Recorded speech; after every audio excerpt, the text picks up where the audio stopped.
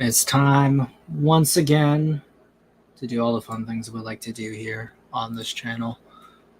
Have all the fun in the world, yada yada. How's it going, guys? It's Zimzilla back again, once again. Sharing the stream out to everywhere and in every way I could. Here with my Zimzilla helper. It's just my other computer that I use just to help out with things. Ayo to Joe Smo, Minecraft World. How's it going? So, yeah, today's the day. Finally, it felt like too long, and what's going on? Like, I'm just happy that finally, after like all the work I did to save up and stuff, that I'm just happy I'm gonna be able to get to go to G Fest. And what this means for us is it's gonna be a long stream. So we're gonna go for a little bit. More than likely, we're gonna stop around 2 because I think that's about the time when I leave to go to the bus to get to the airport. So, yeah, all the fun things in the world. But we're gonna cover several topics tonight. We're gonna have a lot of time to cover them. So, usually, no, I think I'll do it as I tend to do. What I like doing is sort of getting the audience primed, getting them prepped, and then we get into whatever topics we want to talk about. But how's everyone doing tonight? Of course, a lot of y'all are going to be going to GFest. Some of y'all aren't. That is unfortunate. I wish you guys the best, and hopefully you can come another year because it's always something fun to do. Hello, Alice. Hello. But since it's been like my pride and joy in terms of playing it, because it's just really easy and it looks good on stream, it's do some Gigabash, and we're gonna play some music in the background too. So the usual things, if you will. So yeah, I'm good. That's good to hear, Minecraft World. Same to you, Alice, and pretty good, Joe Simone. Of course, I do know Minecraft World is someone who will be going to GFest, so I'll be excited to see you there. All right. Streamception for just a few seconds. Get some music playing. Keep that kind of low. And definitely let me know if the audio just isn't kind of vibing with you guys, like it's a little too loud or anything like that.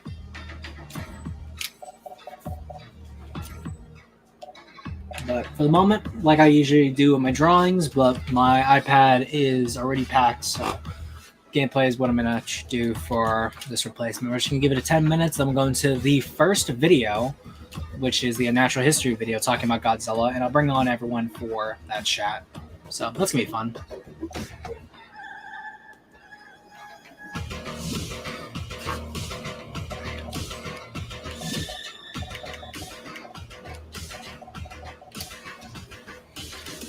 Hello, Inspector. Hello.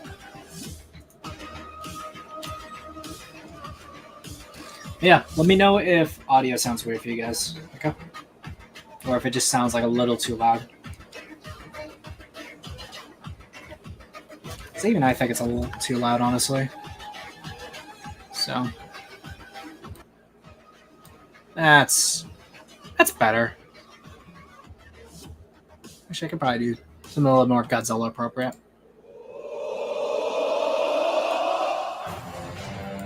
That's better. Let's go.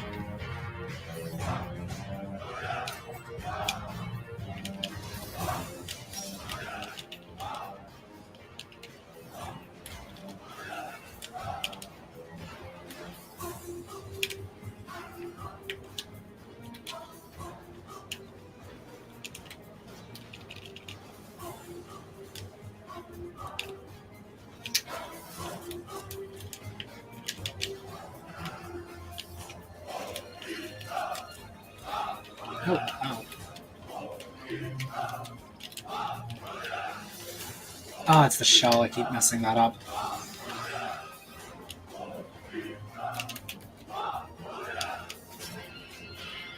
Oh, wow. That already stalked me. Jeez.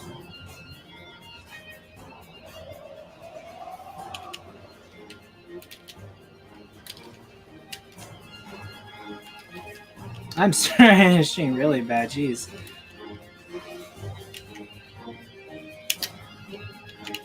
Oh, I'm like not even anywhere close to taking a stock.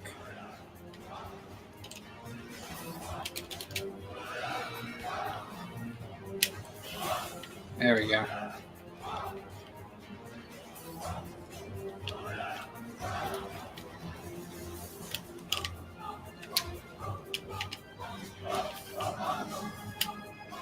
Actually, I could.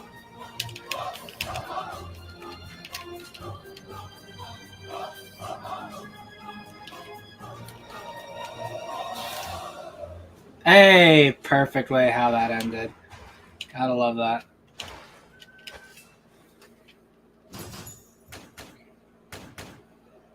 Since I got into Monster Hunter, I'm not sure it's my favorite channel of mine. This better be fire because you're doing my guitar remix sesh. Mark Godzilla says, "Hi, man." Yo! From the Sea Monster essays. Yep. If you guys got any questions you want to put in before I start bringing people on for the Unnatural History video, just put it in the chat and I'll highlight it as I see it.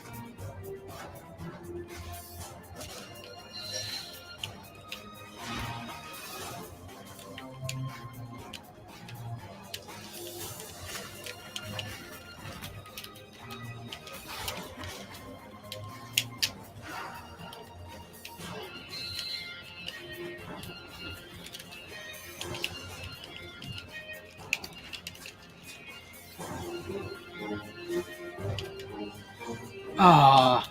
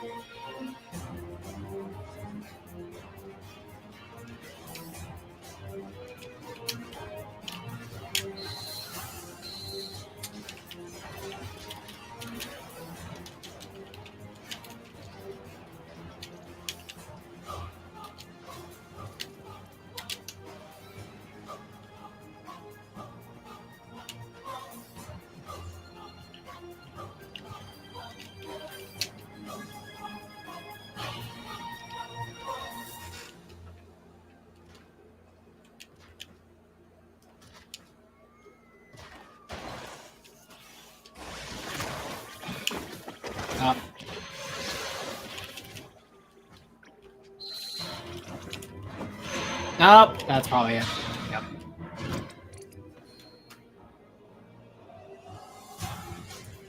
Did Jurassic Zilla make that song? Yeah, he did. I think we passed the song already, though. Oh, this is the upgraded version, actually, it's playing.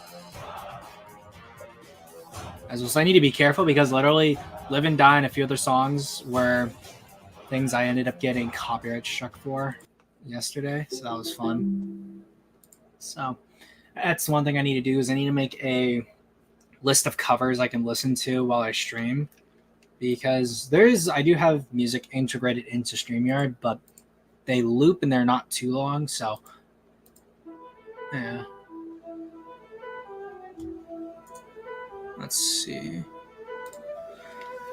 To match him up with Godzilla, King Kong has always been upsized. Do you think this could be done in reverse? Make Godzilla size of average Megatheropod to fight Kong and Skull Island? Well, Kong's always been big for and where it comes to animals are concerned. So like the meat eater from the 33 King Kong is bigger than like any known megatheropod. So like Godzilla from Odo Island works really well as an antagonist, in my opinion.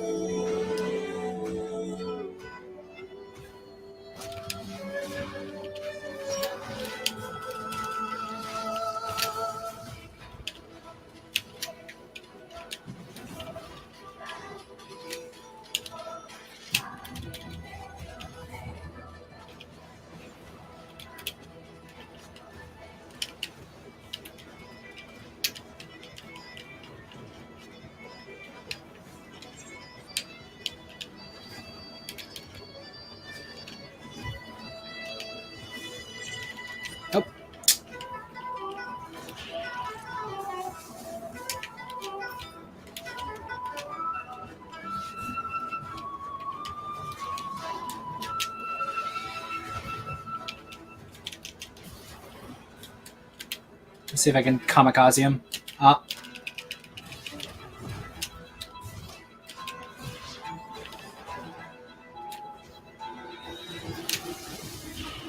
I did not Allahu Akbar him. He was not Allahu Akbar'd. There you go.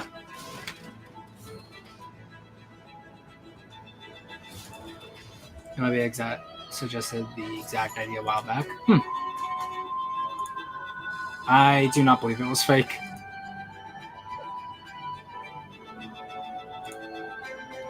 So I have an idea. Would it be cringe if someone encountered Chi Doo-doo in the next film? I mean, probably could happen, but I don't tell who's going to allow it. Alrighty. So, we passed the time. That means now I can start bringing in people from the Discord. So, if you wanted to come on for these videos, I always recommend be a part of the Discord because that's where the first set of people who want to talk about the topics can come on to talk about said topics. So, there's that. And again, the Discord's going to be in the channel description. So if you haven't been part of the Discord before, just check it there. You should be able to join from that. And we'll see if we can start filtering people.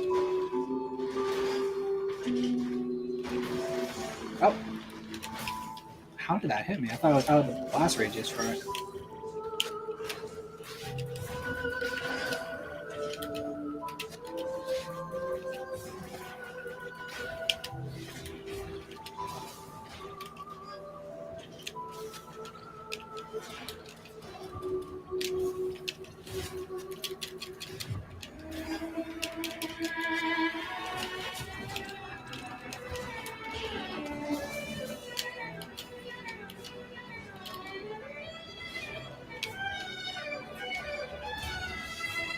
Boom. Boom. Boom. Boom. No, no. And Minecraft World's in. How you doing, man? I'm good. Good. Are you excited? Finally, it's the year. It's not only, well, it's always a year for G-Fest, but week of G-Fest. Yeah, I'm excited. Allahu Akbar! Ha! I like to scream Kamehameha when I do that, but that works too. Well, I mean, actually, I like doing the Kamehameha for his extinction beam. That's the thing. That's fair. That's fair. But yeah, I'm very excited for G-Fest. My brother is too. Yeah, I get paid the day I leave, so. There you go. I get paid the day G-Fest technically officially starts, so. Yeah. Do you have any plans in between that, or? So tomorrow I'm going to be going to Galloping Ghost Arcade, so that's going to be fun. And then the aquarium is going to be Wednesday. No, Wednesday. Yeah, no, the aquarium's Tuesday, and then the field museum is going to be, what's it called? The museum is going to be Wednesday. My bad. Nice. So, nice. It's going to be fun. I'm excited. Yeah, I can't wait. I'm going to look through the schedule again because my dad's the one who signed me up, so he's been receiving. We want the stream to be short. No, what's it called? I'm streaming till I leave MAJ. So this ain't gonna be a short stream. Plus there's a lot to talk about, so there's that. Schedule. Yeah, because I'm definitely, Saturday is basically gonna be the day I spend for pretty much everything. So yeah.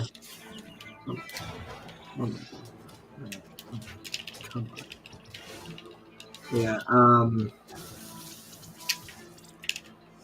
Oh, I almost got him. Ooh. Oh boy. I always try to land that rush attack. Sometimes I hit it, sometimes I don't. All depends. Yeah. Those rush attacks are the ones that I usually, whenever I get the chance, I tend to either like spam them or use them whenever to escape. I think I did not Allahu Akbar him, but I do have enough to excel in power. So yeah, this guy's essentially dead.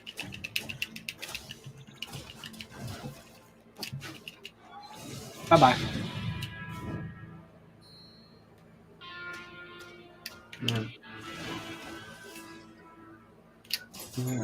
I'm just basically drawing one of the opponents for one of the kaiju from my original kaiju story. Oh, nice. Yeah, one of Go the back to three. the- Yeah, one of the three mythological kaiju that's going to be showing up that's for the story. So, I'm going to stop that right there. And yeah, so I think I'm going to do another thing for the... I should probably just add everyone in the Discord that may want to join. Can so add everyone. A lot of people want things to say, so might as well pile them in now instead of later on. Yeah. So. No, alternate Unnatural History Channel. I like really his stuff. What? I like his stuff. Yeah, same. Yeah, same. He did a really good series on World War Z. So. I've not seen his World War Z video. I'm not like a huge fan of World War Z, so like it's probably why it didn't appeal to me. Yeah. I know he has a few other channels, or at least he does stuff on other channels, because I know he did some Conan stuff a while back. Yeah, he has been live streaming a lot recently. So there's that. I don't know of any alternate channels of his. So. Mm-hmm. Yeah, he does good stuff. I found him through his King Kong 05 video. Yeah, that's where I found him too. Yeah. Marcus says, I loved your fan kaiju reviews. They really helped me design my own kaiju. They are really informative videos. Yeah, I'm gonna be doing more of them in the future. I just haven't gotten the time to do more of them, unfortunately. But sooner or later. Yeah, you said you'd probably be laying out the parameters for the original kaiju story. Yeah, depending on how many people join tonight will be sort of what I'm gonna leave for the parameters out, and if not, then I'm gonna do them as community posts while I'm in Chicago before G-Fest begins. Got it.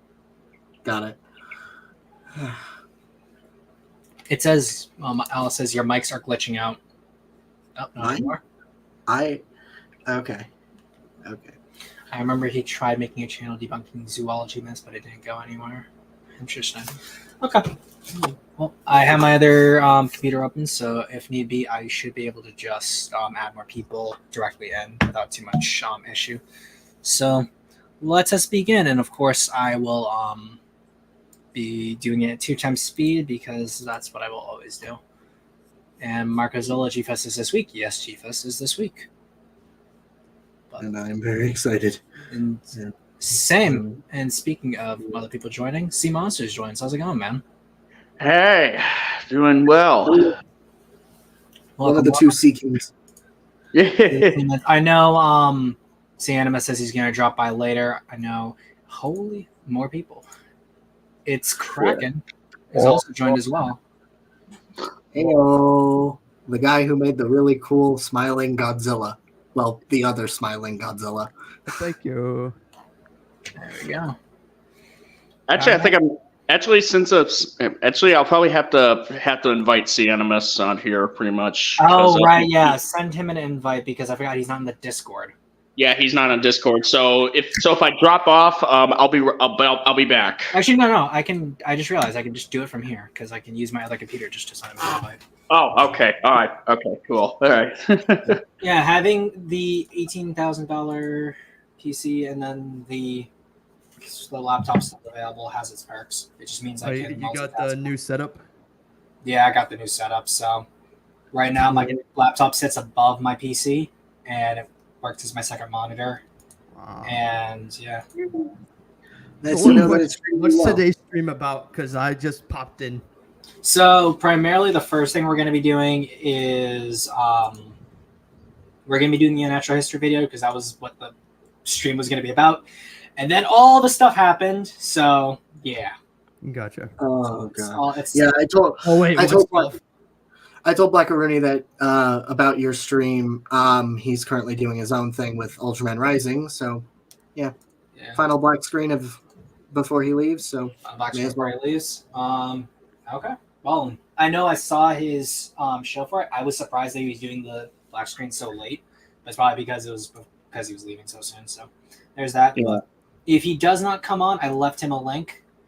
But we salute him if he's not able to join us, unfortunately. Yep. Yeah. I also Absolutely, brother. realize that due to me having Zimzilla helper here, it just means I will be limited on how many people I can bring in compared to what I usually can do. But it is what it is. Yeah. Let us begin, gentlemen. All right. After an especially Godzilla-y winter, with one essentially perfect film coming out critically beloved and financially successful, and a second film also coming out financially successful, the future of the main kaiju generally feels more optimistic and secure for Western audiences or Hollywood after a few false starts. But now that he's here, where can he and his genre go next? First, we should probably establish what Godzilla has done so far. Most Godzilla films, and indeed most kaiju films, can be split roughly into two categories, Godzilla First Contact and Godzilla et al. First Contact films include the very first Godzilla, G98, G14, and -1. The story very obviously revolving around Godzilla's first major attack on a public area, and him coming into the public eye, though the usual story is that the government have known about him for a while. Though this isn't a necessity. By the end of the film, Godzilla may or may not be dead, but there will be indisputable proof that he did exist, and likely blew up a city or two. The more numerous Godzilla et al. Is when Godzilla's friends come to visit for better or worse. Sometimes they fight and resolve things, sometimes they fight and kill each other, sometimes they team up against someone worse. Either a pre-established foe or one made for the film. Generally, but not always, these are much less imbued with a message or some form of commentary, and start becoming much more about spectacle over story, with the monsterverse now taking this to its extreme, being at the zenith of spectacle and the nadir of... Okay, so Oh boy. Strong start. Strong start. I mean, like I guess, like if you really think about it, Raids again does not have as much like commentary as 54 does, although 62 had commentary of its own. Same with Godzilla versus Mothra, Smog Monster, obviously. And then the show film's not really like outside of that, although you could make a case for a few more of them, but they're not as. I would say Ghidorah the Three-Headed Monster is pretty explicit with its commentary. Just a lot of people overlooked it. Yeah, I guess like because I think that a lot of people don't really examine Honda's Brotherhood of Man themes when it came to the films he worked on. And I guess that because since it's not directly linked to the new monster in the form of Ghidorah as much as compared to like how Godzilla is tied to its themes, that's why not a lot of people think about it. But then you have like Biollante being explicitly very theme heavy, and then like Mechagodzilla and kind of Space Godzilla, kind of Destroya, and Mothra versus Godzilla versus Mothra is like the same as 64 in its themes, really. Yeah, King Ghidorah. Yeah, King Ghidorah pretty much has like some pro-imperialist message by accident or otherwise, debatably. I'd say like you have to really squint and take it extremely bad faith. Would be my opinion. Yeah, I mean, like you can. I mean, that being said, there's enough there to potentially interpret it, but I mean, which would be understandable for someone as a point of criticism towards it. But yeah. And then 2000, not really. Megaguirus and not really. GMK definitely. Against Mechagodzilla, not really. Although it's more character driven than theme driven. Tokyo SY is more theme driven. Final Wars is just fun. 2014 kind of. Shin definitely theme heavy. King of the Monsters, well, we've already had enough debates on so far to argue for or against. And then the Kong Godzilla ones now. And the -1 definitely. No. No, that's interpretation. Yeah. That's interpretation. That's not theme. I think definitely this is a take. Mark Godzilla says, I like Raids Again more than the original. I mean, I like Raids Again, but I've never heard anyone say that. So that's a hot take. That's as much of a hot take as saying 98 is better than Shin Godzilla. That's a nuclear hot take. Oh my god. Very excited for his video as well as CGF compilation. That's gonna be interesting. Yeah, and my supercut on EFAP. Oh god, EFAP was torture.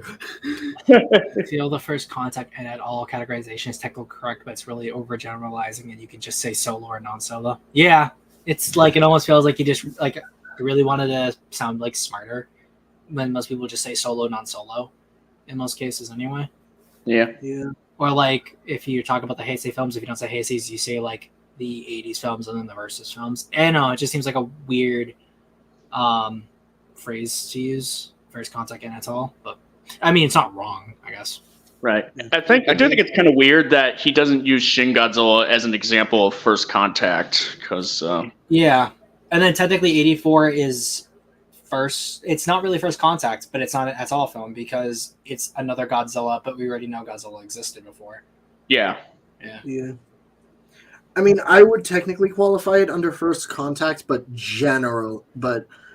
loosely under first contact. But then, like, Yeah. I guess, like, that's why I'd say that the categorization falls apart because it doesn't really fit in that sense. Yeah. Because it's like the only one that has like that sense of being first contact technically, but not, which is why solo, non-solo just works better. Because they're technically 2000s, technically an adult film because it has Orga in it. Yeah. Yeah. And then, yeah, that's about, like, I guess, like, the 84 is the only one that breaks the mold, but not too much, though. Yeah. Story. Typically, this will piggyback off a pre-existing first contact film as well. So Godzilla has been chugging along for a while, and it's not as if all the Godzilla et al.s are the same. Whilst most first contact films are generally moody, dark, and heavy on theme, almost as if that's how Godzilla works best, the Godzilla et al.s can range from the goofy and cartoonish Showa era to the darker and grittier Heisei era. But for the most part, despite that era's efforts, the former was how the West had mostly viewed Godzilla, due to the reputation Showa set up for it. Godzilla as a franchise was essentially a longer, more expensive Saturday morning cartoon, and not much to pay real attention to outside of that. But recently things changed. It took another first contact film in G14 to start lumbering forward in the West with an actual series, but one that only wound up critically sinking further with each successive release. Since you brought up G14, debatably that's Godzilla et al. Yeah. Yeah. I would qualify that as Godzilla et al. Or both. Yeah, again, that doesn't work. Yeah, it doesn't work either because it's not a solo film. And it's not a first contact. It's a first contact with another monster. Because at least when he says in a tall film, he's talking about Godzilla and friends. So that's pretty much why I said it would have made more sense if he put Shin Godzilla in place of Godzilla 2014, because Godzilla 2014 would technically just fit the mold of like both pretty much. So it kind of convolutes and muddies his It's a similar thing with Return of Godzilla and Godzilla 2000. And well, okay, should I count the Kiryu Saga as that? As what? As all or? As a tall as both. It's a tall because remember, 54 is part of it. So. Oh. It's not contact for Godzilla. Oh. Okay. Yeah. Oh yeah. I forgot about that. Yeah. Megaguirus is a tall because 54 same timeline. Yeah. So. And also it has Megaguirus in it too. Oh yeah. Yeah, whether she needed to be in there or not at the grand scheme of things. But then, like, also the other thing too, when it comes to the Showa series kind of being what people thought of Godzilla of the West. It's just a matter of the fact that that Toho had more access to the West during the Showa era, and then after they started making Godzilla films again, they weren't releasing them in America like they used to, because you get King of the Monsters, you get Gigantus, then you get King Kong versus Godzilla, then you get Ghidorah the Three-Eyed Monster, Monster Zero, Sea Monster, Son of Godzilla. Almost all of the Showa Godzilla movies, at least you could find like every single one of them with maybe a few exceptions. Like, I think Godzilla's Revenge, I've never really seen too many, like, American posters for it, but, like, almost all those Godzilla films, you got American releases for it, and then the Heisei series never got any, like, real big releases outside of 84. So, I think had their and 84 was not a financial success. Yeah. So. Not to mention that, like, a lot of people came into it thinking it was going to be Showa, and, like, probably had they kept on releasing more of the Heisei films in America, that probably might have changed things. But then also, like, 98 doesn't help in that regard either. Well, okay, 98 more so affected the Millennium era. Well, but I also think too that, like, it affected the Millennium era, but, like, it also kind of affected the prospects of its own film, because when people were kind of expecting Godzilla, it was neither like dark and serious or goofy Showa stuff. It was like a weird amalgam of like Jurassic Park and like a disaster film in like all the worst ways possible. Yeah, it pretty much was like an amalgamation of dark and fun, pretty much. I don't even and call like, it dark because basically, like when I look at 98 and I see like the first attack of the ship has so many like elements of like physical humor to it that undercuts the tension of that first contact in that film. Like, I wouldn't even call it dark and serious, because 54 and 84 that precede it as solo outings don't make light of the lives of the people on that first fisher boat that gets attacked. So That's why I never really like take it seriously when someone says that 98's kind of serious because of that. Yeah, I would describe 98 like The Beast from 20,000 Fathoms meets Jurassic Park, which, yeah, that's about Well, I would say that's like about even with Jurassic Park knew better when to like hash out its comedy, and then with like Beast from 20,000 Fathoms, that one very much takes from the pulp tradition. Obviously, since Ray Bradbury was a pulp writer and then just a established sci-fi writer, and the Foghorn, at least that story is like a basis for some of the Beast. It's very much like a classic, fun escapist monster film, but it doesn't like be like, oh wow, look at how silly and ridiculous this is. Don't you know how silly a giant monster is? Yeah. Like, it's not, Big monster. yeah, it's not trying to be like big monster. Yeah. It's a basically fun- 98. Yeah, basically 98 is more of like if someone tried to like mold a Roland Emmerich movie out of like a dollar store Jurassic Park or Yeah. dollar store Lost World even. Like even what's it called? I'd say like even Carnosaur is like more unique than what 98 tries to do. Because at least like you can say that Carnosaur doesn't follow the book at all, but like at least it sticks to its guns with what it's doing. And I would say like definitely there's like far more redeeming qualities, I'd say, with like what Carnosaur did versus 98. Yeah, you really dislike 98. Oh yes. I'm still working on my 98 long man, so but let's keep going. Staying power to some extent. They were making money, and more films were being made for widely Western appeal, which is more than many past films had done despite their local success. But for films to just make money isn't really enough. You never really know when an audience is going to turn on something that persists despite critical roasting. So with -1 to show kaiju films can have a solid story, become a critical darling for the West in a way they hadn't for decades, and make money too, Kaiju/Godzilla now has everything it needs to take off in earnest. Similarly, the environment is just a lot more amenable to it now as well. Thanks to the rise of the MCU and the popularity of Game of Thrones, that lasted well enough for it to resurrect itself in House of the Dragon, audiences in general are much more on board with what can broadly be described as nerd culture, essentially anything with a sci-fi or fantasy bent, and the urge to both generally consume the media and adjacent merch and making sure everyone knows that you do as well. And the big sci-fi kaiju lizard, who's a symbol of cinema, fits like a glove into that category. But with saturation and popularity can sometimes at least come diversity, and with the fresher takes that can come with the future of such genres, it could well be here that kaiju's futures lie. In a lot of cases, the fresher takes are ones best described as revisionist, the reinterpretation of popular forms of media through a modern view, sometimes in direct response to pieces of media that creators felt lacked certain things they would have liked to see, or made a social commentary in response to prevalent recent events. A quote from George R.R. Martin that's been shared and mocked in equal measures is, "What was Aragorn's tax policy?" Of course, there is more to it than just that. Gurm's quote comes from a larger interview, where Yeah, so I think like also like he's definitely right in the fact that like nerd culture has become more prevalent, but also Godzilla grew up in like an era where obviously the internet wasn't as prevalent, and the Godzilla fan base really didn't start to like continue until internet forms became more common, and like you have to see things like Barry's talking about Godzilla or Turtle Kingdom came on the scene. Did you have like the modern concept, I'd say, of the fandom trademark? Yeah, it didn't really start taking off until like the late Heisei, early millennium, like by 98. Yeah. Like there was definitely a fan base during the Heisei era, but like I would definitely say like what people would think of when it comes to the fandom is like late Heisei, post 98, like post 2000s, like around the time of GMK and Tokyo SOS and against like the Kiryu films. Yeah. But the Grimm quote is, "Ruling is hard. This was maybe my answer to Tolkien, whom, as much as I admire, I do quibble with. Lord of the Rings has a very medieval philosophy, that if the king was a good man, the land would prosper. We look at real history, and it's not that simple. Tolkien can say that Aragorn became king for 100 years, and he was wise and good, but Tolkien doesn't ask the question, what was Aragorn's tax policy? Did he maintain a standing army? What did he do in times of flood and famine? What about all these orcs? By the end of the war, Sauron is gone, but all of the orcs aren't gone. They're in the mountains. Did Aragorn pursue a policy of systemic genocide and kill them? Even the little baby orcs in their little orc cradles?" Like, I've always like had issues with this quote because as much as like Gurm seems to love Tolkien, it almost seems like he doesn't understand like the allure of Tolkien. Like, actually, like for all y'all in like the chat and like here with me, like, have you guys like big Lord of the Rings fans or big Tolkien fans at all, or just kind of passively consume it?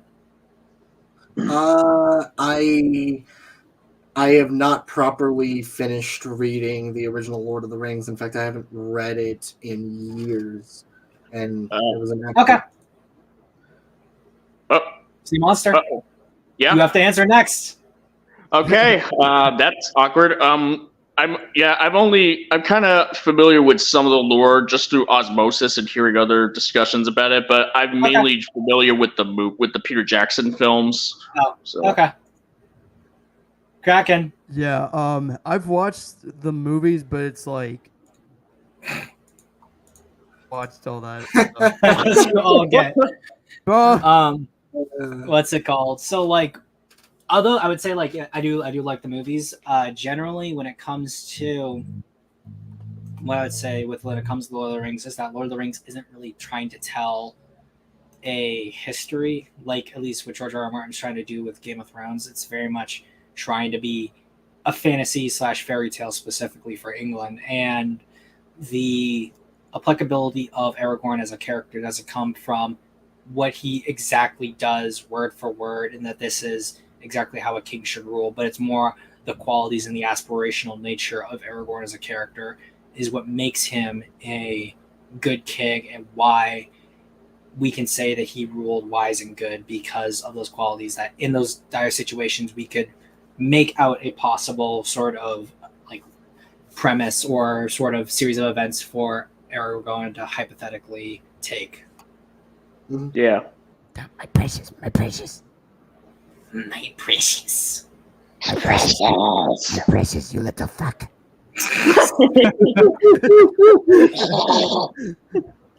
He discusses the simplistic moral aspects of Tolkien's writing and his lack of delving into the grimy aspects as he loves to. It's worth noting Tolkien himself did actually consider a glummer thriller sequel, going into some of Gum's talking points at one point, but he ultimately found it not worth doing. Tolkien's books are much more inspired by Germanic and Arthurian legend through the lens of someone who survived the First World War, whereas Gum's are much more inspired by historical events like the War of the Roses. And well, it's also the fact that like it's also very heavily influenced by Tolkien's Catholic beliefs as well. So it's not just these aspects as well. And I think that like Tolkien believed in an idea of like a general long defeat for humanity, which is also like partly why the idea of the new shadow was something that never really appealed to him afterwards. And it also shows that, like he says, that like Tolkien did think about these things, but that wasn't what he wanted to write about. And I think that trying to compare Tolkien and George R. R. Martin isn't really a fair comparison. Mm-hmm. Yeah. Everyone's gonna pull a Goblin Slayer. The only good goblins are the ones that don't come out of their caves. I know the Nazgul are evil in the Tolkien verse or legendary, even if I have grasps with that. I just think that quote's brain dead. Yeah, well, the quote is brain dead. And as such, reads like an alternate military history, with only the occasional wildcard of a dragon or shadow baby thrown in, as the books get progressively more fantastical with time. Accordingly, the more mundane aspects can be key points. There isn't a battle without the preamble of baggage trains, supply lines, and logistics. The effects of war are key too, focusing less on the individual as Tolkien did, and more on the gears and functioning of a nation, post-Red Wedding. But the other thing too is that like, that may be true as well, but like, even from the beginning, like the first thing we see in Game of Thrones, the book from the Song of Ice and Fire series is the White Walkers. So there's always been like heavy fantasy influences in the story. It's just that Martin wanted to focus more on the nitty gritty. And that also came at the expense of some of like his lore just not making sense, like feudal societies just somehow existing for like thousands of years versus like how long they last in the real world, which I think is just like a flaw in the approach he takes to his writing. But I'm not sure how familiar are y'all with Game of Thrones as well, or not really. Bro, I watched like a couple episodes of Game of Thrones, but like I was just having a hard time understanding shit, so I just quit. Gotcha. I've watched. I pretty much have seen the whole main series, but it's kind of been a while since that. So, and I haven't even watched House of the Dragon yet, but I've heard it's pretty good. So It is good, yeah. I want to get around to that at some point. Yeah, I've never seen anything of it outside of clips. So, Okay, gotcha. Jaime and Brienne chapters in the Riverlands muse on how and who is going to feed everyone, or pay for food to be shipped in, after they obliterated all the crops in the fighting on the cusp of winter. So the literal tax policies and other such points do actually come into things. But from the success of Gurm's writing... You know what's really funny is that now that my videos can run ads, I got really like nettled because I was like, why is there an ad on my video? And I'm like, oh wait, that's a good thing. I like ads in my videos now. such talking points can make for good fiction. Gurm isn't trying to rag on or exceed Tolkien as many think, but rather just take fantasy in a different direction it hadn't really gone in before. Dark or morally grey fantasy isn't anything new, but rather delving into the nitty-gritty of fantasy is, answering or at least talking about the more difficult questions, and not providing simple, disposably evil villains, and simple, purely good heroes. Whilst not every trope needs to be subverted, Martin's writing does have a reputation of trying to go against the grain with typical tropes, or other such story points in the genre. The opening book of Game of Thrones starts 17 years after the happy ending, in which the mad evil king and his rule were disposed of. The new king who won the throne with martial prowess is a poor ruler, and also married into a war criminal family. One of Gurm's initial talking points is that someone good at taking a throne via combat may not then be the same type to enjoy sitting on for long periods to natter about peasant policy. So it initially starts asking what happens after the seemingly happy ending. Another chief tentpole of nerd culture too, superheroes, has also been subject to a similar form of revisionism too. Amazon's The Boys asks what if superheroes were real, and then actually real in our world. As such, superheroes are essentially owned by a megacorporation, and instead of true heroes, function more as celebrities with manufactured acts of heroism occasionally in between. So what? Honestly, the boys to me does not make sense at all. Like I've never I found its premise to be like increasingly stupid the more I've like considered it. Like I don't feel like there's any way that a mega corporation could produce superpowered beings in a way where they can fly off the handles in such a way that they do. Not to mention, like in both the show and in the books, like every single hero is literally the worst, and it doesn't come across as nuanced to a certain point. It just comes across as like I forget what's his name. It's the guy, the author of the book. I know, like, he's not a big fan of superheroes to begin with, even though Garth Ennis. Garth Ennis, yeah. And Garth Ennis has gone on record saying he hates superheroes. So, like, the exploration of heroes in The Boys never comes off as genuine to me. It just comes across as like a bunch of edgy Punisher wannabes killing pastiche versions of these superheroes, or saying, "Oh, these superheroes weren't actually super cool." And I think, like George R. R. Martin, they miss what makes these stories about these heroes actually like important to like literature. Yeah, I mean, and not to mention like the whole like angle of like deconstruction of like superheroes and all that. It's just kind of been, we've seen it all before pretty much. Even the prospect of an evil Superman, it's like that. Even that's been done before. Like, I mean, if anyone's familiar with into the yeah, like, well, if you're familiar with the movie Brightburn, which is basically like what would happen. Yeah, it's like what would happen if like if like Superman as a kid decided to go evil and become a slasher villain. It's not the most nuanced take, but it's like something, but it is something that it's been done before. Well, it's interesting too, because like there's Brightburn, then there's The Boys, and then there's Invincible, and then a few other series. It's really interesting. Oh, and then Injustice too. Like, there hasn't been too many actual Superman stories, but a lot of pastiche evil Superman stories, or popular stories with Superman where he's evil. Like, even though the show's got some popularity, like Superman and Lois has not gotten as much like fanfare as I think people probably think it would. And My Adventures with Superman is kind of hit or miss, in my opinion. I love that show, honestly. Like, I personally love it. I've been hearing people saying that it's really good, and I'm thinking about watching it. Yeah, it is. It's okay. I'm just like, I can't get over the art style. It really does not vibe with me. Really? Yeah. But He can't. I disagree heavily with that. I love the art style. He's got to stay away from that anime. No, like, I love anime, but like, there's like, for example, I don't really like what they did with Slade. Lex Luthor, obviously, like all the characters kind of aged down to sort of be like that YA kind of, you have that YA vibe to them. I don't really like Livewire. I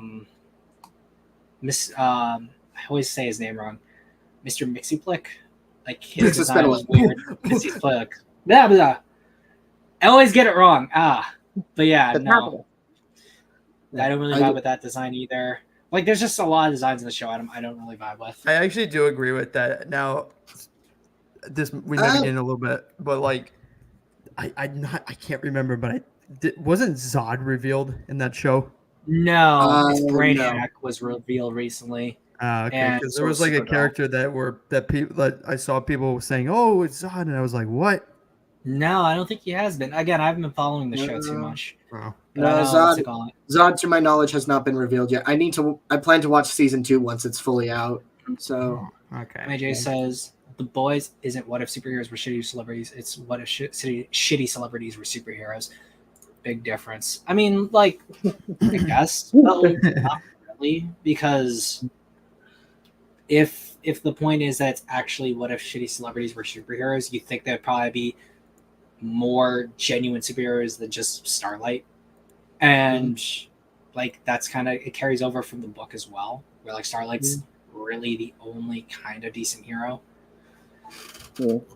And I would say, like, for the record, like, stories that are like deconstructionist, like, pieces on superheroes, can be done well. I mean, like, I'm more likely to watch like something like Invincible, than something like The Boys, because like from what I've been hearing, The Boys has just been very like uneven in terms of quality.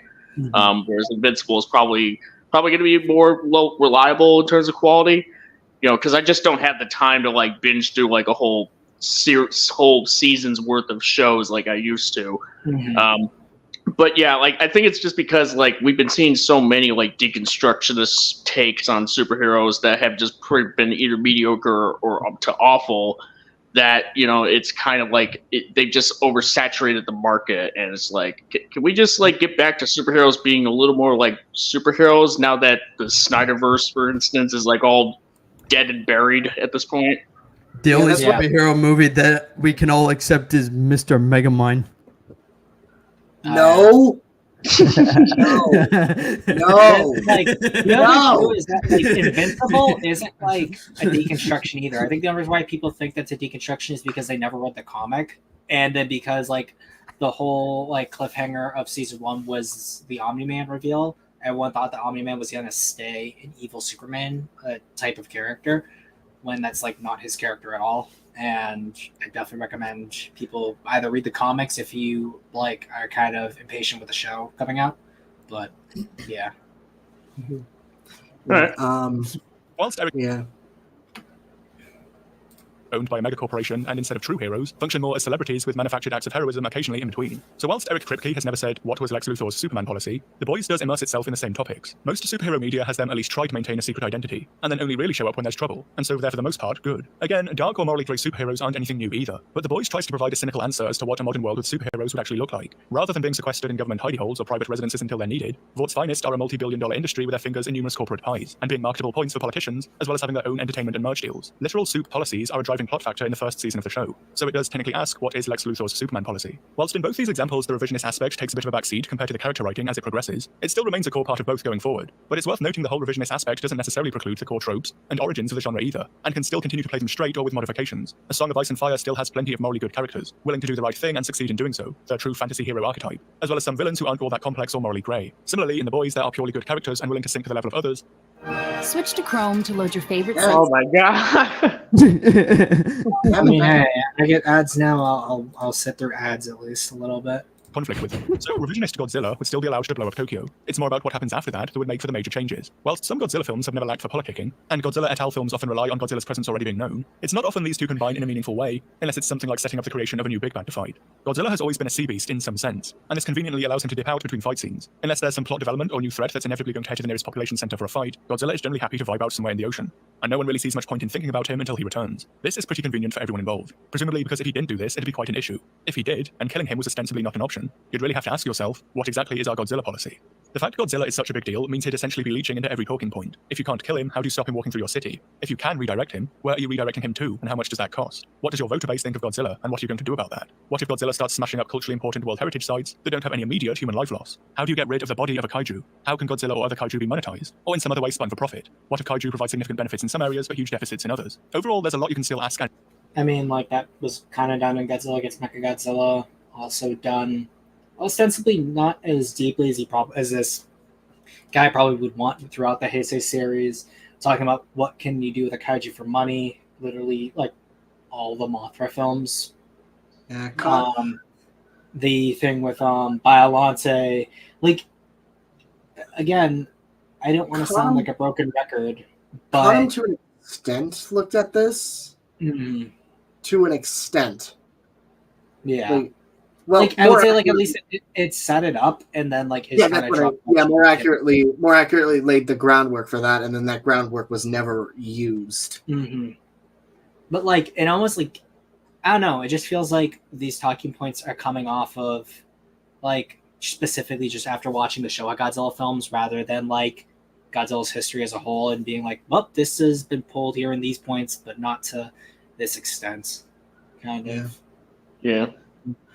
Though, as shown with both the MonsterVerse pitch and original Godzilla story, there is a lot to do, and there was some stuff with that. Mm-hmm. So I think there's a lot to do, but then it's also the fact that like besides the Heisei series, there hasn't really been a consistent Godzilla series outside the MonsterVerse now, where we're following the same Godzilla within the same universe and seeing that universe develop.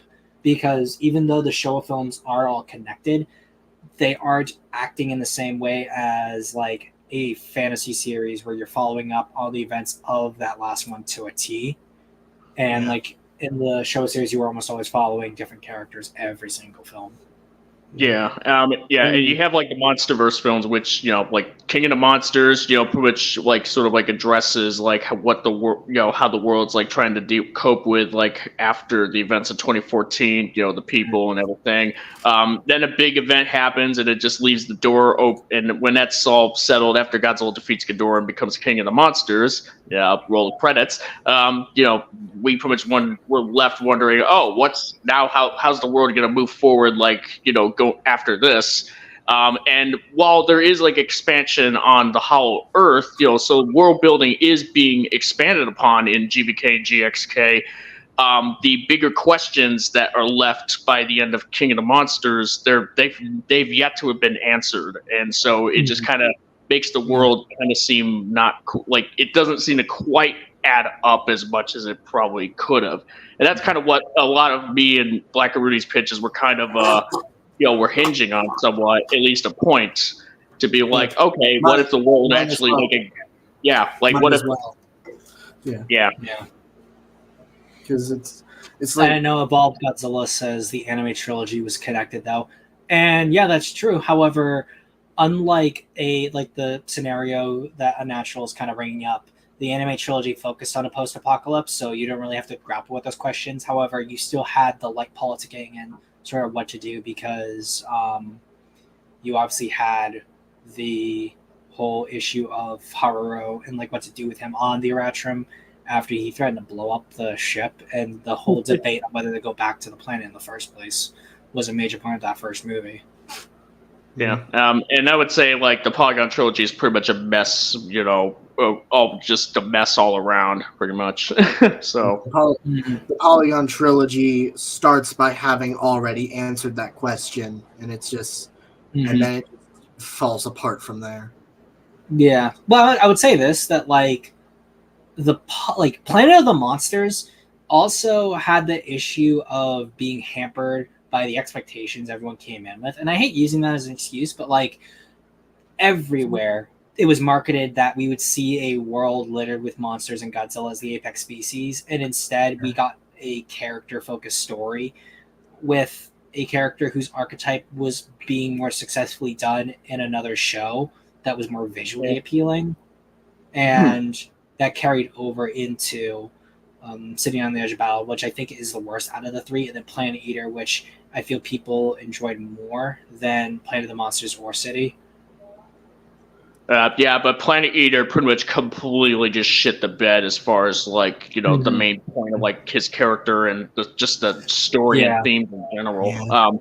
City on the Edge of Battle basically just kind of like killed the momentum of that trilogy, and Planet Eater was just kind of like the last nail in the coffin. It also like really gutted one of the two alien species that they introduced, which is unfortunate. Yeah. I will never forgive how they handled Mechagodzilla. I will never forgive that. Look how they massacred you, oh boy. When Transformers has a better Mechagodzilla city than the actual Mechagodzilla city. Goodness gracious. I was so mad when I first learned Trypticon existed. So I always assumed, like when I was younger, I always assumed that Trypticon was like Mechagodzilla, that the Transformers people just got the rights for in some way, shape, or form. I didn't realize that they're different characters for a while. Because I was Yeah. like, oh, big robot dinosaur. It's Mechagodzilla. He's an honorary Mechagodzilla, I guess. That's not, yeah, I know he is an honorary Mechagodzilla. I'm still hoping Yeah. for a Godzilla versus Transformers crossover. Oh, that's probably gonna happen at this point because we have Power Rangers, we've gotten the Avengers, we've gotten the Justice I League. forgot Godzilla was in the Avengers. San Diego Comic-Con's gonna have a Godzilla versus Cthulhu story. So, Damn. oh yeah, you guys didn't know about that? No, I never. tell No. us more. I'm sorry. One sec. Tell us more. One sec. I'm just gonna. I put it in this other guy's server, Grimdark Half Off's server. Please, Look, there's my please showing. put that in the. Oh, Yeah. me. Oh my God! Yeah. Finally! I've wanted a Cthulhu and Godzilla crossover for years. Holy But it's a fuck. Comic-Con exclusive, though. That's the thing. Damn it! I don't know anyone who's going. That's the problem. But give or Ah, take, man. that's probably something I would shell out some money for just to get a hold of. Well, Get ready, we're gonna you get know, there's the other option.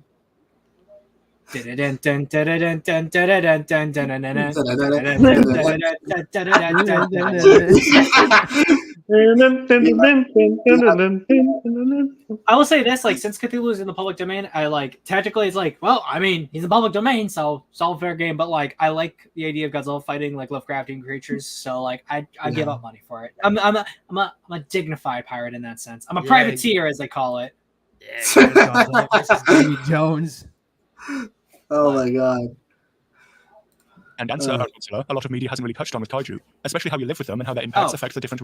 There's also the What to Do with the Dead Kaiju. Oh yeah. What? Yeah. What to do with the dead kaiju? Drop it into the sea. You know what whale fall is, right? So do that. Ooh, poo. Drop it in the Laurentian Abyss, the same place where Megatron got dropped into at the end of Transformers 1. Yeah, do that.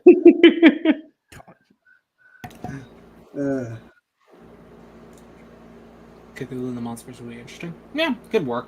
Probably not in the same way as like He's traditional Cthulhu. he's gonna make a deal with Godzilla. Oh, Mm. I literally thought someone was knocking on my door for a second, but it's people still shooting off fireworks. Oh, that'd be good for me. I'm not sure I'm if not anyone the can only hear one. that. You're 3 days late, my dude. Yeah, you're 3 days late, my dude. Yeah. Hey, Images, there's a Bandai Bacon. Yeah, there's a Bandai Bacon too. I genuinely jumped back when I saw that. That was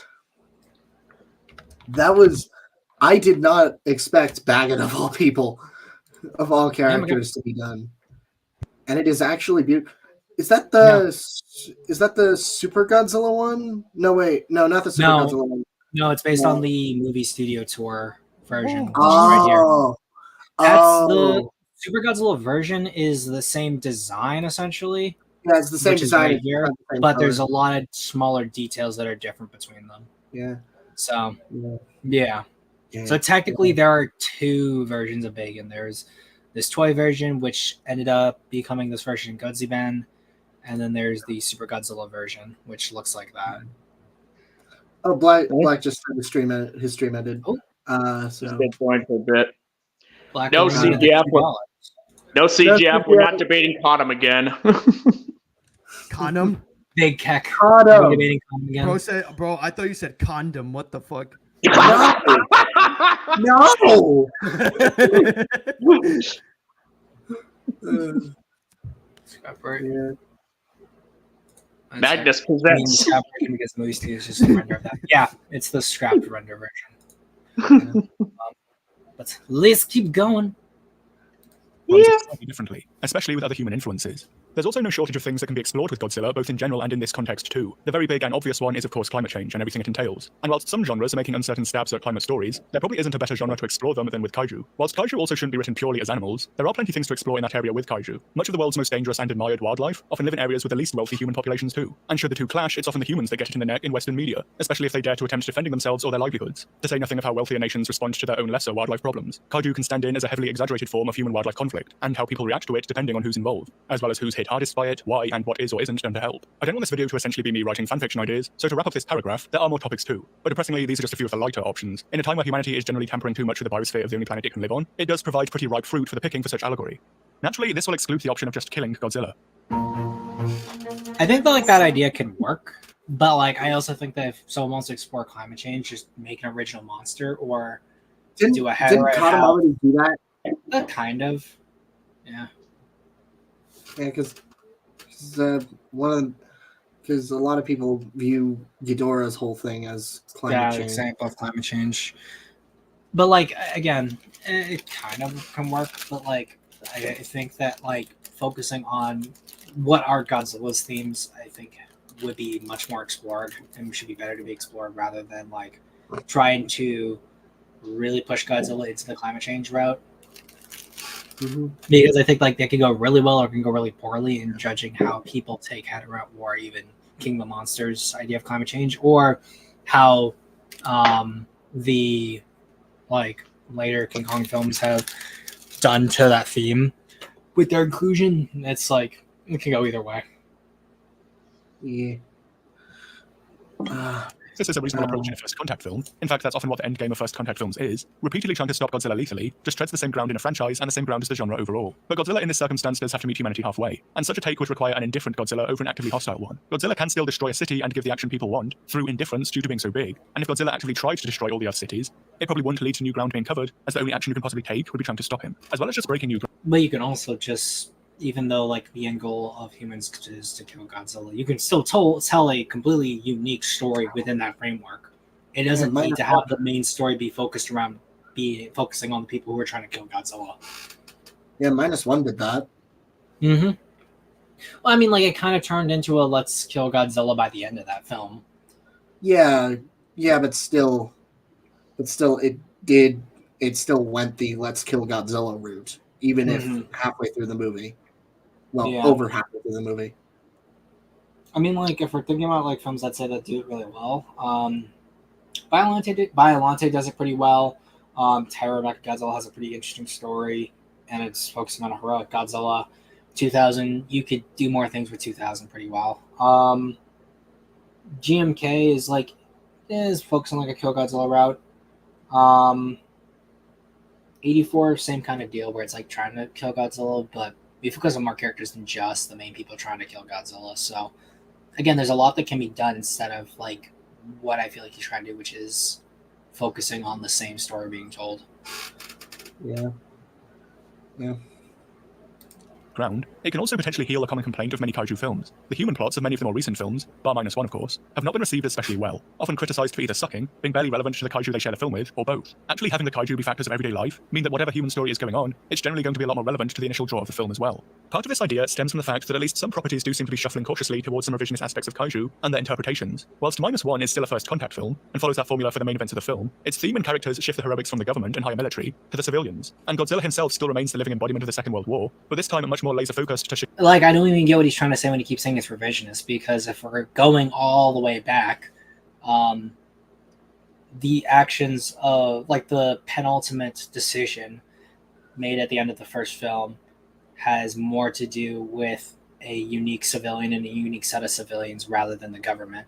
And the same can be said for Godzilla Raids Again, where our main characters again are civilians and they're only helped by the military. Same thing goes for King Kong versus Godzilla and Godzilla versus Mothra and Ghidorah, the three-headed monster. It's really only by Invasion of Astro Monster where you get like the government kind of being the bigger focus. And again, Son of Godzilla, it's a small set of people. Actually, I would say like Ebera was also a small set of people. Yeah, Ebera's a small set of people too. All Monsters Attack, not really. Hedera, no, only kind of supported by the government. Gigan, again, small group of people. Like the government's almost always like very tertiary. Like Shin's really the only big example you see of the government as the main focus, and then it's only the later versus films, but the later Heisei films really, because 84 it's mostly on like small group of people rather than like the government as a whole, and that almost is like a side plot really. Biolante is mostly in Shirogami and his research and the people around him. King Ghidorah, more government focus. Mothra, I would say, like, takes a step back and becomes more more civilian focus. Then it's the 3 versus films where you're dealing with the structure and organization of G-Force as a whole. So then you're more directly following government characters. 2000 again, like more private company and civilians. Mega Garrus is the government. GMK not really, and then the Curio Films government. Final Wars is like resistance. I would say GMK is actually both. Yeah, I can definitely agree with that. Yeah, I would say Final Wars probably is also like some division of the government with like the M organization. Well, but even then, like the M organization, like you're not really even focusing on the organization because like halfway through the film, like you're supposed to buy into like all of like the governments and stuff are defeated, and you're just following like ragtag remnants. So they're not really representing the government; they're more representing humanity. Right. Well, yeah. I'm just saying like what they start out as pretty much. Alice's random question: do you think the Millennium Era would work as a single continuity that takes place after the events of 2000? No, unfortunately. No. Yeah. No. Like, could you make those stories work? I believe that you could. You'd have to do a lot of changes specifically to Godzilla or GMK to make that work. And Mega Garrus has to have its 54 continuity changed for 2000. And the Curio films all work together. Yeah, and like again has so many continuity discrepancies for it to not really work either. Yeah, for instance, like the King Ghidorah Ghidorah discrepancy with Monster X / Kaiju Ghidorah, like it cannot coincide with how GMK presented Ghidorah. It's like an impossibility. Yeah. Yeah. No. GMK. I would probably argue GMK. You would have to do. Well, okay, GMK, you would have to basically transform to the point where it's better to get rid of that film entirely within a one timeline because Mothra doesn't like you might have to change a few things about Kiryu Saga, but yeah, with Mothra's relationship, but yeah. Mm-hmm. I know, like you could technically, in a lot of ways, you could make it work that GMK is the first film out of that series where you get 54 dies, then you have evil ghosts, GMK, Godzilla. That one is destroyed, regenerates into 2000, then clean up the continuity between it, Mega Garrus, the Curio films, and Final Wars. And then that could work. Mm-hmm. But then again, there's still like other issues you'd have to follow through on. Mm-hmm. As well as also coming in, it is the Animus of C. How's it going, sir? Hello. We got the Condom Defenders. Condom Defenders all in. Defenders unite! There you go. Kraken can sit up right next to me, and the Condom Defenders can all be at the bottom. Thank you. Stay away from the STD. I've just woken up. Yeah, no, we're just finishing up the natural history video I wanted to look at. Then we're going to start going over the community ones. Cool. Okay. I don't intend to stay very long. I've got to get up for work in like 3 hours. So yeah. So we'll just breeze through this and we can start. We'll do Kim's video first then.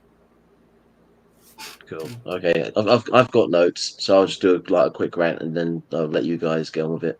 All right. Cool. Yeah. I'll let you finish. Yep. No. So let's go through. We'll go through this.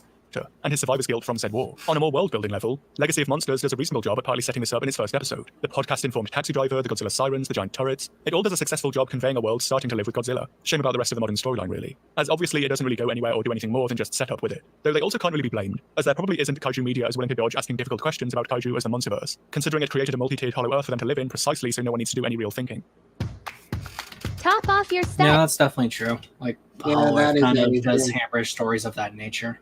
Yeah, that's. But I also think, that is my biggest problem with the Wingard movies. The fact that they actively ignored the events of what happened in the previous film in Condom. Like, I've said it so many times now. This was an apocalyptic threat. This was an apocalyptic threat comparable to the Permian and KT extinction. You don't ignore that. Yeah, you can't. Yeah, it's impossible to get past that problem. It's just like you can't just ignore that. I'm not really expecting the remainder of the monsterverse to really innovate much in this regard too, but I do think the precedent slowly being set may well cause some interesting new ideas to come in the future. It could be worth adding too that the revisionist angle only seems to come with time as well. Something has to saturate before it can become subject to different takes that may seem imminently less marketable. There was 10 or so years between the Lord of the Rings films and Game of Thrones getting its own adaptation, and a similar amount of time between Iron Man's initial success in 2008 and The Boys premiering in 2019. At best time, Kaiju may simply not have had enough time to fully saturate itself positively as a genre with Western audiences, but with 10 years since G14 and a few other properties like Pacific Rim, as well as its aforementioned newfound success, it does seem like people are finally pro-Kaiju enough to accept them in new ways. With the earlier point of people in Kaiju films often sucking, some may suggest that Ansei is to remove them and have the film all about the main events people want to see. But there was one shot in Godzilla x Kong that really made me change my mind on this, when Kong leaps over the giant spine of something vastly larger than himself to cross a canyon. And it made me realize that Kaiju should never look small, or even Kaiju should never look normal sized. Not only was that a I have a weird point to that. Godzilla et al. Are just a holdovers from a time. I think the problem with that scene is the fact that it doesn't, like, Hollow Earth in general doesn't really do the best job at portraying scale all that much. So, Yeah, especially with that sequence where Kong is walking over the spine and the whole, like, yeah, that's a pretty big issue. I think the other problem too is that like the Hollow Earth is not really like Hollow Earths in regular media. It's like a giant monster Hollow Earth. So it still wants to fit the aesthetics of a classical Hollow Earth, but its main quote unquote inhabitants are these giant monsters who will be surrounded by normal sized fauna, but be the main inhabitants of it. And then we'll see them next to things like that where it just causes the scaling to be weird. Like, it would be interesting if the Titans were far rare in the Hollow Earth and we just had a classical Hollow Earth story that these creatures all came from. Yeah, I mean, like, the thing about the whole scaling thing, as far as like Titans like Kong showing up in the Hollow Earth and seeming like they. Hello. Anyway, so the issue with the Hollow Earth, as far as like how it's presented in the Wingard films, isn't really so much that like they pretty much the films forget that there's like a sense of scale, or rather. There comes a point where you have to like remind yourselves that Kong is supposed to be like the size of like a large building. So not like just a large building, but a large building. Yeah. You're talking about the best building. Yeah, the best scene, the best piece of scale in GXK is when Kong is rising from the pyramids. Oh yeah, He's, that like, one rising shower by is the walking toward the pyramids or whatever. Yeah. I was that shot more was so awesome. referring to his hand coming out of the portal, but yeah, that works too. But Time and larger than themselves, and he's not really king of the monsters so much as a glorified meso predator. But small or regular kaiju stop being kaiju. They will always work their best when they have humanity and its structures to emphasize their size and power. When you try and make a giant otherworld where they all fit in normally, then that's not really what kaiju are about. Other forms of movie monster, sure, or interpretations such as earlier iterations of Kong made without Godzilla in mind. But in the context of our world, kaiju should always be, as their name implies, strange beasts. Although with that said, people doesn't always mean talking. After seeing Denis Villeneuve's comments on dialogue in film, and also seeing Dune Part 2, I don't think there's another director I want to see try Godzilla more. One could argue with the whole sandworm thing, he already knows his way around kaiju pretty well. Thanks for watching. That's and fair. thanks too to my patrons. They're super. Yeah.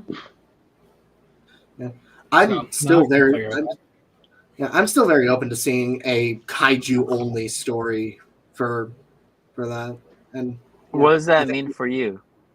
like something like Godzilla Dominion. Something like what Godzilla Dominion or Godzilla in Hell did. That's what I'm referring to. I don't think we're ever going to get a proper Godzilla only or Kaiju only film that works for a good long while. GXK is a brilliant example of just how people don't seem to be able to get it right, especially with the mentality of, oh, it's all silly monster stuff. Who really cares about, I would disagree with that. a sequence of events that actually makes sense. I would disagree with that. I think GXK does more than enough to prove that telling stories like that from like a monster only perspective can really work well. I know they can work well, but we're not going to get them for a good long while. Yeah, I mean, like, I would say, Yeah, I mean, GXK does a good job at GXK, if nothing else, like it does make it to where it sells the concept of a kaiju only movie with the whole Kong and Suko sort of basically just exclusively being on screen at for several minutes at a time for a good while. It's just a matter of we need a more coherent, well executed story to kind of go along with that. That's kind of what we would hope to get at some point. It's like I'm currently doing my video, and it's current storytelling is a bit pants in a lot of areas.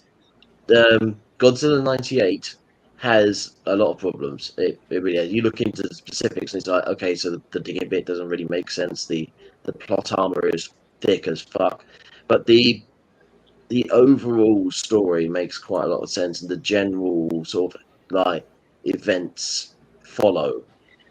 When you're watching GXK, not only do the little bits and pieces not really work and not make sense, but the overall story doesn't really make sense either. And it's quite surprising just how well they buggered the whole thing up. And that goes for other films as well, like Shin Godzilla. When you start looking into the overall the events, like why things are happening the way they are, that film starts to break down, which is what happened to me when I started studying it. Yeah. I would disagree. But yes, with anyway. a few of those points. Yeah, no, that's fair. I have I went through this video, this Kaiju Kim video. Yes, there's been a lot of traction going on with this video. A lot of people seem to be interested in it. Yeah, it's like 14 videos, it looks like. So.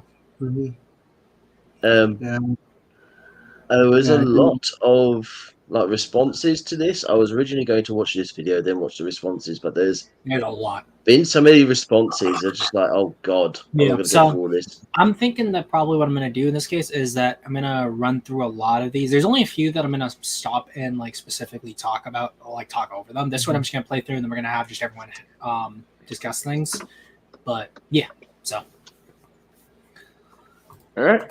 Did you just gonna play the video, go through it, or did you? We're just gonna play the video all the way through, and then I'm just gonna switch over to some gameplay, and then we can just sort of talk shop. All right. Excuse me. Cool. Okay. I'm dying. Get that COVID-19, boy. Some type of way about the Godzilla fandom as of late, and I've been wanting to talk about it. By pure coincidence, as I was getting ready to make this video, former Godzilla YouTuber Alyssa Charpentier revealed on social media exactly why she stepped away from the fandom a year ago. Now, I wouldn't say Alyssa and I are super duper best friends or anything, but we have had conversations in the past, and a matter of fact, she's been on this channel a few times, 3 times to be exact. Needless to say, she and I get along pretty well. So I reached out to her to ask for her permission to share her Facebook post in this video, kind of like a jumping off point for my thoughts. And after she granted permission, she then went on to tell me something that made my blood boil. And yes, she gave me the go-ahead to share that as well. So let's dive right into the post, shall we? Alyssa starts off by saying she will not be going to G-Fest or doing interviews and stuff on Godzilla-centric channels, and then she lists 5 reasons why. I'm not going to go through the entire post. I'm just going to read a few key points. Reason number 1. Pause. To be frank, a lot of sexism / Oh no, we're just going to go through everything. So just go through the whole video, unless is it? Oh, okay, yeah, fair enough. A point you're thinking of that's yeah. gonna slip your mind. I was good. Yeah, there's probably a better idea because there's a lot of things I have to say. Yeah, no, because we're gonna go through a lot of these, and again, see, I'm gonna be on here until I leave, so we got time.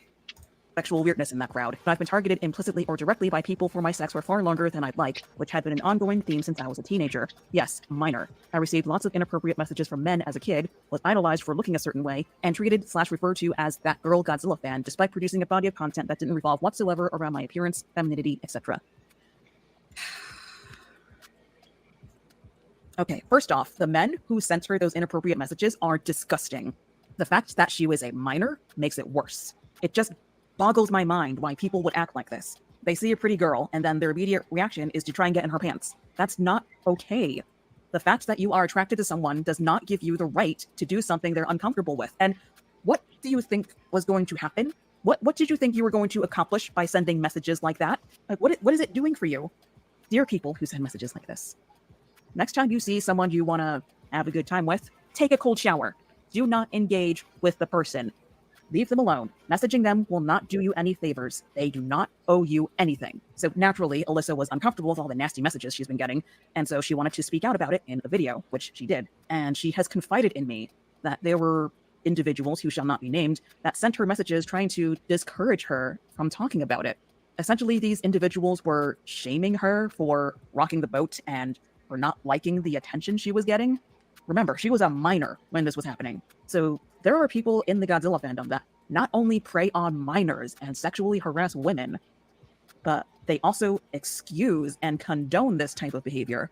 Obviously, not everyone is like that, but the fact that these people knew this was going on and basically just said, oh, you should just appreciate the attention that you're getting, it makes me so angry. Like, do better, people. Ugh, that alone is reason enough to leave any fandom. But that was just reason number one. Reason number two actually sums up my main issue with the fandom. It starts with, the average fan today is volatile, disrespectful, and not at all interested in sincere, polite discourse. Boy, ain't that the truth. She goes on to say, I have no use for people who blindly, mindlessly, and viciously cling to whatever the cool new thing is and launch ad hominem attacks against anyone, women especially, who disagrees. Some of these people spend way too much time and energy whining and complaining and arguing and sending death threats to people who worked on the movie because Godzilla is pink? Really? I look at these people and I'm just like, I can't imagine having that much energy to spare on something so insignificant. Maybe that's because most of my energy goes into fighting with my brain to get off the couch and do something productive.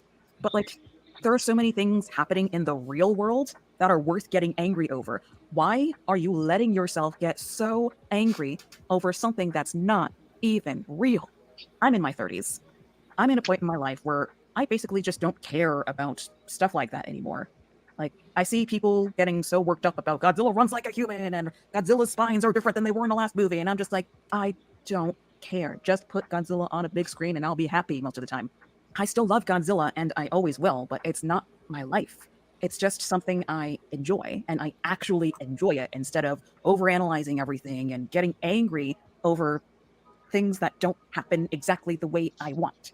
When I sit down to watch a movie, not just Godzilla, but any narrative film, when I sit down to watch a movie, I'm usually just looking to shut off my brain for a couple of hours, enjoy the ride, and have a good time. Do I always have a good time?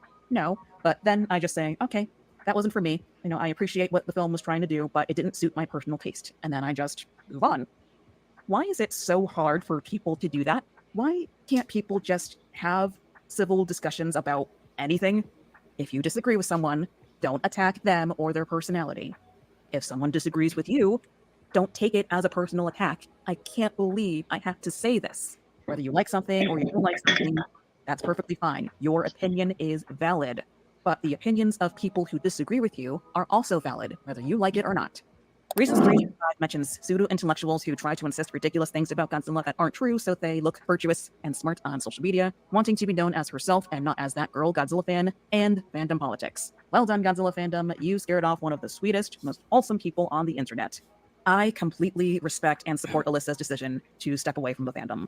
In fact, I have been thinking of doing the very same thing. I mean, I'll probably still put out a video here and there if I feel like it, and if I feel like interacting with the non-crappy side of the fandom. I've been fortunate enough to not have as many negative interactions as Alyssa has had, so my patience hasn't completely run out yet, but I am getting pretty sick of y'all. I'm kidding. Obviously, I'm talking about the crappy side of the fandom that I'm done with. Like I said earlier, I'm at a point in my life where I just don't care about this stuff as much as I used to.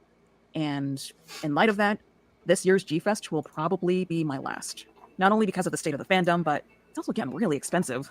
Like, I'd like to have money left over to pay my rent and my bills, and it's a little hard to do that, paying for flights and hotels and, the G-Fest tickets. Yeah, honestly, the only reason I'm going this year is because of the few good people in this fandom. I am very much looking forward to seeing my boys, you know who you are, and I will definitely make the most of this G-Fest because I probably ain't coming back. Well, that's all I had to say. You can subscribe if you want. I make stuff occasionally, and sometimes it's entertaining. Thanks for watching. I'll pause there, and I already have the other her response video pulled up, and I'm just gonna stop sharing here, and there you go. Because I don't need the the actual audio playing while I just sort of faff around. But yeah, if anyone else wants to start, they are welcome to do so. All right. First off, you go. I really do not like this video. for a lot of reasons. Well, that's a surprising. lot of people have been replying to this video with. I mean, it's a lot of people replying to this video. Look how bad the fandom is, sort of thing. Point one. Oh, but the fact that there's 5 points in Alyssa's post, and then Kaiju Kim only talks about 4 of them. It's well done. The first point is the one that is the impactful one. Obviously, the getting sexual attention while she was still underage. That's obviously bad. Obviously wrong. And that's obviously the best point to start with when you're trying to get across just how bad things are. And yeah, just focusing on that probably should have been like where you started and ended this video if you didn't want to annoy a lot of people with it. Yeah. But even in that one point, there's still problems. I have things to say, only because of my unique relation, like my unique closeness to specific issues. So I will join in the discussion as I hear everyone else kind of give their points. Okay. Do you want to let me rant for a bit, or no? You can rant. Don't worry. Anyone can jump on. Yeah, go rant. Go rant. So one of the things that was brought up in that first point is people refer to her as that girl Godzilla fan, and that's apparently a terrible thing to address her as, despite the fact that there was a very famous kaiju artist called that Godzilla guy. So is that Godzilla guy a sexist name now, or is that Godzilla girl or that girl Godzilla fan not sexist? You can't really have one or the other going at the same time. Is it the channel name? Because if it's the channel name, then there's a gigantic difference between that. That's what he was called by people. Then Godzilla guy's video. Like he is talking about Godzilla guy because we will be talking about his video soon. That's the channel name. The thing is, he was called that by other people, and then he just took that on. Mm-hmm. Yeah, but there's also the different contexts. Also, Alyssa's title because those are YouTube channel names now. If you're like giving it like if it's like a reputation type thing, like then it would be different. Like let's say, like I don't know, let's just make a random example. Like if Zim did something, then or I don't know, then that would be. And if he had like a reputation name, then I guess if that's what they're talking about, then I have no idea. Yeah, it'd be one thing if someone would like refer to me, if people start referring to me as like, oh yeah, that monster movie guy, pretty much because I covered exclusively Godzilla. If someone like calls me the 98 hater, like that's a self-giving name. Yeah. Or if someone starts calling me the Tiamat person or the Nemesis person. Mm-hmm. One of those. Yeah. But like, so already we're given examples of like thing that you are or have done that you're then having a sort of a reputation name applies to, which is essentially what's happening there. But they're presenting it as the worst thing ever. But they're not really putting it as the worst thing ever. It's more that like this is the problem. It's interjected with the she was sexually like whatever like proposed to, I suppose, as a minor, and then that's just injected in with it. Like and the association is then meant to make it sound worse than it actually is. Yeah, no, because I don't think they're making it comparable. I think it's more just a series of things because the further point I wanted to make was they put that in there as that girl Godzilla fan. Oh, that's terrible to just refer to her as that because that's just focusing on her, like her sex and her gender. That's terrible. At the end of the video, Kaiju Kim says, "Hey, I'll be seeing my boys later." It's like, okay, so you've just done the same thing with these other guys that you're talking to. It's like you can't. It's people are. It's what happens when people are clearly not scripting their stuff. shit like this gets in, and it's not just. But the sexualization stuff, that is like the minor like issues. There's so many more other issues with the other points in this video, mostly to do with. I mean, she uses the phrase "I don't care," which, if everyone's not aware, that is possibly my most hated phrase ever, because it's essentially saying I want to talk about something, and then someone says, "Oh, I don't care about that thing," but then they carry on talking about it. So it's if you don't care about it, why are you saying anything about it? Because if you don't care, you won't have anything to say about it. But if you are saying something about it, then you clearly do care. So why are you lying? It really fucking annoys me. Well, I think it's less lying; it's more just improper scripting, because I think that Yeah, probably that. that's like there's a much like greater like credit that needs to be given if we're saying someone's lying. Like I know there's a video that's coming up that can definitely say that the person bringing up is like a blatant hypocrite when they talk about toxicity and stuff.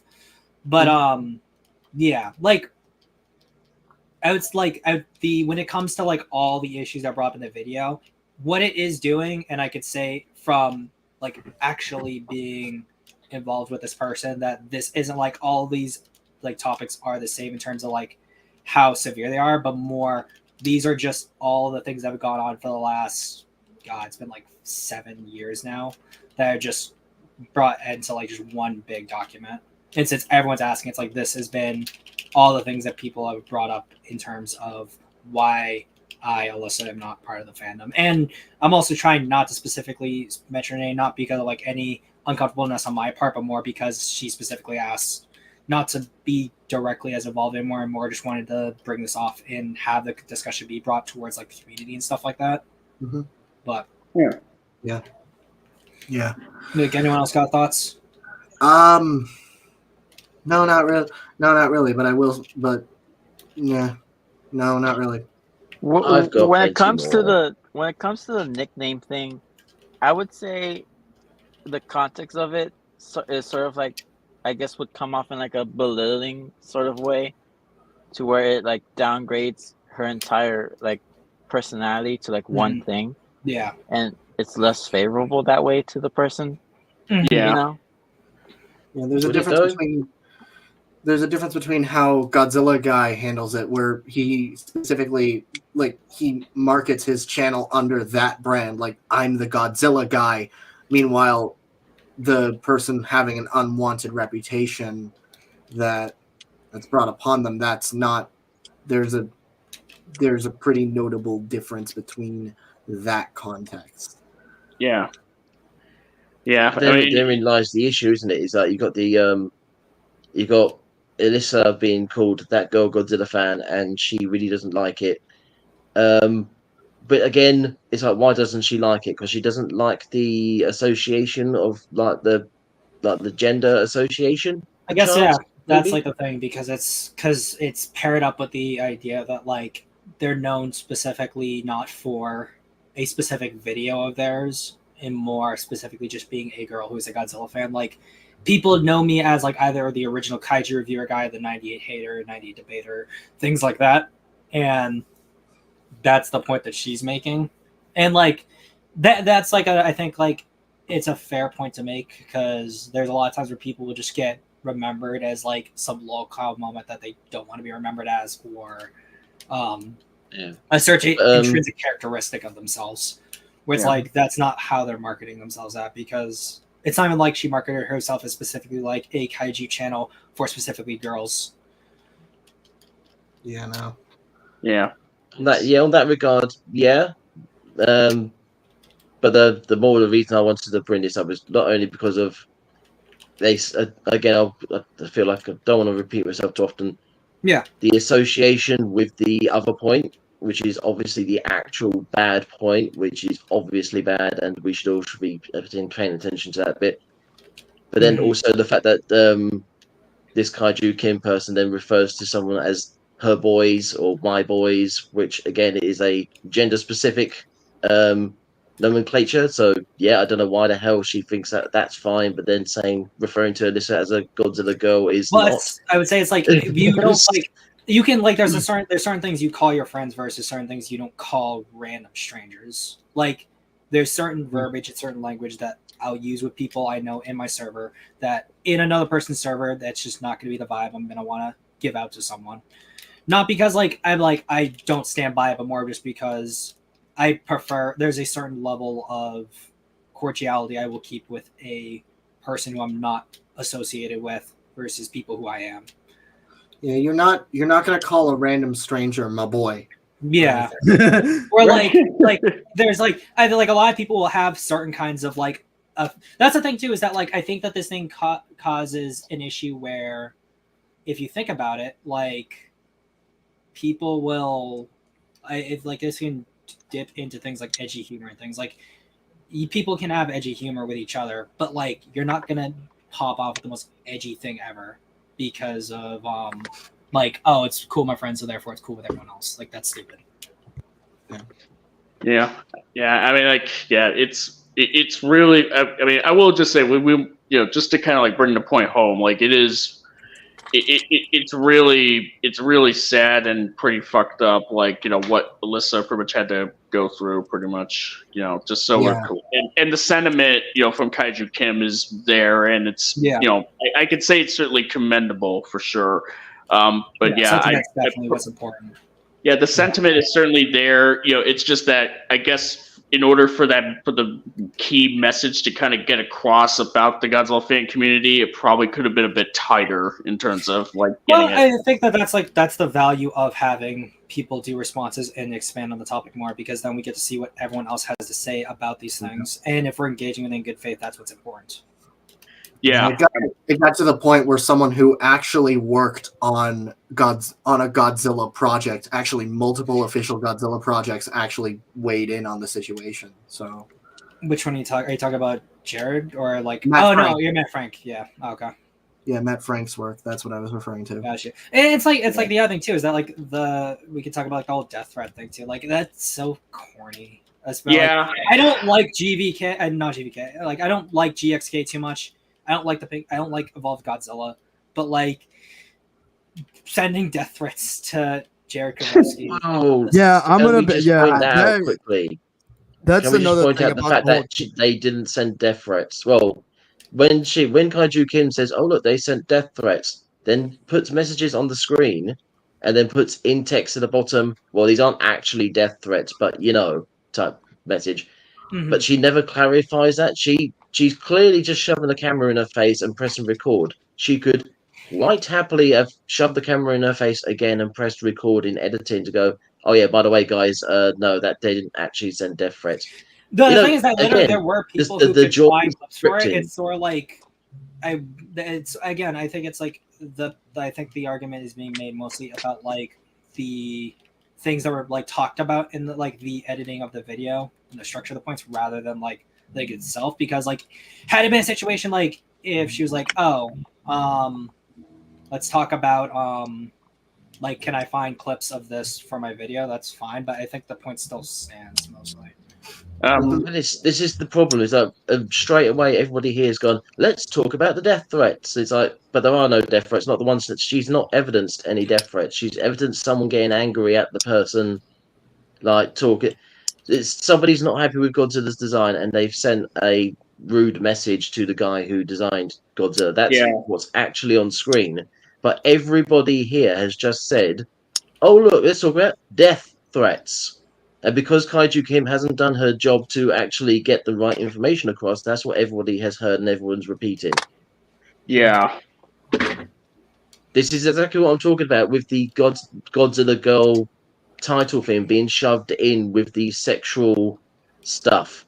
It's accidentally or deliberately, I'm hoping it's one rather than the other, making a critical association with that phrase when there isn't one to be made there. And as much as there are negative associations with it, they're nowhere near as bad as to be associated with the sexual stuff.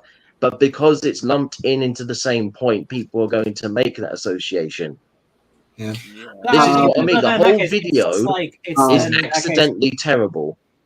Then that case, it's Godzilla- just working on the scripting as well, like just asking for. This is the whole video is about the video starts off with this sexualization stuff, which is obviously very, very bad. But then it adds in all the other stuff to go with it, all the other points, which then people are going to then start associating with this incredibly negative, incredibly bad thing. And when you actually break down what she's talking about, it's basically the sort of stuff that we do all the time. Yeah. It's like, look, this is what I mean. It's like, as soon as I say that, everyone's looking, whoa, whoa, whoa, no, I don't do anything. It's like, no, we don't do anything to do with the sexualization stuff. But because the stuff that's being complained about is lumped in with the sexualization stuff, it's immediately going to be seen as bad. So when No, but what do you mean by the things that we engage So, in? point 3, she says, fans care only about toys, which is hilarious considering what Kaiju Kim's background is. And then, It's a little and then ironic. it says, otherwise, people who aren't are pseudo-intellectuals who insist on ridiculous things in Godzilla films for the sake of social media. And it's like, so you're trying to make me sound bad, are you? No, I wouldn't even say that either, because like one thing I will say is that like when she's bringing up example, there's one example that she does mention that she didn't want brought up on the stream, where the guy literally is upset with her because he saw that she gave a bad review to GXK, and she's like, oh well, you're just doing it for this reason, that reason, also you're a woman, blah blah blah. And it's more things like that rather than like, oh, it's these specific YouTubers. Like, Grant again. But again, because there's no evidence because there's no pointing out specifics or anything like that. It's just here is this generalization. But Alyssa's post, I haven't read it. I haven't seen her video, so she might go into it more. She might do it better. But Kaiju Kim's video is the one that's being shared and talked about, and because she's so vague about it, all we've got is Godzilla fans are really shallow. All they care about is the commercialization and the plastic shit. Anything else that they talk about, it's just some bullshit. It's just some bullshit for clout. That's all. Yeah, but I think that's what also that reads taking like. that too. I think that's also just taking it too generalized as well. Exactly, it's too generalized, and she's not being specific, so it's making it sound worse than it is, and lumped in with the sexualization stuff in one video. It just makes it sound worse than it actually is. Would you say there's like too much of like a dancing around eggshells kind of thing, or because there's no specifics, like there's too much generalization of something, and so misunderstandings? I think that is the general point, is that no one wants to name names or anything. So, but yeah, it's just like, here's this one general problem I think is thing. that people don't want to name names. I will give you that. Yeah, and I think it's like because like we're all dealing with like these people on either like in the same circles and stuff, and like no one wants to be the one guy to call people out. Yeah. I would like to address Gojira Core 94's comment further up. I felt Kaiju Kim was standing up for a friend. I don't think it was meant to be scripted or perfect. So yeah, that's the other thing too, is that like I guess to sort of offload some of the not necessarily private information, but yeah, when Alyssa and I used to date, this was like I saw some of the messages that she's specifically referring to, and during that time, what was important was in like alerting admins to things like this, letting them know, being like, hey, this was sent to her, yada yada yada, things need to be done about things in that situation. And then obviously as she got older and just wasn't interacting with the fan base as much, like that sort of interaction just stopped. But like it doesn't make it good or bad either way. It's just a matter of, in that case, that you're just not as exposed to the fandom, which probably if she was still interacting with the fandom as much as she was when she was younger, she probably would have kept on getting those comments and those pictures, and it would be something we'd have even more evidence to push in that case, because she also back in the day released some of these pictures and some of these messages she had gotten in a video of her own on her own channel. Mm-hmm. Okay. But this is I need to start looking into this more to see what all the responses. This is the other thing I need to look into. Because even then, your perspective is not complete. Yeah, because I'm saying this as someone who like specifically can attest to seeing this information and being a part of like it directly. So I need to see Alyssa's like post or maybe her video that I've seen she's put up. Not her, that wouldn't be what's it called. If you want to, I would say look at the one she put up recently, and there was an old video she did on specifically her old Godzilla channel. Okay then, and I wanted to see what people's responses to this are, to see what they reference, because again, the thing I'm really worried about is the sort of the guilt by association. No, I think that's a very fair point, because there is a video that I want to highlight that does do a sort of guilt by association type of thing. Oh.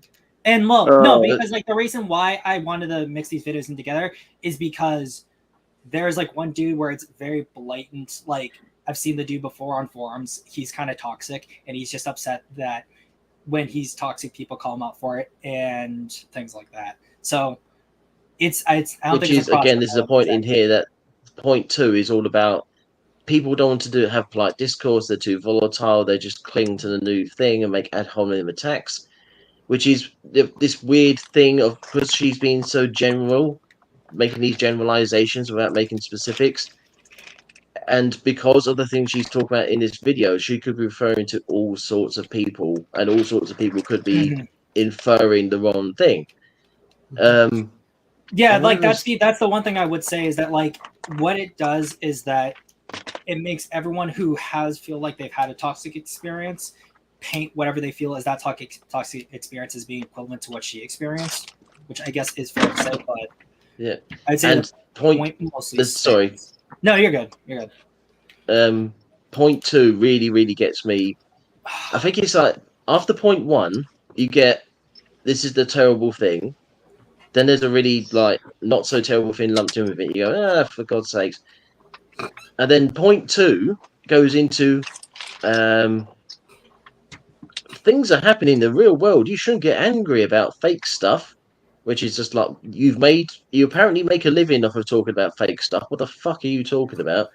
There's in the I don't care line, and she says, oh well, just Godzilla isn't my life. Background full of Godzilla toys. I enjoy. She says, I enjoy it. I don't analyze it. Everybody else should be doing that. Turn off your brain. If it doesn't suit me, I shouldn't be complaining about it. I don't know. Your opinion is valid. Everyone's opinion is valid. So, no, it's fucking not. I'm sorry, but opinions can be wrong. Opinions can be very wrong. Like this video, for a good portion of it, is like her opinion on like discourse and fans analyzing media is wrong. Full stop.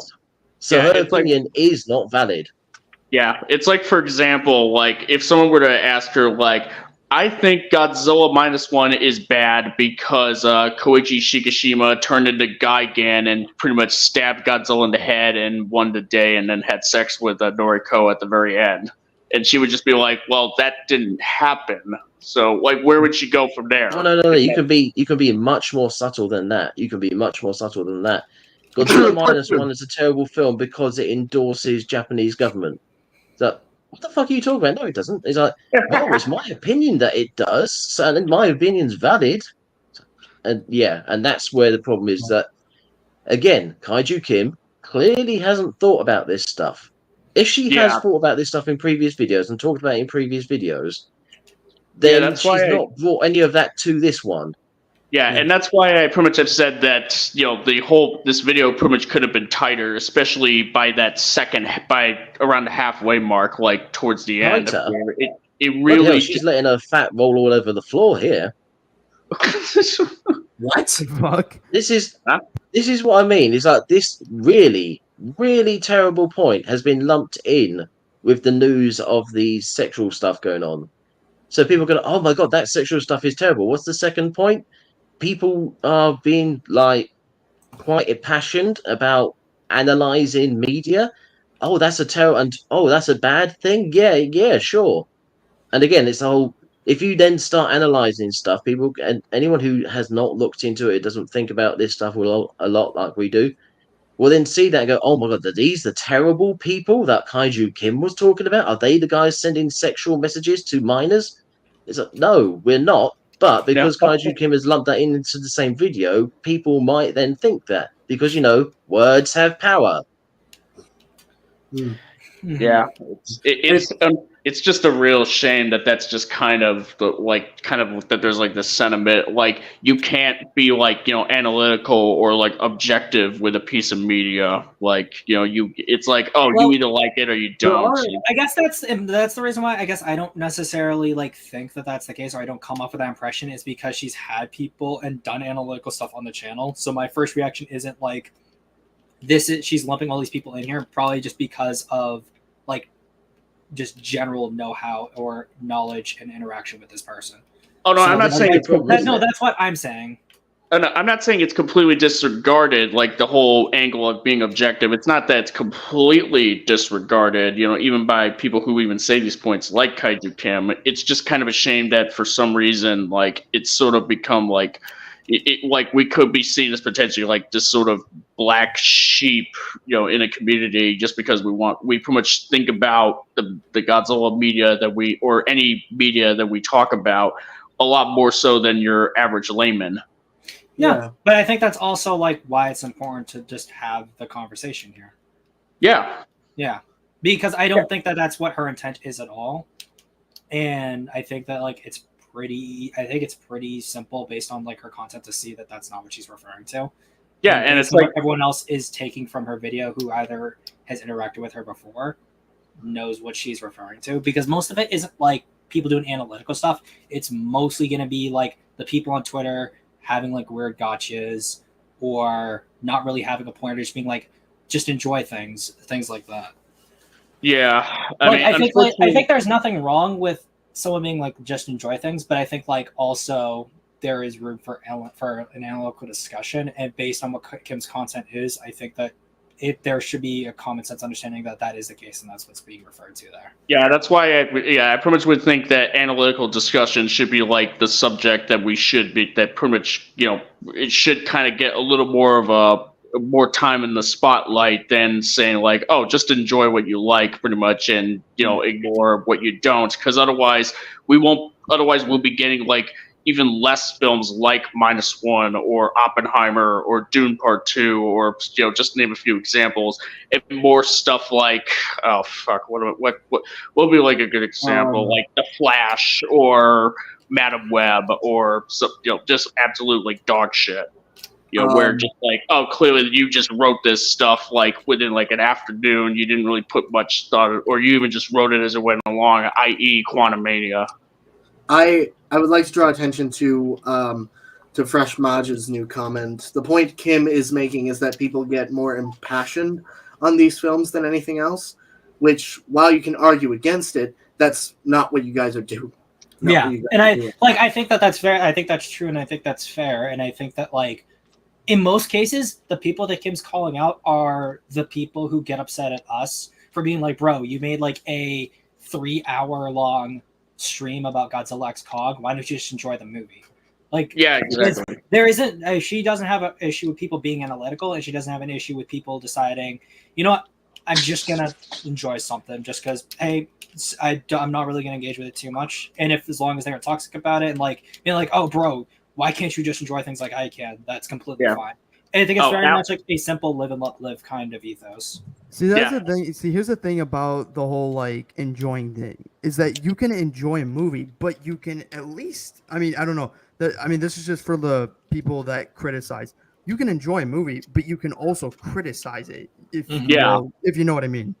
Yeah, I mean, like I can still enjoy Godzilla Kong: The New Empire, but when that video comes, that doesn't mean that I'm not gonna rip that movie to shreds as far as like the plot is concerned. Right. And by the way, Alice brings up a really good point. You only trying to focus on the good stuff in this world does not mean bad stuff does not exist. Exactly. Because otherwise, like, what's the point of distinguishing good things from bad things if, like, we're just going to ignore that the bad things exist and only focus on the good stuff? That means you acknowledge that the bad stuff exists, or otherwise, if you're just going to think, like, oh, no, nothing is bad, everything is good, pretty much, that's like, well, then what's the point then? Why even add the word good as, like, a label to literally anything? It could just be, like, what's the point of words like that? And that's the other thing too, is I think that like also this like the video touches on specifically one person's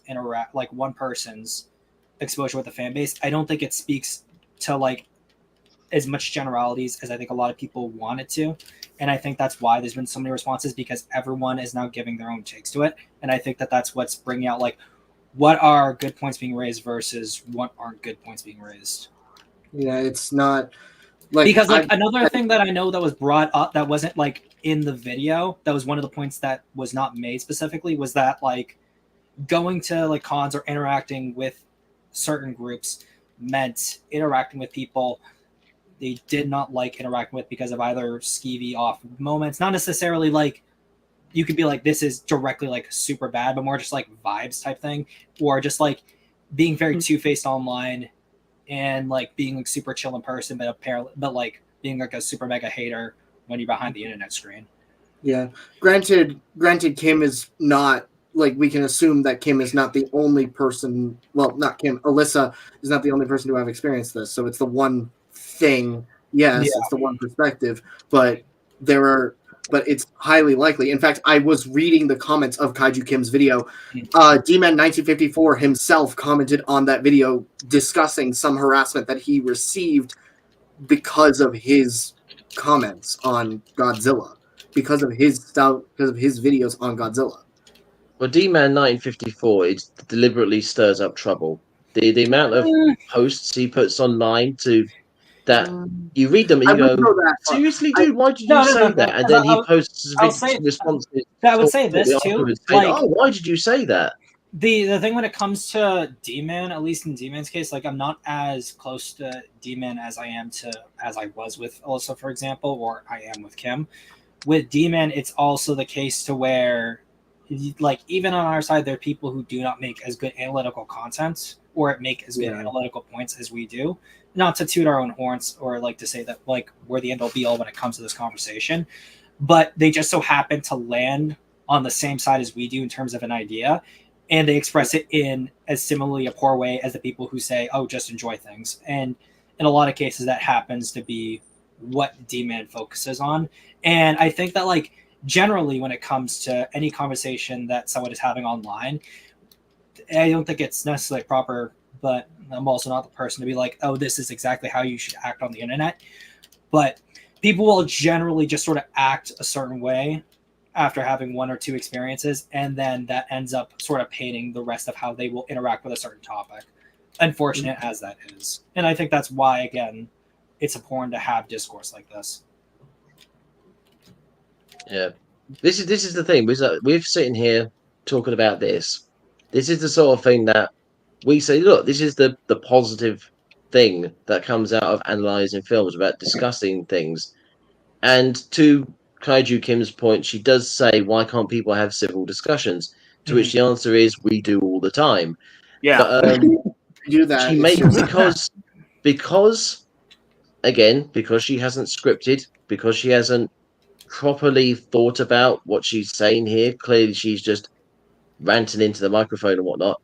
The point two, where she talks about that people are too volatile and like they make ad hominem attacks, and then you shouldn't be complaining so much when there's terrible things in the world. I don't care so much about stuff. It creates a false dichotomy of there are people who just enjoy things, and there are people who are volatile, spiteful, mindless. It just creates this false dichotomy, which again is in the same video as something very terrible, which creates a bad association. It's this video can do some positive, and I imagine there are some positive stuff coming out of this. I think there's a Donnie Winter video, which apparently discusses this. People are sharing it. Next.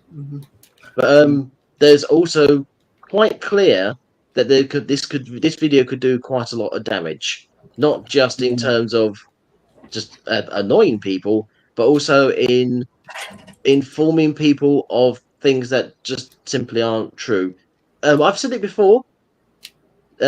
Lies can become truth regardless of fact, and if stuff like this is shared around without discussing it, defending it, talking about why it's wrong, then people are just going to share this around and go, look at how terrible all these people who like to discuss things are. Mm-hmm. Yeah. No, I think that's very fair. Yeah. I'm not. Yeah, that's a very, very fair thing. So yeah, I am personally, for me, while yes, her video has some falsehoods, and I definitely think it could have been improved, the sentiment that it brings and what it brings to light, I think, is the most important aspect of it. And I'd imagine pretty much everyone in this call agrees with me on that statement. So, in that regard, I would say it succeeds with, like, it succeeds perfectly. The thing is, the accompanying stuff is not portrayed is not handled the best. Granted, the whole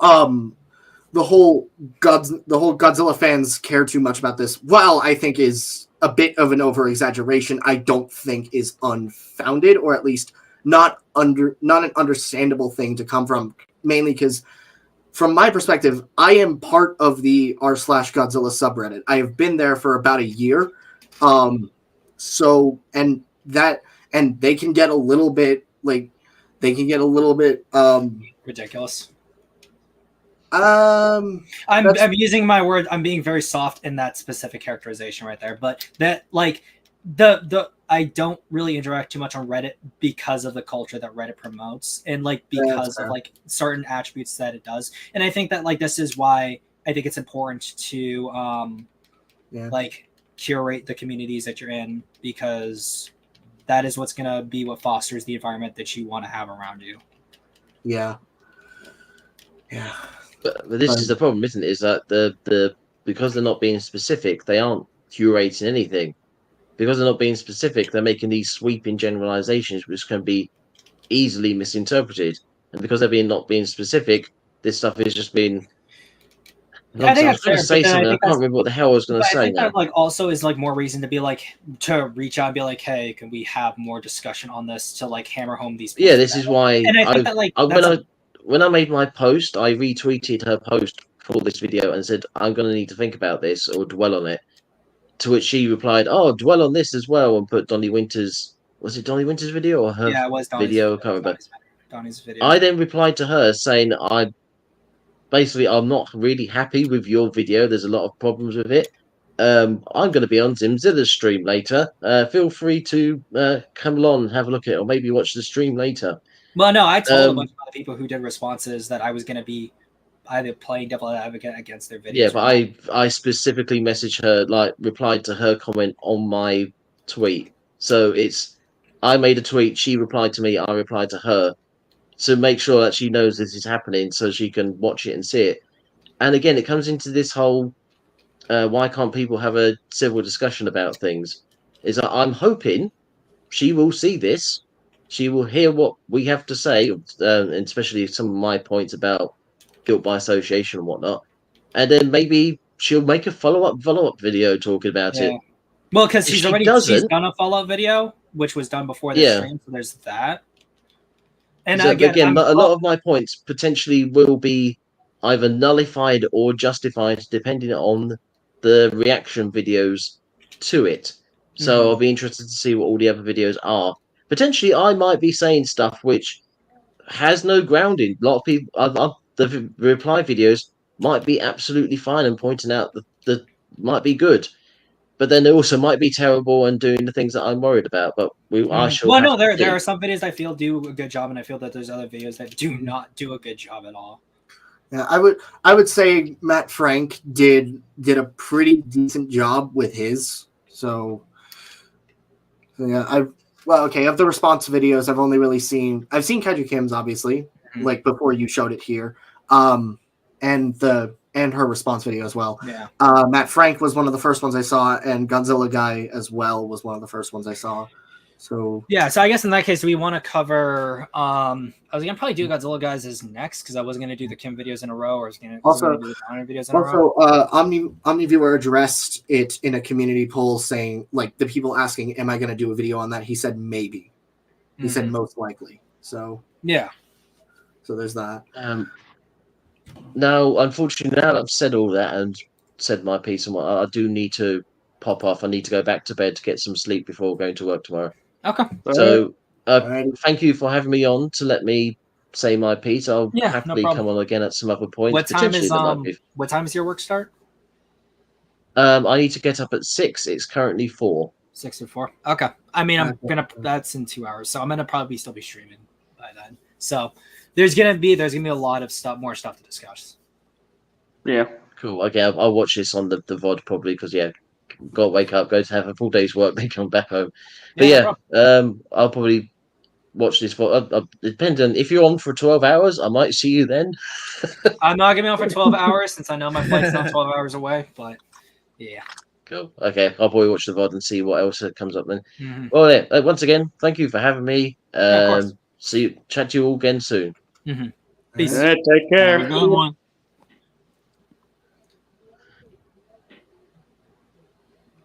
He's still here. I love we were all waiting. We're still waiting. And Black Brony oh, as well. Hey. Hello there. What's it called? I get your points. We need to realize the video has done far more harm than has good so far. It's only had beneficial impacts on the fan promoted and prompted management. No, I'm not like what's it called? I think that's Black's audio. Far more harm than because it has done far more harm than it has good so far. It had beneficial impacts on the. I think did you mean the other way around? That it's done more good than harm, because it's only had beneficial impacts on the fandom. I think that's what you meant to say. But no, maybe he means there's still more to come. No. He just said yes. Yeah. Okay. I'm low key confused by his comment. No, he meant to say that it's done more good than harm because it's prompted management. And no, I completely agree with that sentiment. And again, I'm going to be literally seeing Kim in the next couple of days, so I would love to talk with her more about the topic, or at least address certain things in her video, person to person, because it's like. As another friend, not super close, but as a friend. Yeah. And CGF comes in as well. Hey CGF. You come in just as soon as I do. You really are craving for those crayons, aren't you? I am. That's crazy. CGF, I was is sharing there anything craving. you wanted to say beforehand before we moved on to one of the other videos, or? Nah, I got nothing. I'm just here chilling. Chilling, absorbing the knowledge. Gotcha. Why can't I treat my fucking... Poison. Yes. So, before I continue my points, I want to say something in regards to what she mentioned earlier, Kaiju Kim. So, just a general overview. What was she saying? Just like the Sparks Nose version of her video. It's essentially just going over Alyssa's reasons for leaving the fandom. Just general creepy shit that happened a lot when she was a minor, and then specifically not being remembered or talked about for content she worked on, but only as just a female Godzilla fan that she saw a lot of for other female fans. And then the just general people, not analytical people, but a lot of people who will just say something about Godzilla to look smart. And based on how well I know her and what she usually is thinking of when she refers to things like that, it's going to be a lot of the people that we cover in our videos, or the people who are just toxically positive about things. So, yeah. So is she criticizing people that are toxically positive, or is she siding with them? She's against people who are toxically positive because, again, not to specifically bring up the exact example, only because she asked not to. One of the examples she came to mind when I was talking with her about it over Messenger was some guy who got angry at her that she did not like Godzilla X Kong: The New Empire, and gave a bunch of reasons as to why. And then he was like, "Oh, well, you're a woman. It was bad. You just need to like things. Not every movie's going to be deep and awesome and fun, and things like that." It's it was very standard. That argument, dude, is just so soy. Yeah, so, when I read when she sent it to me, and it read all of the bad arguments we've seen for GXK. Yeah. It genuinely sounds like the most soy jack thing I've ever heard. All right. So the points I want to make is, number one, in regards to the fandom, I do agree that the fandom definitely has a problem with immature children. For example, one of my friends, Radman, is in one of the servers for one of the Godzilla servers, and one of the people apparently said that he wanted to rape me. What the fuck? What Jeez. the? Yeah. I That's mean, fucked up, man. it was number one. It was probably a kid. Number two, if it wasn't, then I could definitely take him in a fight. I mean, I'm going into the military. Square up, kid. Square up. But yeah, no. You don't even need to fight him in person. You just got to launch a missile at his face. Yeah, because I got missile repair system. Yeah, no, obviously. But yeah, no. He said that. I thought it was really funny. I mean, it was definitely messed up, but it's definitely funny. I mean, I've gotten threads in my comments. I try not to delete anything or to have YouTube delete anything because I just want people to see the reactions. So if like just to make themselves look bad as opposed to just like me. Yeah, exactly. I'm the same way. Yeah, just let the results speak for themselves.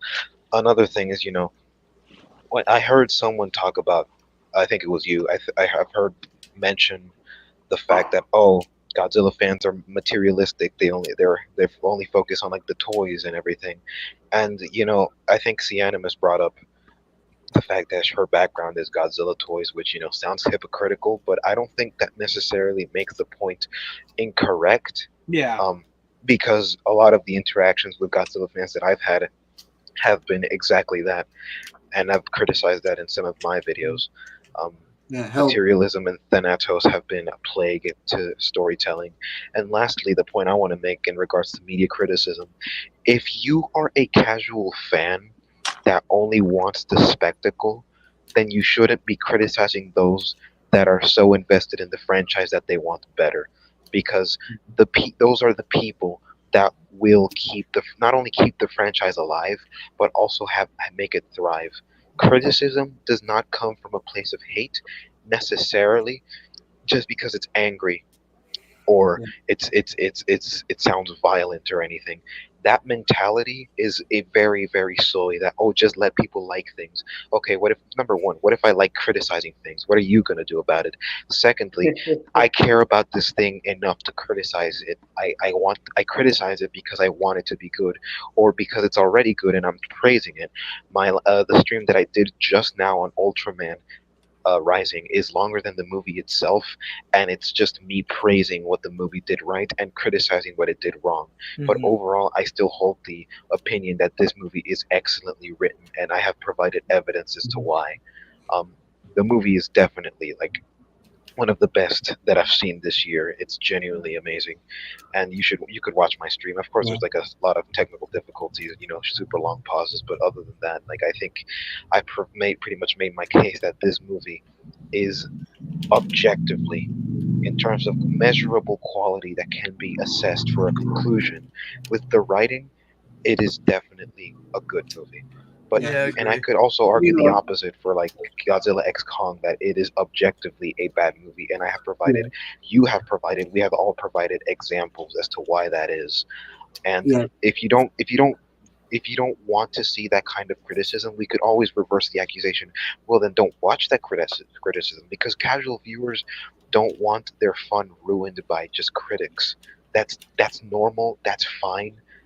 But criticism shouldn't stop just because you don't want to listen to it. Because at the very end of the day, the critics, or at least what they should be anyway, because a lot of critics, especially Ant, if you know who that is, Neil Gaiman.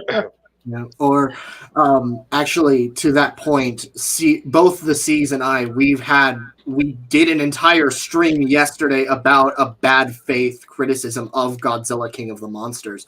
One that, like the movie or not, has so many points that can and should be brought into contention, or just sequences where the people discussing the movie are blatantly not paying attention or blatantly misunderstand everything that's happening in the scene.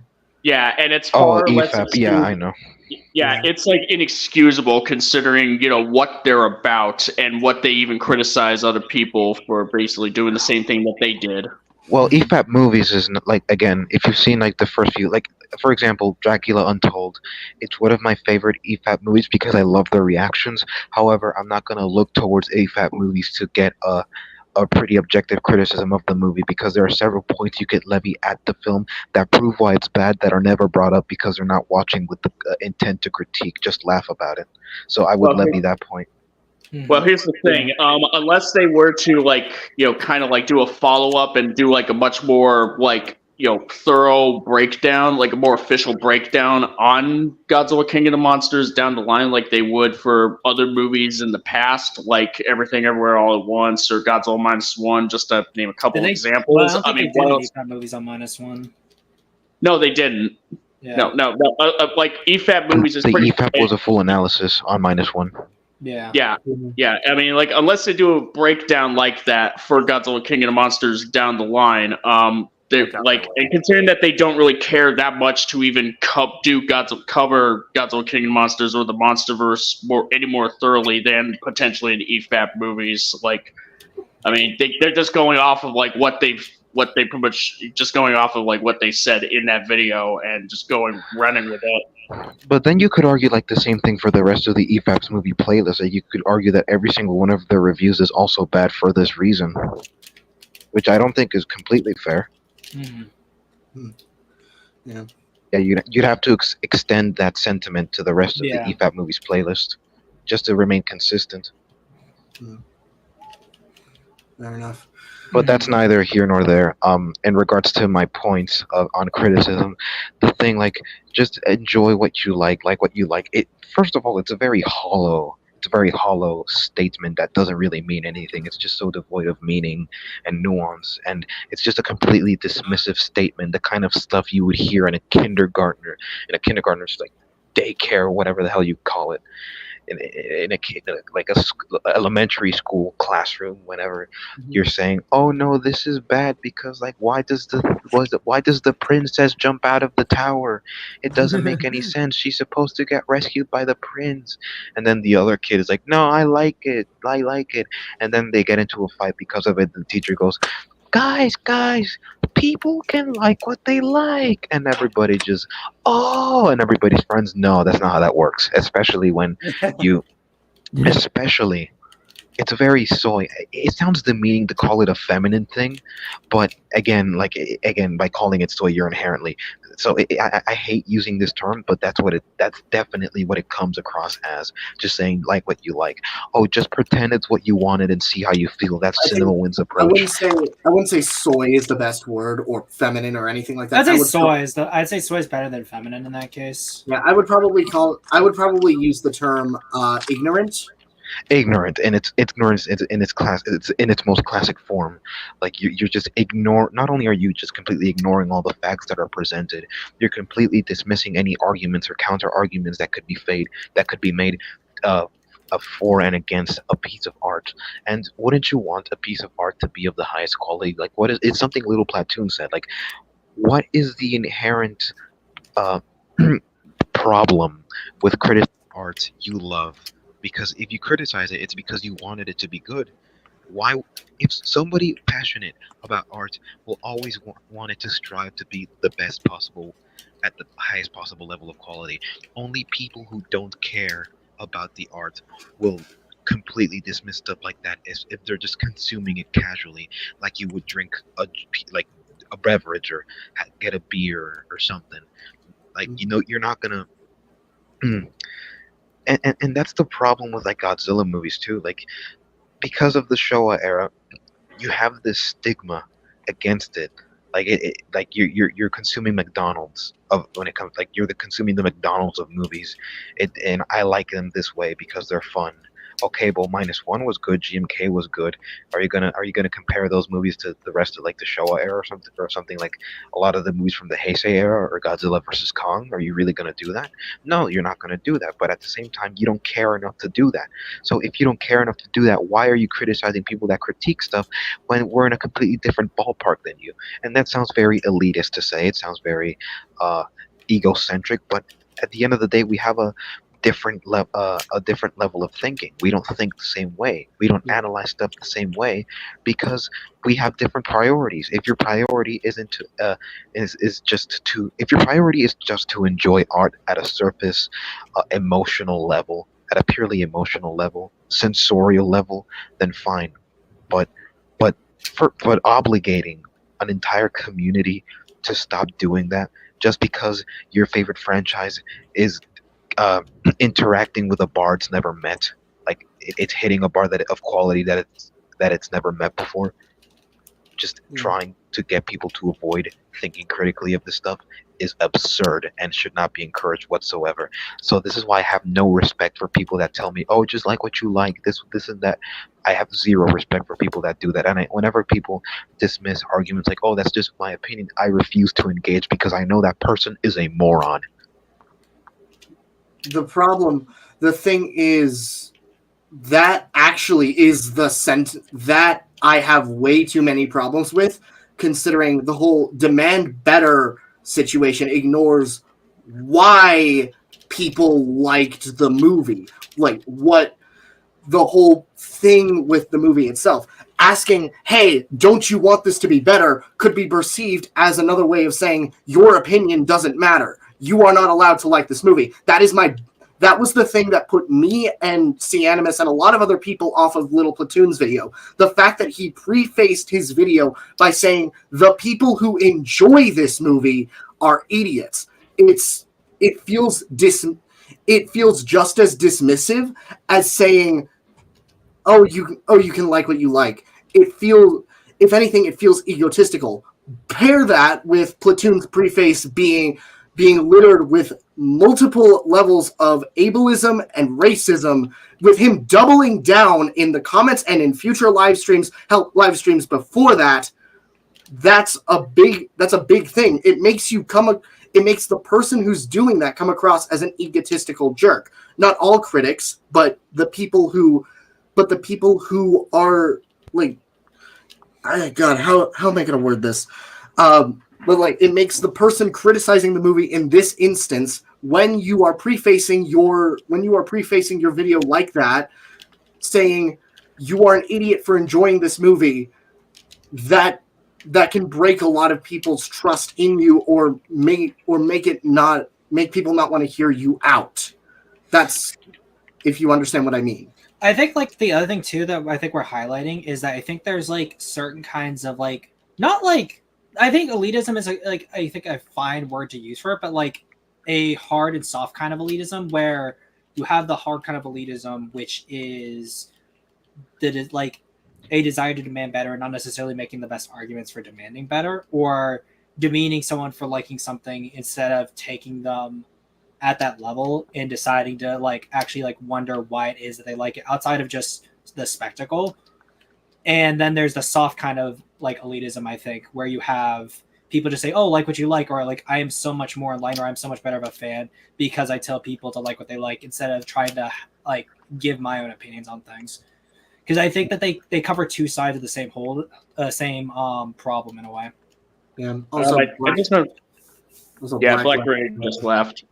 I don't know if that was because of internet or because I think it's internet as usual. Probably technical issues, yeah. Yeah, one sec. I think I just got something in the Discord. We'll try in several minutes. If you're at a stream, can you blur my face out or turn my camera off for a second? At this. Oh yes, wait, TGF, you're in the thing. I literally did not even see your face in the thing. All right. But it was like very for like a split second. Yeah, if it lets me edit it down, let me know, and I will just probably probably when I get back, I'll have to edit it down. Okay. Yeah. Yeah. Like that's that I've wanted to get that off my chest, especially like to someone else, because that's a genuine thing that I think you guys were skipping around with Platoon's video when you did that stream a while ago, and that genuinely bothered me because that's something that needs to be taken into account, especially with film criticism or media criticism of any type. It's in contrast to something like Phil Mento's video where he prefaces the entire thing by saying, "This is my opinion. If you like GXK, fine, but I would like to give my side of the story." Mm-hmm. Yeah. I think that's also true, but I think also sometimes like it also ends up in an environment where everyone like has like a weird need to preface everything instead of just genuinely being like, hey, this is what I think, and someone taking that at face value and wanting to have a genuine dialogue with someone, which is why I like having you guys on here, because you all have so many different opinions, and there is some heatedness and there's some clashing ideas, but I think that there's value in that because of what can be gleaned from that. That was the other thing with Platoon's video, him doubling down both in the comments and in streams both before and after discussing GXK and other films. And I think that's like another thing too, is that like and I don't think it's like on any one specific person, but there is like, when it comes to people doubling down, there is a certain level of it in the current media environment where, because everyone's sort of like tuned in to like quote unquote fandom politics on things, everyone who like, if you apologize, it can be seen as weakness by people who disagree with you, and people will use it against you, or some people will like, there's like so many things that can happen. And I think that that's one of the reasons why there is a lot of like, I think people will double down on a point regardless of whether how good or bad it is, because to admit one way or the other can be seen as like a sort of like soft surrender in a way. Yeah. I don't know. I just really wanted to get that off my chest, especially after the GXK discussion stream on Sea Monsters channel. Yeah, just curious what's going on right now. Yeah, we're just still talking about Kim's video because we haven't gone over to anyone else's yet. So, and just sort of collecting more thoughts there. Yeah, I'm a little worried that I may have like frustrated Black and Rooney off, or if it Plus, I know that like this is one of his last streams before he has to leave for the military. So yeah, and it's also like literally 11 p.m. right now, so there's that too. Yeah, there's that. But if I did, I apologize. No, I think like it's important. Like I think that's I think like what C Animus was mentioning, where there could be something bad that comes out of this, and I think that like I think a level of frustration and heatedness I think is important, because like if you're not frustrated about something, then like to a certain degree, do you really care too much about the topic? Yeah, I mean, like, there's a difference between like, just being like, kind of like angry combative for like no reason, or like just completely unreasonable. Yeah, and there's a difference between that and just being passionate. It's like what Henry Cavill said about when people were like kind of about criticisms towards like his take on Superman. We're just like, oh, what do you think of all these toxic fans out there? Well, hold on, most of them aren't toxic; they're passionate, and that's pretty much kind of the big difference. It's like me, Cianimus, and Minecraft World like tearing EFAP a new one for their Cottom take, isn't because like, oh, we're pretty much bigoted towards like Rags or whoever. It's mainly because we're passionate about the fact that they have such an absolute shit in terms of quality opinion on King of the Monsters, due to like just the fact that they like, considering that they have seen, like, at least one of them had seen the movie once before they're doing like the whole EFAP movies on it, and sorry, my phone died. I told you. I didn't scare you off. Thank God. Yeah, no. Like, I think what I want to do next is I'm thinking I want to do. Let's see. What was that? I was saying Godzilla Guys Fix video. You can do Godzilla Guys. I think like his is kind of. I haven't seen his video. I only seen his post. I think I don't. I remember seeing his stuff come up first, and then Kaiju Kim's, and then now I'm hearing Matt Frank did something apparently. Yeah, I know Matt Frank did something. He did. I learned of that from. Well, no, I was actually subscribed to Godzilla to Matt Frank, and then I saw that video, and it was just, oh, okay, I may want to see this. Yeah, so I'm thinking let's do Godzilla Guys video, and we could probably wait, hold on. There is one more thing I wanted to say in regards to what Minecraft World said. So I understand you mentioned like elitist. It comes across as egotistic and elitist. I understand why one would think that, but that would then presuppose that we are denying someone's feelings. I don't agree with Platoon's premise of if you like this, you're dumb, because Movie Cynic likes it, and he's not gonna call Movie Cynic dumb for it.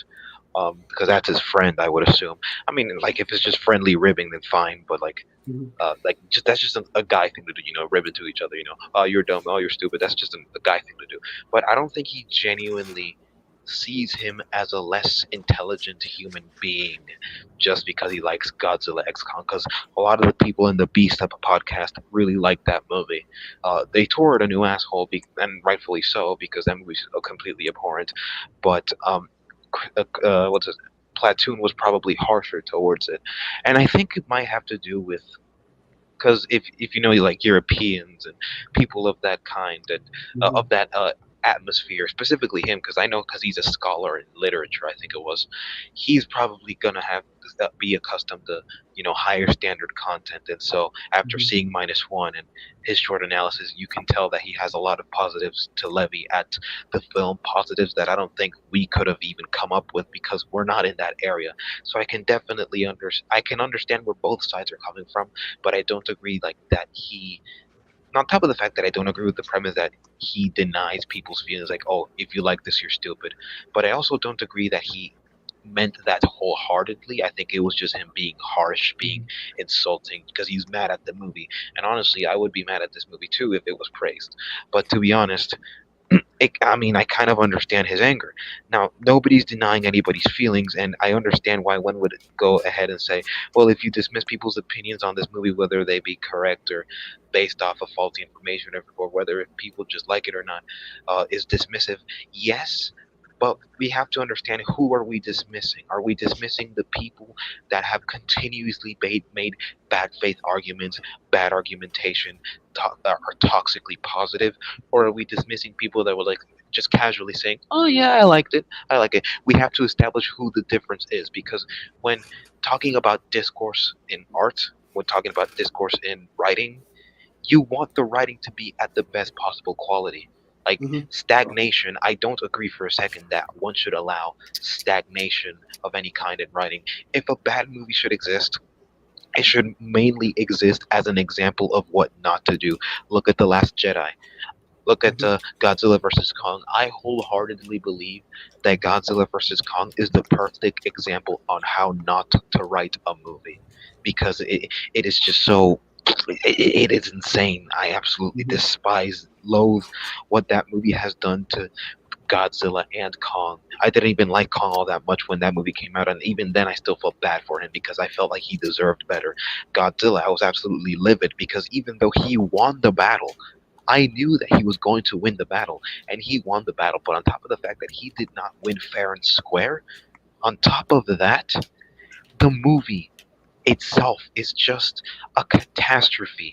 My original title for my Godzilla video, my Godzilla vs. Kong video, back when I tried releasing it before I got all the copyright claim attacks, it was originally called A Cataclysmic Holocaust of Writing, and I still hold that opinion because it is just the amount of plot holes, plot canyons in this film are absolutely cataclysmic, and no movie should ever, and I mean ever, reach that level of writing quality.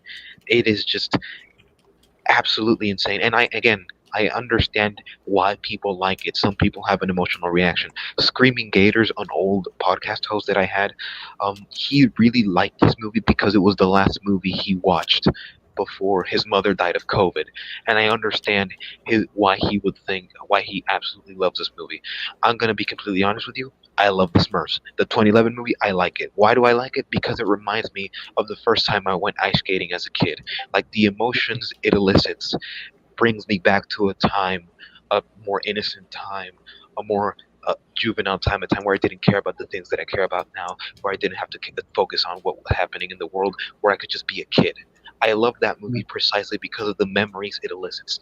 I don't think it's a good movie whatsoever, however, and that's the thing we're trying to separate here between the I like it and it's good or bad, or I hate it and it's good or bad. That's what we're trying to separate, and that separation is something that is slowly been eroding, or people have been trying to erode it time and time and again. Like it comes in waves. When The Last Jedi came out, we got people like Just Right. We got people like Patrick Willems, and then we got Cinemobits, and now we have Anton. Now we have the guy defending Neil Gaiman.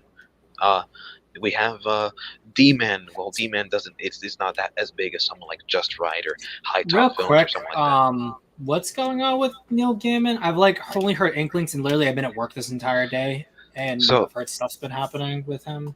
So Neil Gaiman has been accused of inappropriate relations with two women, one of 20 years old, the other of 23 years old. If they're coming out about it now, then chances are it happened way back when they weren't that age. So, I mean, again, as far as I know, they're allegations, but I have a source that says that knowing Neil Gaiman, it probably is true, given the type of person that he is. So, yeah. But the thing is, Anton is defending him, as far as I've been able to tell, and his defenses are,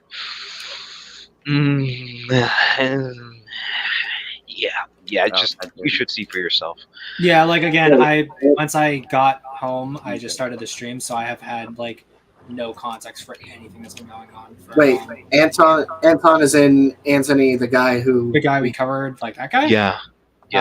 Oh, the guy that EFAP covered, the guys that you covered, the guy that I wanted to cover, but Zim went ahead and did it before I could. I'm sorry. No, it's fine. You did a good job. Thank you. You were ranting about his X-Men video in the chat, so there was that. But yeah, those people that have been trying to blur the line between quality and just feelings. You can have your feelings. The thing is that in a conversation of quality that can be measured, those feelings cannot belong, because what if you're biased in favor of a bad movie or biased against a good movie? What if your emotions get in the way of properly assessing because this is like a science, like any other. This is like a science because you're measuring, you're using a standard. What's the standard? Okay, well, do things make sense within their own within the context of their own of its own narrative? Okay, that's our standard. That's our ruler. How are we going to measure the script? Oh, well, here we're going to place it. We're going to hold it up to scrutiny. In this case, let's say, for example, Godzilla versus Kong. Okay, we know that this is a universe where, it started as everything being somewhat realistic or playing out as they would in real life. Okay, so what about now? Godzilla has been sized down so he can fight Kong on a boat. And that makes no sense, and that's what we're trying to do. That's what we're trying to do with art analysis and stuff like that. And it is, I think it's a good thing that we're doing that, because I wholeheartedly believe that the art that society produces is indicative of where the society is at its history, in the historical timeline. And so by improving art, I think we can also improve society. That's what I think. I mean, it's a very again, it comes across as egotistical to think, oh, look at this peasant that doesn't understand art. I'm gonna be honest with you. My parents could not give two shits whether a movie is bad or not. One time, I caught my father watching The Flash, the Ezra Miller Flash movie. Oh God. He thought it was good. Now, obviously, I remember you told us about your mother saying that Ultraman Rising is basically like cartoon or something like that. Oh, my mother. Yeah, my mother said that it was a cartoon. She said she liked it, but she keeps calling it a cartoon, and that's mainly because she doesn't really understand the nuances of animation. Because whenever she sees an animation, she just goes cartoon, and that's just the old head mind, and that's normal. That's fine. I definitely feel like this is a case of different audiences, so the general audience, and then full-on passionate moviegoers. All of us in call here, we care about movies. We watch movies because we enjoy them. We want them to be good. We want good stories and all that stuff. The general audience and the general public, they go to the movies. Kaiju Kim is an example. They go to see movies to have a fun time, to enjoy them in some way or form. So that I do think that comes down to in your examples, not in a difference of opinion, but just in a matter of difference of standards. I wouldn't say standards either. I'd just say more in perspective. Perspective. Let's go with that. I would also say too that when it comes to a lot of people, I forget the phrase exactly. I thought it was like, I think if I remember correctly, it's everyone is conservative about what they know best, and what that means, not in a full politics sense, but more in a sense of people who are familiar with something will always be more knowledgeable and more protective of certain things, and that's going to be very true about fandoms. But I also think that like there's going to be certain people who like, even if they are super big fans, the only reason why they engage in something they like is purely to have fun. If they are no longer having fun, regardless of what the action is, good or bad, then it is seen as an ill. And I think that that's like one of the biggest issues I think a lot of people, and I think a lot of people here are having, is that like there's a lot of different ways to have fun. There isn't one singular way to have fun, and there seems to be a shrinking of what it means to quote unquote have fun. And even then, like the masses, the audiences that don't care about quality, even still, like I still think they deserve to have the best of the best. I think they deserve. I think audiences in general, people that go out of their way to watch a movie, to give money to a production that has been worked on for years, like they're willing to support those filmmakers, those artists, those directors, those writers, directors of photography, CGI artists. I think just by virtue of supporting movies in general, I think those people deserve good content. They deserve like a lot better content. They will always, like, again, we will never be perfect, but that only leaves an infinite well for evolution. And the better we get, the better things are going to be. And I think an audience, a general audience, deserves to have good movies, deserves to have good TV shows. They deserve it. I wholeheartedly believe that they deserve it. Granted, at the end of the day, anytime you go to see a movie, everyone's like going out of their way to spend like 2 to 3 hours to watch a product. Because at the end of the day, movies are products, and it's either a good or bad product. And if it's a bad product, then you wasted your time. If it's a good product, then you feel great at the end of the day and whatever else. Yeah. Mm-hmm. Yeah. Well, that's yeah. Whereas, like for me personally, I feel like if a movie succeeds at being what it is described as entertainment, I think then the film itself is viable. Something like GXK, I'm not really going. I think the problem with you saying demand better and is the fact that I have a different mindset than you, because like I said, I judge movies based off of the bare minimum. Something like, is it entertaining at least? Is it at least entertaining? Well written, that's a different can of worms. Something like, I just watched Despicable Me 4 earlier today, and while it is not a well-written film, I would say it succeeded at being entertaining to me, and all of them have up to this point. Though I will actively defend the writing of Despicable Me 2 and to an extent Rise of Gru, but yeah.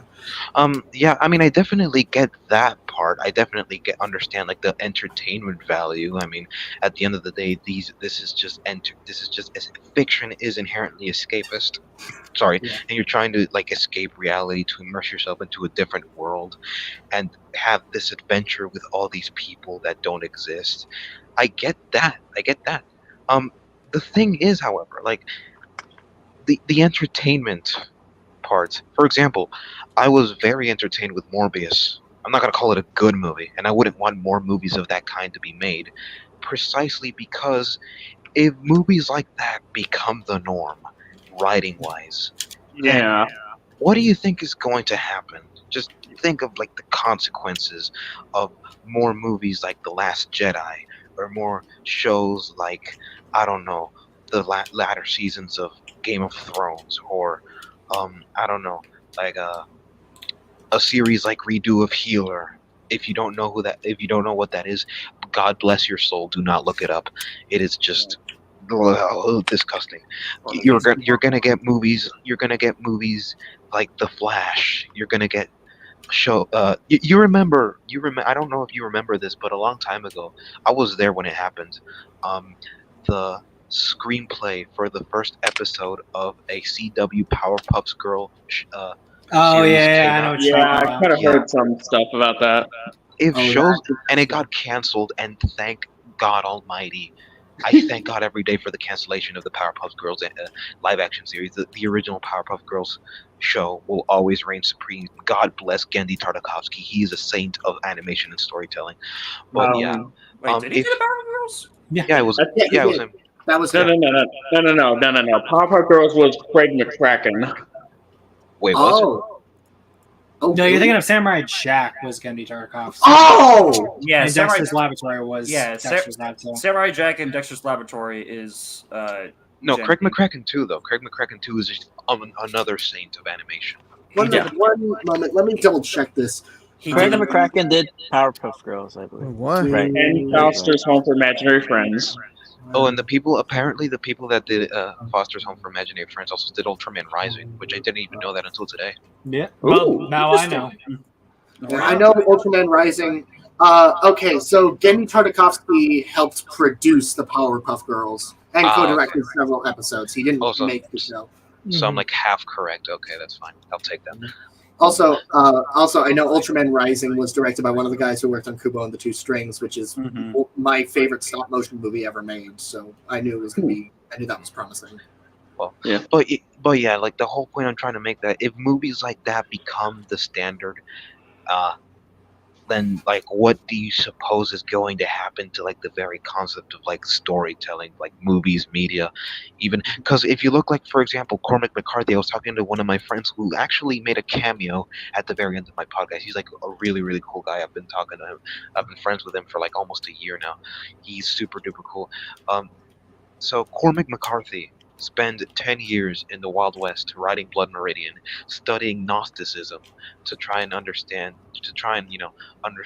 the ins and outs of like theology, specifically around Gnosticism. You know, Gnosticism is heretical to Christianity. We all know this, but he needed that knowledge for his story. Apparently, the natives held their specific parts of their body to very high regard. So if you scalp off their head, that is considered a huge dishonor. But here we have the Glanton gang scalping natives.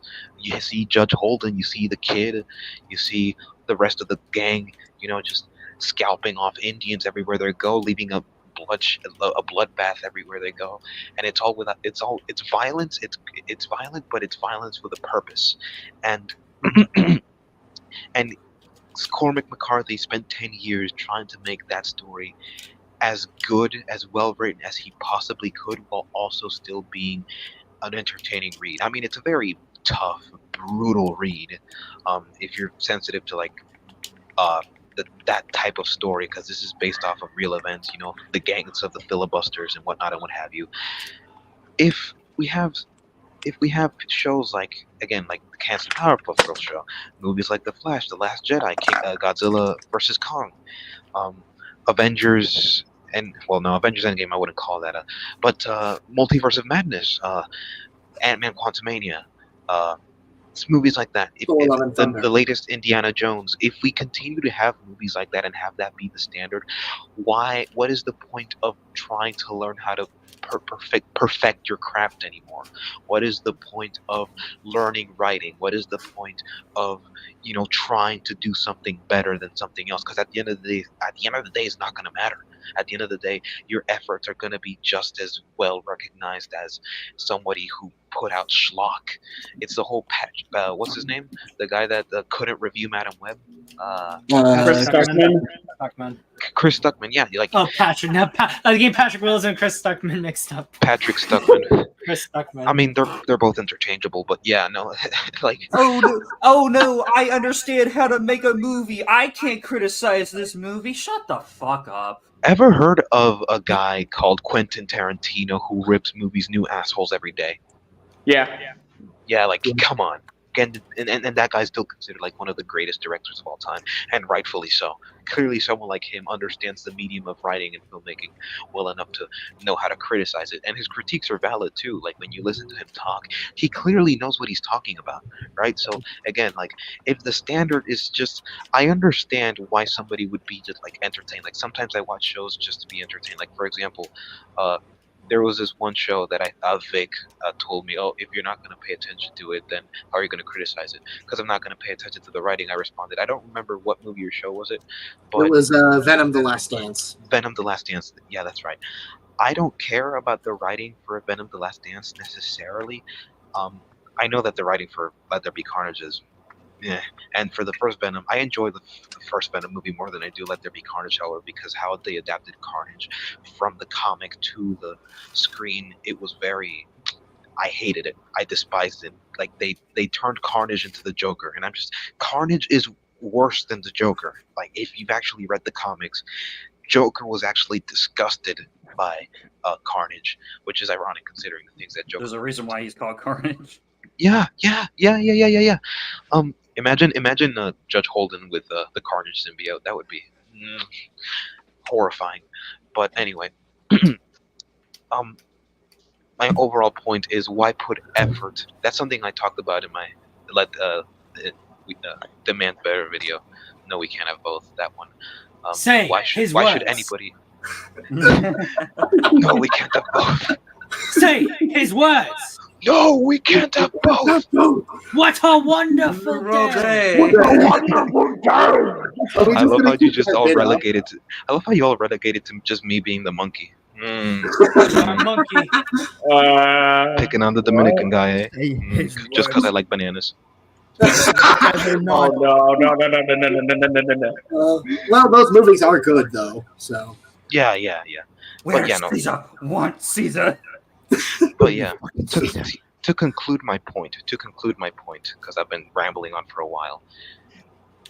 Entertainment is good, but you can have the entertainment be well written, because if all we had was just entertaining, then what is the point of improving your craft with writing? It loses all meaning. Yeah.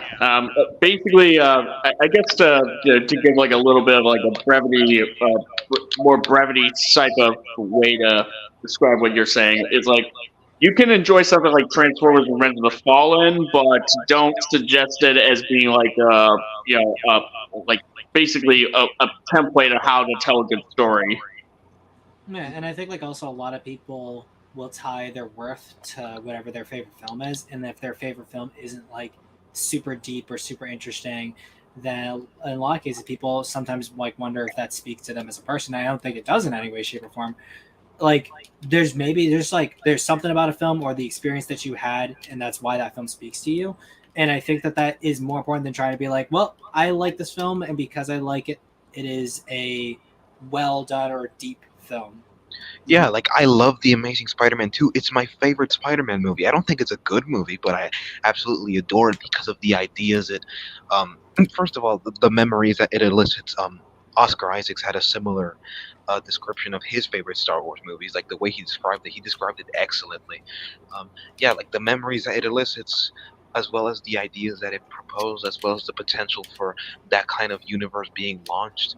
Like I love Gwen. Gwen is still like the best Spider-Man love interest. MJ in the movies has been horribly adapted. I don't know why. Maybe like the MCU is kind of like like she's okay, but she's no Gwen Stacy.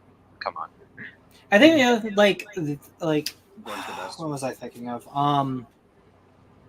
My point probably come back to me. I'm sorry. Let me lend you an olive branch for like Rudy. I actually don't think Amazing Spider-Man 2 is like quite as bad as people even say it is. Like, I mean, it's not great. It certainly has problems, but I mean, I wouldn't mind defending that one pretty much. I will defend it from bad faith criticism, like, oh, it's not like the comics, oh, this and that, oh, he should. Okay, what was the movie trying to do? Does it achieve it? Yes or no? And that's where I would go by. A lot of it's definitely been heavily maligned unfairly. I do agree. Yeah. But I don't think it's like the worst Spider-Man movie ever. That title belongs to. I mean, the worst Spider-Man movie in terms of quality that I can think of, like the two biggest ones that come to mind are probably the Amazing Spider-Man movies in terms of like writing quality, but at the same time, Far From Home is right there. But again, like Far From Home is like not the worst movie ever at the same time. So like it's not a low bar to cross. Let's just put it that way. It's not the worst movie ever, but as it like looking at like Spider-Man movies, comparing which one is better and which one is worse, I would say Far From Home is like one of the weakest ones. and a lot of it has to do with like adaptation arguments, but at the same time, it also has to do with like the missed opportunities and uh, the stuff that they could have gone, the direction that they could have gone into, that could have really helped the narrative, instead of turning it into just like an adventure in Paris or Europe or wherever they are. Mhm. Yeah, and that's why you're so adamantly against. I can see exactly why you're so adamantly against the Wingard films, like with that, because like I have a very similar sentiment to the Wingard movies. I enjoy them; they are fun to me, and I think Godzilla vs. Kong in itself succeeded at being the crossover for Godzilla and King Kong after nearly 60 years of waiting, but they are not good movies. I've stated multiple times before, I enjoy GXK, but I'm not going to defend its writing. Yeah, this is something I told Vic in one of our streams, and I have to ask you now, because now that you bring it up, and this is a question that I can't believe I haven't thought of before. How did it, are the merits for it succeeding at being a Godzilla Kong crossover event, specifically with Godzilla vs. Kong, are the merits of that merely that they just fight at all, or is there something deeper to it? Because, let's say, like you're trying to make a bad movie on purpose. What is the merit of trying to make a bad movie just because it's on purpose, right? Like, so that's what I want to know. Like, how did it succeed at? But I know, doing that? I think it's for Vic, so I'd say in this case, Vic. I'm not sure if you have anything you want Both to say. can answer, actually. No, both of you can answer, because this is a question for like the both of you. Okay. Do you want to go first? Or... I suppose so. I would say the merit is in, I guess maybe it's sort of like, it's more of a meta thing, because it's sort of the merit of two franchise icons coming together after, like, what was it, 60 years or something? After all that time, and just like, I guess just like the fact that it's like an event film. And I would disagree that it's one of those movies that are made bad on purpose. I don't think either GVK or GXK are those kinds of films. But when it comes to just like the merits of them, it's just the meta type of these two franchise icons coming together. Oh, when I say, oh, no. When I say that like bad on purpose, I don't necessarily mean that the movies themselves are made bad on purpose. I'm just, presenting that as an example, as like a point of reference for the argument. And Minecraft World, what's your answer to that? Pretty similar to Vic's, actually. I think it was mostly just, a part of me wants to say it was because King Kong versus Godzilla, the original one, was so debated, so controversial, as well as the fact that the meta sense of seeing these two icons of cinema, two of the most, not just debatably, but straight up, two of the most iconic monsters in cinematic history, clash after 60 years of waiting, after 60 years of wanting to see this again. This is a rivalry comparable to something like Godzilla versus Gamera.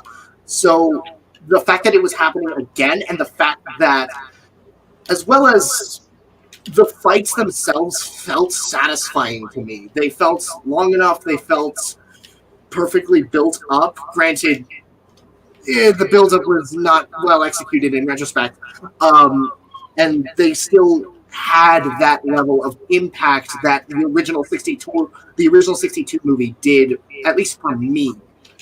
If you understand what I'm saying, or if I'm making sense. Okay, I'm gonna bring up this counter example. I think Batman v Superman succeeded at pitting two of the big three of superheroes against each other on the big screen, because ever since Superman and Batman first arrived on screen, they had not interacted up until now, and I think that movie succeeded at having them be pit up against each other. I mean, Godzilla and Kong and Batman v Superman are essentially the same movie when you think about it. To a degree. No. To a degree. I mean, Okay. The argument that I'm making, by the way, I don't believe this at all. The argument that I'm making is okay. So is there nothing in the writing that will validate the fact that it succeeded at pitting them against each other in an effective way? Is it just the meta around it? Because with Batman v Superman, I would argue it did a much better job at pitting Batman and Superman against each other, because the narrative, somewhat logically, not completely though, because the movie is not good. It's not good, but I mean, it's not as bad as Man of Steel, because there are some consistent parts of Man of Steel that carry consistently from Man of Steel to Batman v Superman in a somewhat seamless way. So I will give some credit to Snyder for that, but I don't think I could attribute that to even Snyder. I think I would attribute that to Chris Terrio, one of the writers, or even David S. Goyer. And honestly, I don't even know who should I attribute that credit to, but I mean, they didn't have equal like influence and like division of money with the writing of that movie. That the whole production of that movie is just completely out of whack. But the point I'm trying to make here is that in that movie, Batman, this is like the Dark Knight Returns version of Batman. This is the Dark Knight Returns Batman that Snyder is adapting. He's adapting that Frank Miller comic very poorly, but he's doing it. And the whole issue with that is that, okay, Batman has lost his faith in humanity because the criminals that he fights against killed Robin. And he realized that, okay, these criminals are not going to stop if I just keep putting them in jail. So what's the permanent solution? I kill them. But how do I do that without breaking my moral code? Oh, I just indirectly have them killed. And even then he'll not avoid killing them if he has to. Like, he kills a lot of criminals in very brutal ways, i.e. the Batmobile scene. I bring up that scene. I mean, it's a cool set piece, but he kills people. There is nothing inherently wrong with the writing in itself, but regarding Batman's identity, I mean, I made a whole video about that in my latest video. But anyway, and Superman has problems with Batman. However, the issue with Superman, I think Superman is one of the worst characters in this movie, precisely because he is a hypocrite, because he thinks he's all high and mighty when he critiques Batman for his methods. But the thing is, like in the previous movie, not only did he killed off the rest of his people by lasering the ship that contained a bunch of Kryptonian embryos, which he killed, not only did he value the life of Zod more than the lives of a family that was about to get lasered. Not only did he just allow Zod to cause so much collateral damage instead of even trying to push him away from the city, while also being participant in the collateral damage being done. Like, this is just apocalyptic levels of destruction, and also just avoiding solutions that would not even allow the world engine to be activated in the first place. A lot of the deaths caused in what the movie calls the Black Zero event.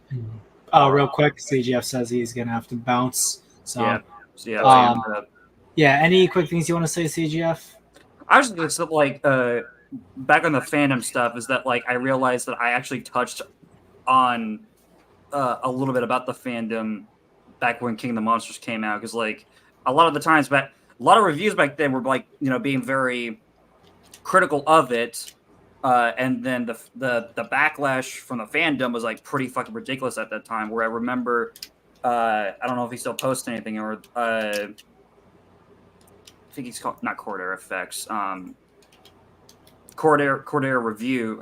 I'm butchering the channel's name, but like he got backlash for his King of the Monsters review and had to take it down because of the amount of fan backlash because of it. It's just kind of funny to me how like nothing's really changed all that much since 2019. Like they were toxic then and they're still toxic now in different ways, positively toxic. So that's just one thing I wanted to say, and then I pointed out in my very briefly in my actually I think I pointed out both parts of my King of the Monster reviews. But yeah, that's just my last bit on the fandom stuff. So, all right. And is there any projects that you're working on at the moment? Project-wise, I mean, I'm still editing the highlight video of our King of the Monsters debate, but I don't know if I'm even going to finish that or whatever. And then just more animation stuff. So, there we go. Yeah, you You can check out my channel, CGF Movies, or my Instagram, also CGF Movies, where I do post art and some stuff on there related to my projects. So, all right. See you guys. Awesome. Peace, man. Take care, dude. I gotta head out See ya. myself too, so What was that? You're heading out, Kraken? yeah, I gotta head out too. But All right. Peace, my man.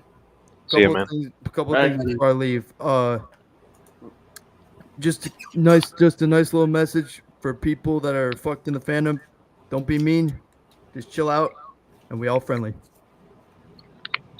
Take on my friend. All right, I'm out. See y'all later. Peace. Bye, dude.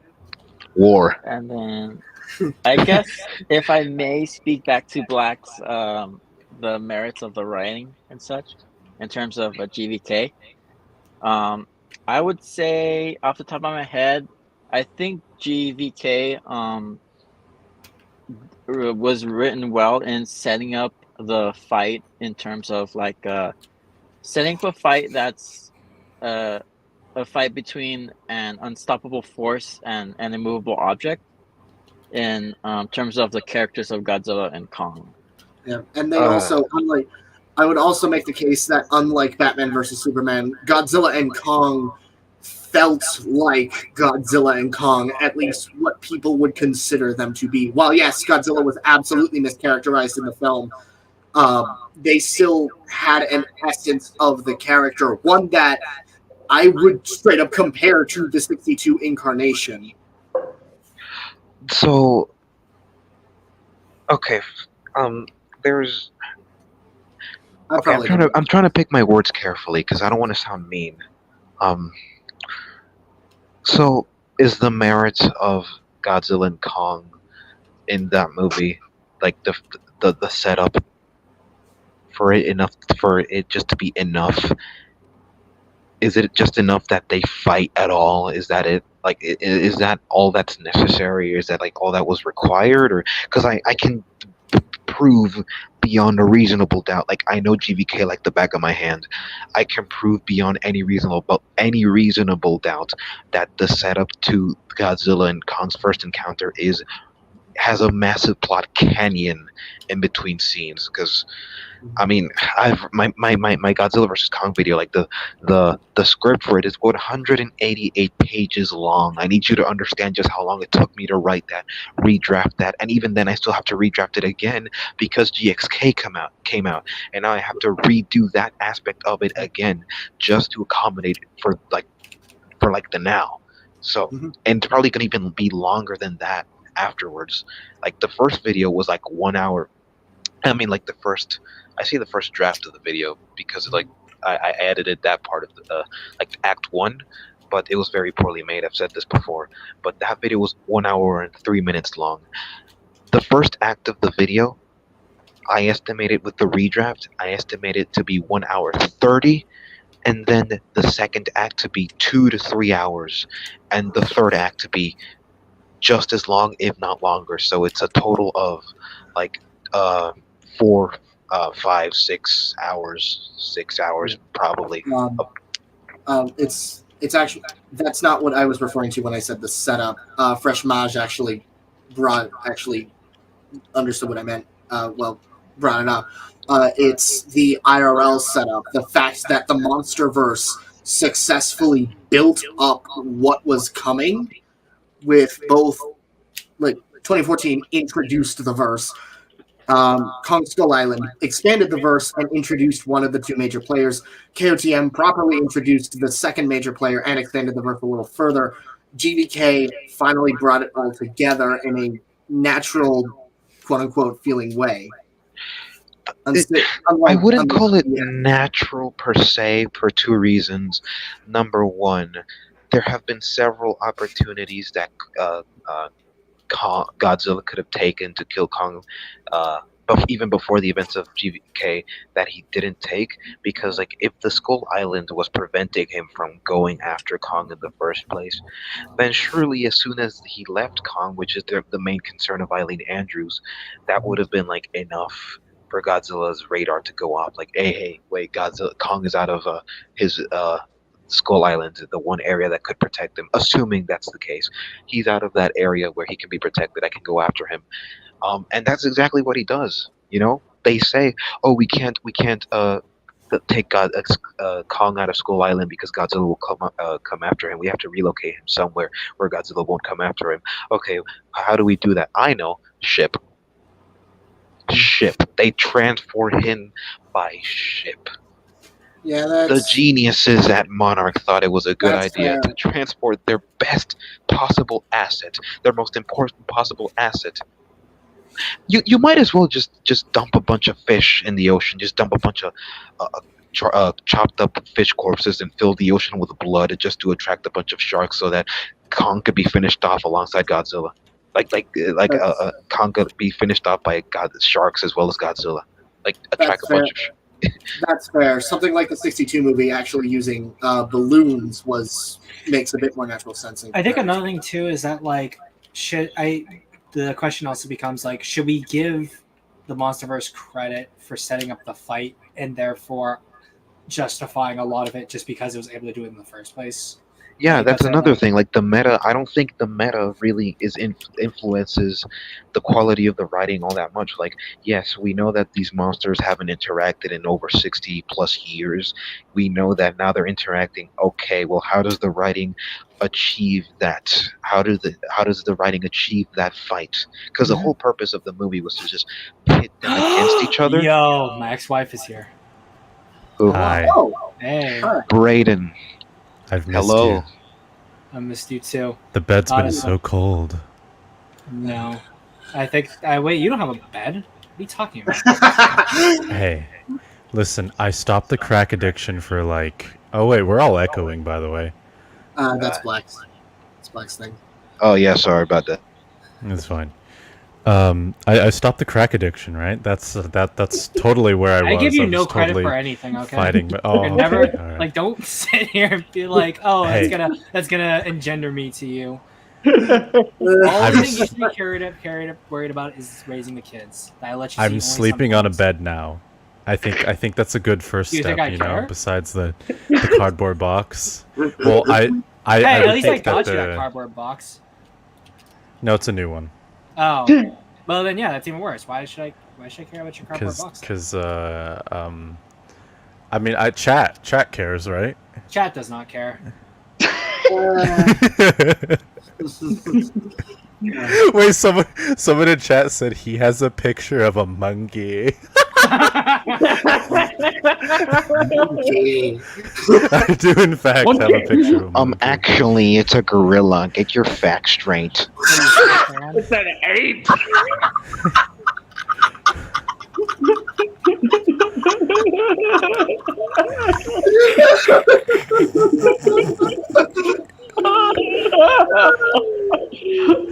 Christ. Goodness gracious. Why is it that the minute I joined, the autism multiplied by 20? Oh no! You just bring that out in people. I don't know how many of You us brought that realize- out in me.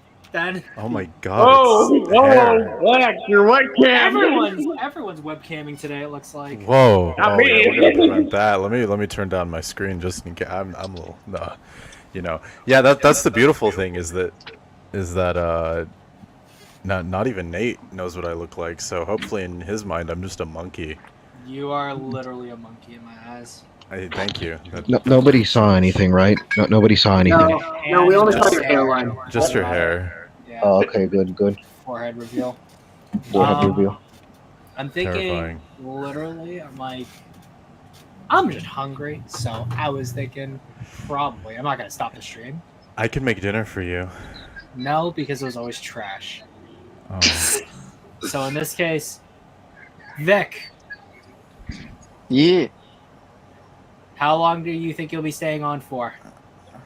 I'm good for however long. How long? Okay. 12-hour-long stream. I put you in charge. I'm gonna make some food and then I'm gonna come back because I'm hungry. Speaking of dinner, I'm cooking a burger. I need to go check that. I'm making ramen. So I'm just checking time zones because I don't know. it's 12 where I am. Well, 12 some odd. Yeah, I could literally stay up all night. I don't care. No, It is like I'm 10:13 for me, I'm just like so- I don't want there to be dead air on the stream, so that's why I'm Right. like I just want to grab some food real quick. So I'm still Vic, your webcam is on. What are you doing? It's 10:13 for me, so So yeah, I might be able to stay until 12, maybe Okay, cool. until the stream. So ends. yeah, I'm thinking probably once I come back and I finish eating, we're gonna go over one of the fandom response videos. I think is actually like not very good at all. And once that happens, then we can start talking about that. Then we'll go through a few more videos, and yeah, Okay. because I still have at least 3 hours till I have to leave for my bus ride. All right then. Alright. On a completely unrelated Y'all note, can keep talking. I will be right back. I'm just gonna mute myself too. on a completely unrelated note, I'm really happy that my hair proved beyond any reasonable doubt that I'm not white. Yeah. No, I've talked. A family friend of mine is Dominican, so I can reckon. You said you're Dominican. Latino power, yes. I'm half Colombian, so hell yeah. But yeah, no. On the subject of GVK, yeah. So I was asking. in the monsterverse. Yeah. I will strangle you. Can we just It's agree live stream now, homie. Can we It's just live agree stream regardless? Can we just agree regardless of standards that Tiamat did not deserve her death? Tiamat did not deserve her death. I actually liked her design. Thank you. Thank you. Have you read Godzilla Dominion yet? I think I don't know if because I always keep confusing Godzilla Awakening with Godzilla Dominion, so I don't know. Maybe Godzilla I did. Awakening is the one with the Shinamura, the 2014 prequel comic. Oh, Dominion that's the one. is the That's the one. one I read. Okay, no. Well, Yeah, okay. I read Awakening, then not Dominion. Okay, because Dominion's the one from the one that's entirely from Godzilla's perspective. Tiamat appears towards the end of that, and she has a really, really good design. I saw like a 3D model of her design. I really liked it. It looked like an actual Chinese serpent. It had like the whiskers and everything. I really liked that design. Yeah, it felt like this is a hot take, but it felt like an improved Manda. Honestly, that. yeah. Honestly, I that Tiamat could pass as Manda. Like, I wouldn't mind. Yeah. I wouldn't mind if Tiamat was just Manda. So now that Nate's gone, we can praise 98. Talk about how Fred is the. No, we're not gonna damn it. We're not doing Hey, listen, Best. as long as GVK gets put in the dirt where it belongs, I'm okay. You know, I actually was gonna follow it up. It's kind of funny how 98 for the time, like contextually, has better visual effects than both Wingard movies. So. Unironically, I mean. Well, actually, okay, not GVK. Never mind. Maybe GVK has good Godzilla visual and effects. Kong. GXK. Okay, no. I have a problem. Maybe Brayden can point it out better. The fire in GVK looks metallic. I don't know what it is. I don't know how to describe it. It just looks metallic. I haven't looked at it enough, but something interesting that I have noticed about the fires is that they have a very strong hint of magenta. Like, that's not necessarily a bad thing, but it's weird. Like, I've never seen it in any movie. Is there like which scene would be referred to as far as the fires go? I'm going with like the boat scene because a lot of the explosions there look very, very metallic. In terms of what I'm talking about, it's mostly through Hong Kong. The fires are magenta for some reason. It's probably the hue of the lights of the buildings. It doesn't matter. And also the for the light metallic on it. thing, It's weird. I think it's probably because they're on a boat and boats are naturally made of metal, so that's probably. Yeah, no. I call bullshit on that. No, that's not how fire works. I know that's not how fire works, but it might be something to consider. I love how we said that at the same time. Like, no, Yeah. that's not how fire works. Yeah. Just because you go out in the woods and you start a forest fire doesn't mean your fire is gonna look like forest. Well, here's the thing: fire on an aircraft carrier made out of metal. You gotta admit, it's metal as fuck. No, yeah, you know what? I'm not even gonna argue with that. It is. It's just cool. Yeah. Metal. One thing I will compliment GVK for its visual effects is the water sims. Yeah. At least, yes. at least for when they're coming out of the water or going into it. Once they're in the water, they Yes. kind of just gave up. But like Water. The only water, scene, ocean the only water. scene in GVK that I liked was when Godzilla rose from the ocean and broke through the bridge in Hong Kong. That was it. Like that one specific shot, not the shot before it, not the shot after it, just that specific one. It's the one I liked. Why not the shot of Interesting. Godzilla? Why not the shot of Godzilla charging towards Pensacola? Homie where it's like stiff. Because Hero, I love Hero. Because number one, I live in Florida, so I have a bias towards it, and I don't like it when people attack. I mean, I'm happy that Florida was featured in a movie, but why this one? Secondly, because reasons. There is another shot that I do like though, and this is not Godzilla, but with Kong at the very end of the movie when Kong puts down the axe, and you can see him from like behind one of the buildings, and you can see the birds flying through it, and it kind of it's Kong nicely actually composed. Kong actually looks big in that compared to the rest of the movie. He actually feels Properly like he's lit. massive. Yeah. But then that's I love how that's something that I bring up. Spoilers for my Project Nemesis video essay, but that's one of the things. I have an entire section discussing weight and scale. Project Nemesis does that phenomenally. I'll be watching your career with great interest. Yeah, it perfectly translates weight and scale into a novelized format. Something that the GXK novelization almost did with the Scylla fight. Keyword almost. That's why the Scylla fight was even more disappointing when I read it. Why does he move like that? Yeah. But Project Nemesis does it fantastically. One of the biggest things, especially being in the Versus community, I've been analyzing that sound design is one of the biggest things when it comes to illustrating weight. Yes. But how do you illustrate weight when it comes to when you're not using sound, like in a book? You use written cues to get the sound across. It's so good. Speaking of which, Minecraft World, I recommend you read this comic called Ultra Mega, which is basically Ultraman meets the boys. It's really good. You should see you were how. talking about that earlier on your Ultraman Rising stream. Yeah, you should definitely check that out. Also, Fresh Maj, how's their scale and sound design in Nemesis? They described Nemesis as blotting out the sun at one point.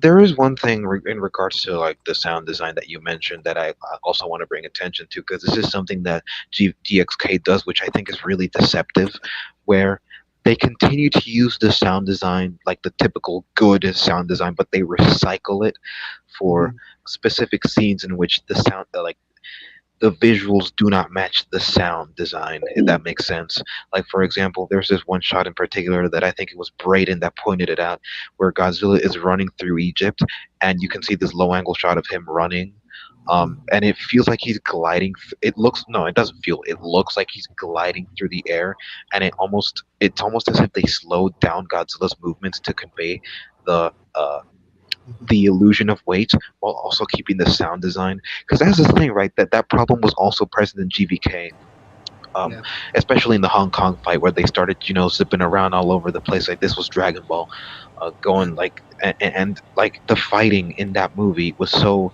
absolutely weightless. I saw an interview that Braden and his friends had with Richard Cow. Exactly. I love that dude. Yeah, That's he great. was. Godzilla and Kong were apparently going faster than sound in that movie, in that specific scene.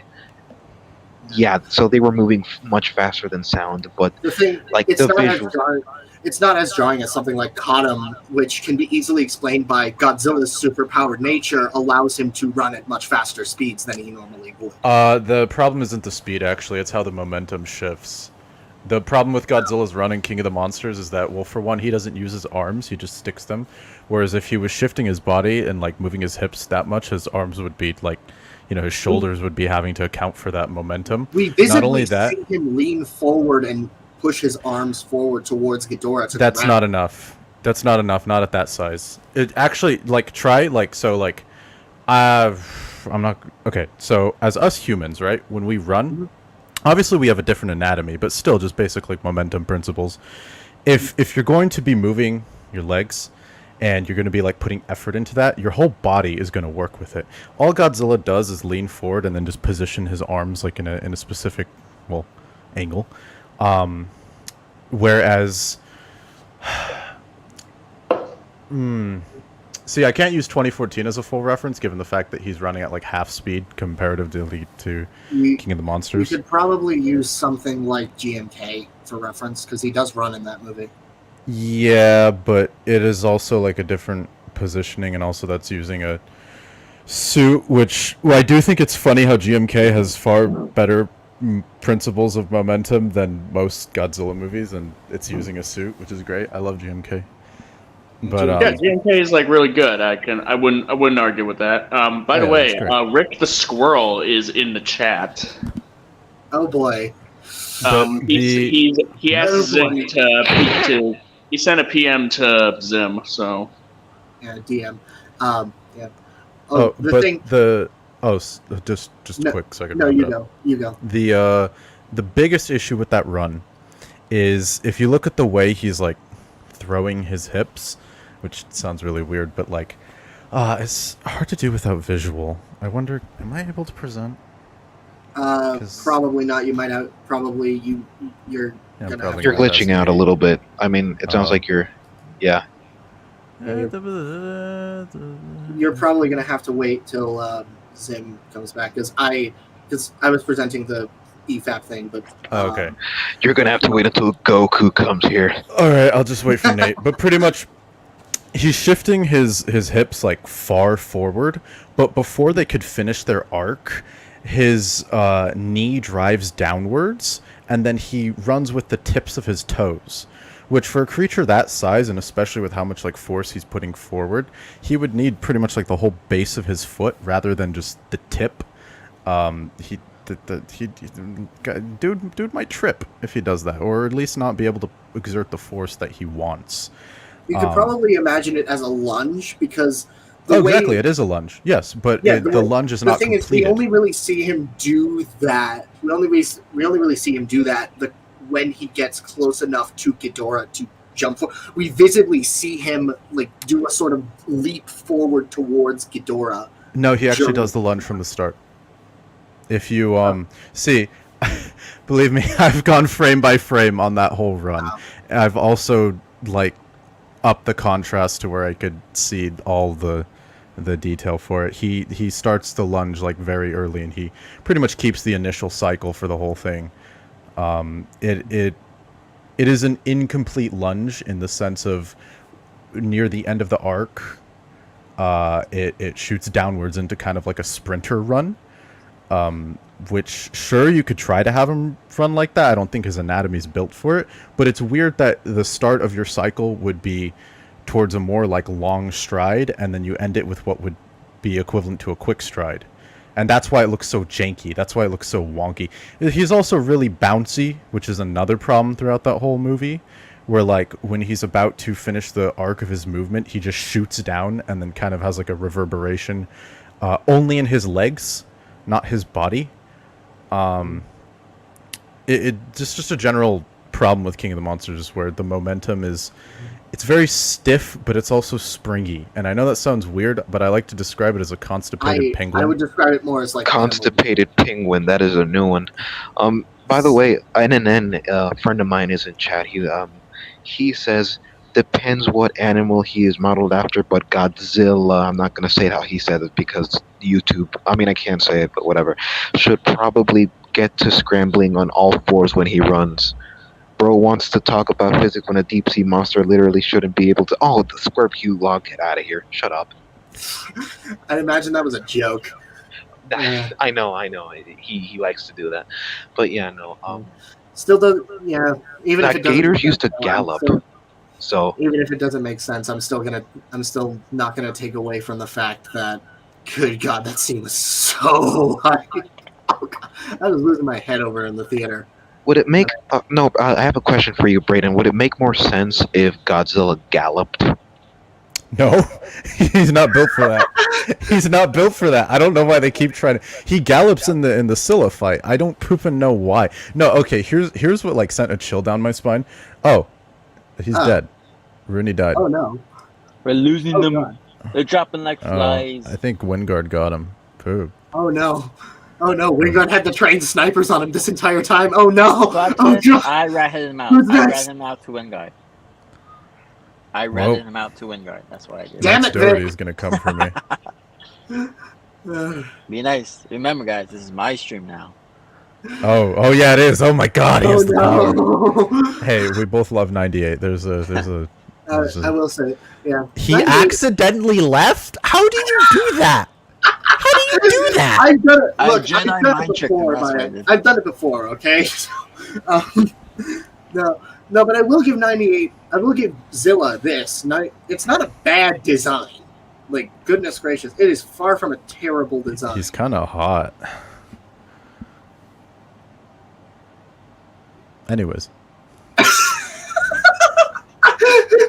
Just moments of silence. No, but back in the day, I used to follow the crowd on hating Zilla. But then when I finally read Rulers of Earth twice, and then got around to rewatching the '98 show, yeah, no, he's not bad. Not bad. There's a reason I went with him for my original Godzilla pitch. So, yeah. I will say this about Fred. There's one shot of him. Is he running or no? He's running. He's running. It's like unironically one of the best looking Godzilla runs. It's just for like one shot though. They kind of fumble it in other shots, but what shot is it? I'm trying to remember. It's like it's when he's running from the choppers, but like one of the shots. First one or second? First, I think. I need to rewatch that movie. That absolute masterpiece. Thank you, Roland Emmerich, for blessing us with the second coming of Fred. I have G98 photographic memory, so. Yeah, that's how I am about the Godzilla scenes in King of the Black and Monsters Sea for some Monster are reason. desperately crying for help in the private chat. Unfortunately, I don't have like official control of things on my end because I don't. You guys have my blessing. I would. I know that means nothing, but you have my blessing.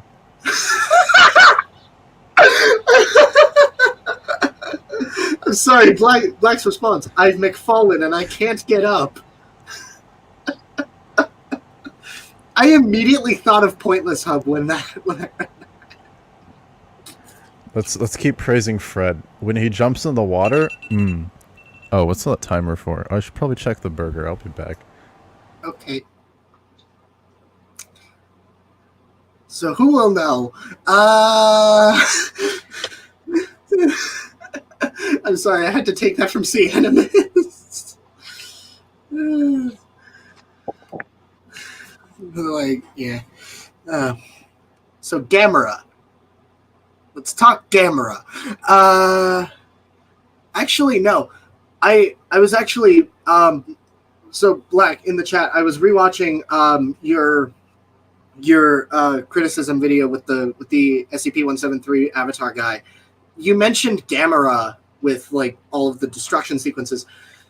Gamera doesn't do all that much destroying at all. In fact, there are only really 2 fights in the films that actively take place in cities, and both times the city has already been attacked and people have been evacuated. At least in the Showa movies, there's only really 2 fights. Barugan versus Barugan's round 1 takes place in a city that has been evacuated, and Barugan has frozen it over already. Yaos doesn't really count because that's an aerial fight, and Gamera eventually drags him to a harbor and rips off his toe. Yeah, those movies are brutal. Then Jiger, I was rewatching that one beforehand. I didn't get to that point, but to my recollection, Jiger was already leveling the city, and people were already away by the time Gamera showed up. And even then, in Gamera vs. Jiger, there's actually a good reason why Gamera is late to the party. Jiger incapacitated him before he gets there. She basically shot needles through his arms and legs. Yeah, that's how it's pronounced. Jiger. So, yeah. No, but yeah. So yeah, as for the actual destruction scenes that Gamera causes, he does a lot of destruction in the first movie, but he also saves a kid before that, so it's complicated. Barugan is by accident. He destroys a dam, at least a functioning dam, at the start of the movie, and it's by accident. Virus, he goes on a rampage, but that's because he's under alien mind control. And And then trying to remember. Okay, yeah. For the Heisei films, Guardian, I'll count that. Iris, absolutely. I actually don't remember if he does much deliberate destruction in Legion, and if people are in the vicinity. Sendai is evacuated by the time that happens. So, yeah. Sorry, I'm just rambling by this point. I just really want to talk about Gamera. To answer C Monster's thing real quick, I think once Zim comes back and then we get more people on, I would assume we might get back on track to reacting to the videos, because this sort of turned into like a whole tangent stream, honestly. Yeah, we'll and probably then we start losing people. Yeah, we'll probably talk to Zim about that. But yeah, but in the Heisei films, I don't think he does much deliberate destruction in Legion. Final Fight, he does a sliding maneuver, and it's in a suburban area or open field. Heisei films, Zetas has already wrecked the place by the time he does anything. Gamera doesn't really do much. Most of the destruction on his part is Zeta slamming him into stuff. And then Rebirth, Gauss and Jiger are killed in open fields, and Gamera does step on a building, but it's implied that no one's there. No one's in there. And Jiger already leveled the place by the time Gamera shows up. Gamera was presumed dead by that point. So, yeah, and he kills Gauss and Jiger in a field. Zigra was killed on a beach, and they fight in the middle of the ocean. Guiron and Virus were in a science research facility, again in the middle of the ocean, and Guiron had already leveled the place by the time their fights happened. And then the final battle is in an island. So, yeah, not all that much destruction throughout the entire franchise. Yeah, so that's something that I wanted to mention after seeing that. Didn't like a whole chunk of a city get blown up in Legion? In Legion, yes, but that wasn't Gamera's fault. Gamera was late to the party. We're just talking about Gamera caused damage. Yeah, Gamera was late to the party from that. He could have stopped it, but he was late to the party because he was busy with Mother Legion trying to destroy a helicopter. Borger. So, yeah. Yeah. I'd highly recommend checking out the Gamera movies. They are really, really, really underrated. They're not great writing. I would compare them to the Venom movies, actually. They're not well written, though they do have their charms. I will defend Gamera versus Gauss with my life. But they're a lot of fun. Well, one of my favorite movie fun facts is the fact that there's an interview of Andy Serkis proclaiming that Venom Let There Be Carnage is, and I quote, pretty much the perfect movie. There's an actual thing he said in an interview. It's beautiful. And you know what? I look at that. I look at that whole movie, what is it, like an hour and a half? He ain't wrong. He ain't wrong. Venom goes to a rave, talks about being weird. That's cinema. That's cinema. I kind of want to rewatch Let There Be Carnage at some point. Oh, you know what? I plan to one day as well. You want to come along? Hilariously, I watched that movie in theaters the week, or like around the time I watched Jurassic World Dominion. And it was night and freaking day on my reactions. I really did not like Jurassic World Dominion. I still haven't watched it. Gracious. I just saw the final battle. The animation killed me inside, and Yeah, how did they forget to animate dinosaurs? You literally Thank you. How? Stan Winston was able to animate dinosaurs perfectly, and that was when CGI was young. It was born essentially like that. That was like the first creature work ever. And how did Stan Winston, who has relatively less experience with CGI, do a better job at animating dinosaurs than these guys did? It's wild. Stan Winston didn't animate the dinosaurs. Well, right? The people who more directing. The people more who animation direction. Like the people who animated the dinosaurs in Jurassic Park in the first. And technically, Jurassic Park's animation was "quote unquote" stop motion because the way they did it was they had like physical rigs that they would manipulate. Yeah, Phil Tippett, right? Yeah. I believe so. No, I think it was originally going to be like 100% like go motion. Like Yeah, they were building it new was. stuff It for was. it. They had animatronics, which they put CGI on top of, to my recollection, and then they had some suits at some point for the Raptors. Yeah, but Jurassic Park looks phenomenal. Wait, Black. What's your favorite dinosaur? What is your favorite dinosaur?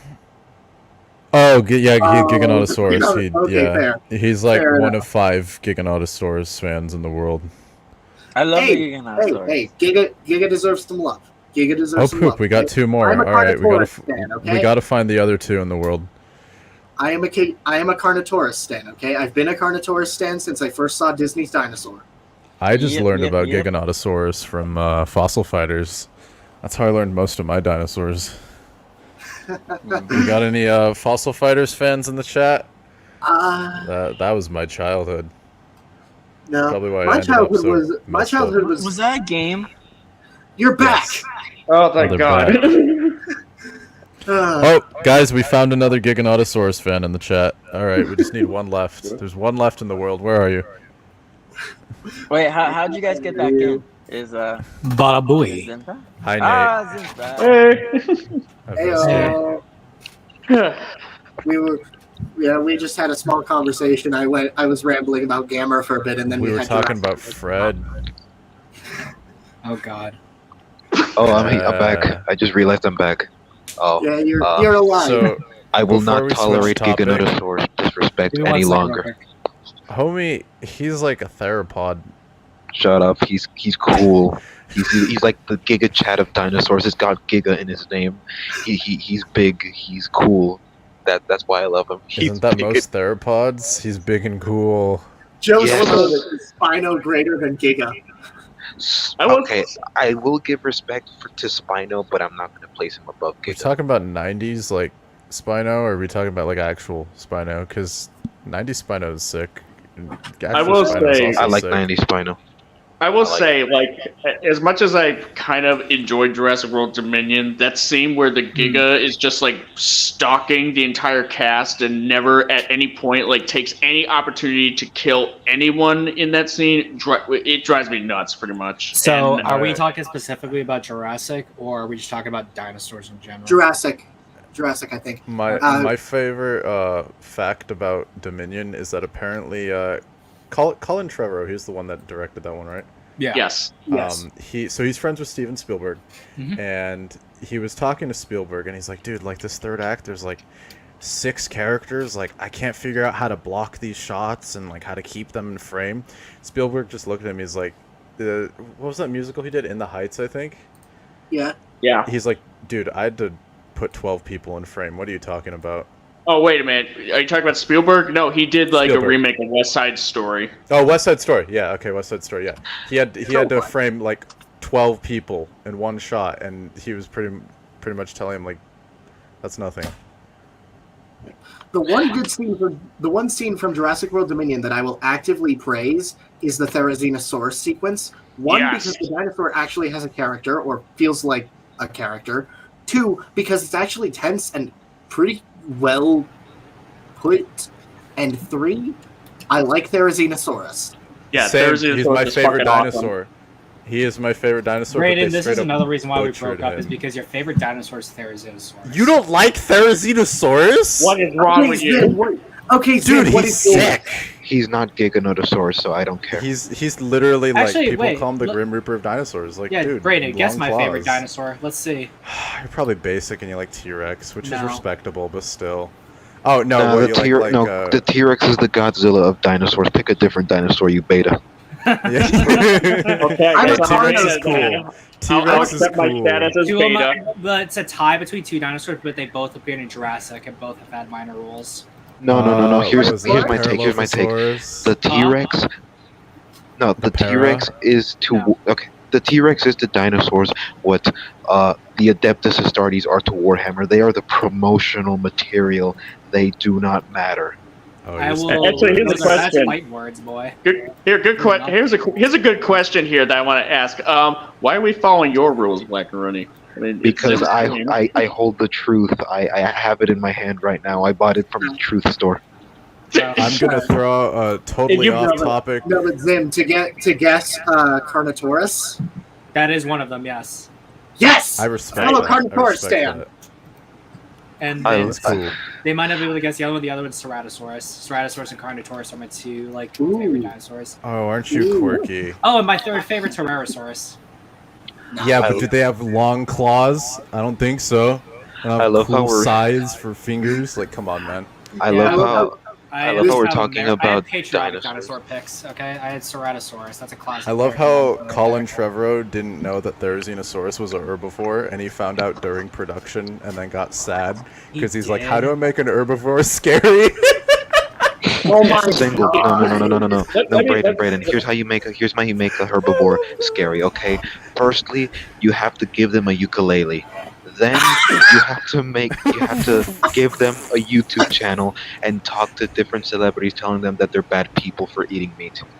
Here's the thing. That is really bizarre that Trevorrow promotes things like how. That's really bizarre that Trevorrow even said something like that because let me put it this way. No. Let me put had his Giga thing about it being the Joker. That one made no sense. Yeah, that made no sense. Here's the thing: Therizinosaurus. How do I make a herbivore like a Therizinosaurus scary? I don't know. How about just based off the fact that it's a big ass. It's literally like a giant ass turkey with big ass Freddy Krueger claws, and it's territorial as fuck, and it doesn't care. It will kill a motherfucker that comes within its path. Okay, that could be dude, scary. Dude, have you ever realized he doesn't also eat blind meat? in this He's version. not scary. If Therizinosaurus if he doesn't eat meat, how can we fear him? That's subjective, Raw. What are you talking about? I love how we're all just discussing dinosaurs, and I'm just here watching Gohan fighting Bojack. I can't fear a hippo, guys. Wait, what? I'm gonna go check my burger. Okay, Black. To marriage the topics, which dinosaur would you pick for which? For what? What dinosaurs would you put in the position of Gohan, Black? So a dinosaur that represents Gohan. I mean, I guess not the Stegosaurus. No, that's Krillin. Don't you diss Stegosaurus like that? I love how we all make fun of Krillin, but Krillin could realistically kick our asses. But no, even Yamcha, Krillin be more like we all make fun of Yamcha. What? Wouldn't Krillin be more along the lines of a Pachycephalosaurus? Because he's bald? Probably. Yes. Yes, I'm literally going off of that. I know that Piccolo would probably be a Mosasaurus, but Gohan, that's a tough one. I don't know, guys. Packies don't eat meat. Maybe? Well, are we talking teen Gohan or adult Gohan? Because if it's teen Gohan, then it's an Argentinosaurus. Which is the Gohan that you're watching? Oh no, okay, no, not teen Gohan. Adult Gohan is an Argentinosaurus. I'm watching teen Gohan and Super Saiyan 2 Gohan go up against Bojack, and right now he is beating the ever-loving hell out of him. He just punched a hole right through him. So it could probably be something more badass, like maybe a raptor. What kind of? Actually, I don't honestly, know raptors for Gohan because, like the raptors in Jurassic Park, the Jurassic Park series, he fell off. Yeah, I suppose that's fair. Wait, I guess a raptor. What? Utah Have you Raptor, played maybe? Fossil Fighters? What? Who brought up Fossil Fighters? Oh, you played Fossil Fighters? I played Fossil Fighters. I Dude, that was my childhood. Oh, God. I love those That games. genuinely sounds like something I would have played, though. That sounds cool. Yeah, it's like full autism. It was. Oh my god. It was Oh my just God. puritism, bro. Yo, no, Brady, you know who one of my favorite was in the game? Vic accidentally because left. he looks like a Vic accidentally Like, actually, let me stop sharing my screen here for a second. Please pull up Fossil Fighters for I'm gonna pull up specifically Megalo because Megalo is. Whip out the emulator and start playing Fossil Fighters. Honestly, I can start emulating with this PC now. Zim, weren't we gonna do the follow-up vid or something? I'm gonna share screen for the Ooh, I have to save it. I just saw something later. But yeah, we're gonna do the next set of videos soon. I'm really Oh, sorry that I just look didn't at the play time. Fossil Fighters. Okay, I'm not gonna fight my grandma. Yeah, so you're not. You're Fair, I haven't played that game either. Fossil your Fighters. TISM card. Gonna have to revoke your TISM card. No. Play I Fossil have played. Fighters. I have played Godzilla Domination though. I don't think a lot of people know what Godzilla Domination. I know what that is. I know what I that is. wanted to play that for years. Yo, Brayden, I'm jealous. I beat the game like twice. was my boy back in the day. Dude, he's so cute. He is adorable. That's exactly why I got him. He reminds me of Kamanta-kun. Yeah, he's like. He's the original Kamata-kun. I was a basic poop, and I loved Spinax for most of the playthrough. That looks like Kamanta-kun before Kamanta-kun. Spinax is a good pick, though. I didn't change my team after like the third area. Really? Yeah, because at that point you get like Spinax, Venator, and like usually. Yeah, Venator. That's who I had, and then was it S-Raptor? That was my team for the whole game. No, Damn, Videl looks fine here. That is a good what's it call it? Like that's a good setup, honestly. Venator is so cool too. Call up Therizinosaurus. I love his design Theory? in that game. Yeah. Yeah, Theory had a good design. Oh, wow. dude, that's a T-Rex. So irrelevant. That, Where is he? Theory. No, he's right there. He's right there. Look at him. Oh no, it's Zeno. It's Zeno. He's sick. Look at that. Yeah, he had a good Beautiful. design. Beautiful. I Did you didn't ever know play Videl was Champions? in this movie. Oh yeah, I played Champions. I like played like an hour of Frontiers and then I just gave up. I What did they did do not to play- him? I did not even Oh play my Frontiers. god. Dude, why Am I would the you only? change the art style? Am I the only one that doesn't like the voice actor for Adult Gohan? I feel like the voice It's actor okay. that did that guy for the henchman from Ultraman Rising. I feel like he could have done a better Adult Gohan than I don't whoever's know the voice of thing Adult about Gohan. Dragon Ball. I might have to rewatch the dub or Yeah. see some clips because I have not heard that voice in a while. Yeah, no, I don't like it whatsoever. It just sounds very boned in. I mean, in Dragon Ball Super Hero, I mean, it doesn't sound that bad, but like in Super and even parts of Z, it just sounds. Ugh. Yeah, so then we're gonna go over the next video. We're gonna go over Godzilla guys fandom talk video thing. Yeah. You're late to Let's it. take So. this. Let's go a little Just bit more so you know, I'm serious now. probably We've gonna had leave enough. in like We've had enough 5 shenanigans minutes. for a while. Yeah. After this one, I'm probably gonna jump. Okay. Off a You're bridge. gonna jump No. off a cliff? I knew someone was gonna say that. Just You know what, dude? I'm happy that we could spend our last moments with you. Have a nice trip. Yeah, no. You know? Have a nice trip, my man. Yeah. But before you start this, I want to add a little Tismic, random, completely unrelated fun fact. Yeah. That's so useless. I've just been wanting to say this for a very long time. The first monsterverse movie where Godzilla jumps is 2014. That is all. Really? When does he jump? When he When? rams into the Femuto, he does a little hop. Oh. Oh, Right how after did he I not hits her. notice that? Right Well, after like- he hits her, he jumps. I wouldn't I call didn't even it a realize. jump. No, I always called it like a shoulder check or something. Yeah. No, the like same he one as actually you like he launches himself off the ground. It's so cute. He's so Really? cute. I love him. He's adorable. I feel I think EFAP described this the MonsterVerse Godzilla as being like intimidating but handsome, whereas -1 Godzilla was just gnarly. Oh, he's still -1 is cute. He looks like an Yeah. otter.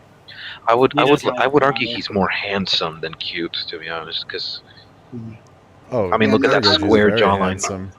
I would look at that square jawline. I can tell that Godzilla has been mewing. He looks Mewzilla. like a Giga Chad. Not as much as 98, but still like a Giga Can- Chad. Nate, Chin can you Godzilla. kick him? Can you Huh? kick him? Kick Just- out. Kick Rooney. Just kick Rooney. Just get rid of it. Chin Godzilla. 98 Godzilla's just chin. Oh, he did it. Okay. All right. Think about what you did. Hey, Brayden. Oh no. There you go. Yeah. Throwing me around just like Back old in like times. just like the old days. Just like the old days. But what we're I'm gonna very do funny. is that this one, I'm just gonna do it at 2 times speed, and then we keep talking about it, and I'll just play some Giga Bash while Godzilla Earth, my beloved. Hey, can you put it in 4K quality, please? Zim. quality. What? I've seen. Upscale I it. appreciate Run it through the upscaler. They brought through the upscaler. Download the video and I'm not run it through doing the that. upscaler. Go to Topaz AI. I can't watch this. Suck my balls. I can't watch this in 4K. Zim, I have a question for you. Hey, listen, homie. Listen. Yes. Upscale it like Nicki Minaj's ass. We were Wait, what? Like, out of all the women, why Nicki Minaj? Yeah. It's the first thing that came to my mind. Dude, come When I was on. in high school, I always considered myself an Asian pregnant Nicki Minaj. So. Huh. What? Wait, what? I heard the words Asian pregnant Nicki That's Minaj. what I heard too. Right? Yeah, I always considered myself that. Who is the father? Your mom. Ooh. Ooh. Got We got you there. I'm sorry, man. Wow, man. Not recovering from that. Let's go. I guess I'm gonna have to accidentally leave, just like everyone else. No. You have to jump off a bridge just like C. Like what I'm Yep, about to I do. knew he was gonna do that. I knew he me was too gonna well. just. Let's go. I don't know. I still love you. Okay, let's begin. But before we do, the 2x speed thing. I'm sorry, Sim, but this is like the most autistic thing I've ever seen anybody do. Like when you're going. I have it. Okay. Listen. Wait. Whoa, To complete this, back up? you have to put Subway Surfers at the bottom. Open another window. Pull up Subway Surfers. Dude, like when you're in bed, do you tell your girl to get herself in like 2x speed so she I have places to go. It has to be specific. He whips out Subway Surfers. Instead of just a normal plap, it's just 2x speed. I don't Where's hear the a thing. audio? Is that too? The audio's subjective, guys. You don't have to hear it. Yeah, I'm not hearing anything. It's just your interpretation of the audio. Maybe you. Exactly. I actually can't hear anything though. You can't hear anything. No. I only hear the voices in my head. No, I've seen this guy's channel. He's mixed in the power scaling community, to my knowledge. I mean, you're already saying power scaling, like that's a good thing. I am a part of the power scaling community. Power scaling is also a part of writing. That's a good thing. How does the that. random homeless There's that too. person in Hollywood But, like, scale up against Broken He Bottle? lost. This guy lost a lot of respect from me after he did a post a while ago about when Titanic Creations was doing their upcoming Yongery about like somebody get me a Yongery and I will do Gorgo versus Yongery as a video, and it's just like, bruh, I get you're having financial issues, but there's a payment plan for it. Mm-hmm. Let's see. Just sell your kidney. It's their time recording this. No. See, the kidney is just a starter budget. This is a unscripted, unedited, just a raw. We could hear it, yeah. Yep, I can hear it good. I might be autistic. I can't hear it. I can hear it just fine. You have to I think it was probably imagine because you were talking over it. Oh, okay. Yeah, shut the fuck up. You're all black, and I love you for it. Hey, I'm white. I'm a Jesus beaner. Christ is my. Oh yeah, that video. This is a unscripted, unedited, just a raw blank video. Is the Godzilla community toxic? Now, before we answer that, because it's kind of hard to answer, I do want to say one thing that does slightly infuriate me. It's the people who have been addressing this recently aren't addressing the actual issues. They are people like me, the versus area, and they're like, oh, the versus area is toxic. It's like, of course, the community is going to all seem toxic when you're only looking at the toxic, like the prime toxic area. But overall, I'm gonna grab my burger. are we toxic? At the moment, yes. Now, why is that? Well, it's because we're getting popular. These are be an amazing thing. But with us getting more popular, it's going to bring in more people, and with more people, more oddballs. I've seen the community my fair share when I joined Discord servers, for example. There are unmoderated servers. You can call one out, Goji Chronic. You need to actually moderate your server. There are people, because here's the thing, we just bat an eye to this stuff. Like, oh, okay, there are raging racists, homophobics, sexists, literal child predators. That we as a community like, oh yeah, come on in, you're good. Which is just horrible. And massive shout. The reason I'm doing this, I've been thinking about doing this, but all the ones I've seen are like the brain rot ones, like, oh, the Godzilla versus stuff is toxic. Massive shout out to Kaiju Kim. She has been doing this Godzilla YouTube area for a long time now. She's one of the OGs. So massive shout out to Kaiju Kim. It was her video, is the Godzilla fandom sucks, that sparked this. And I really, I beg you guys, go subscribe and watch that video, or at least just watch it. It is disgusting as a Godzilla fan to see that happens, and even worse, that we defend the actions of people who are literally preying on children.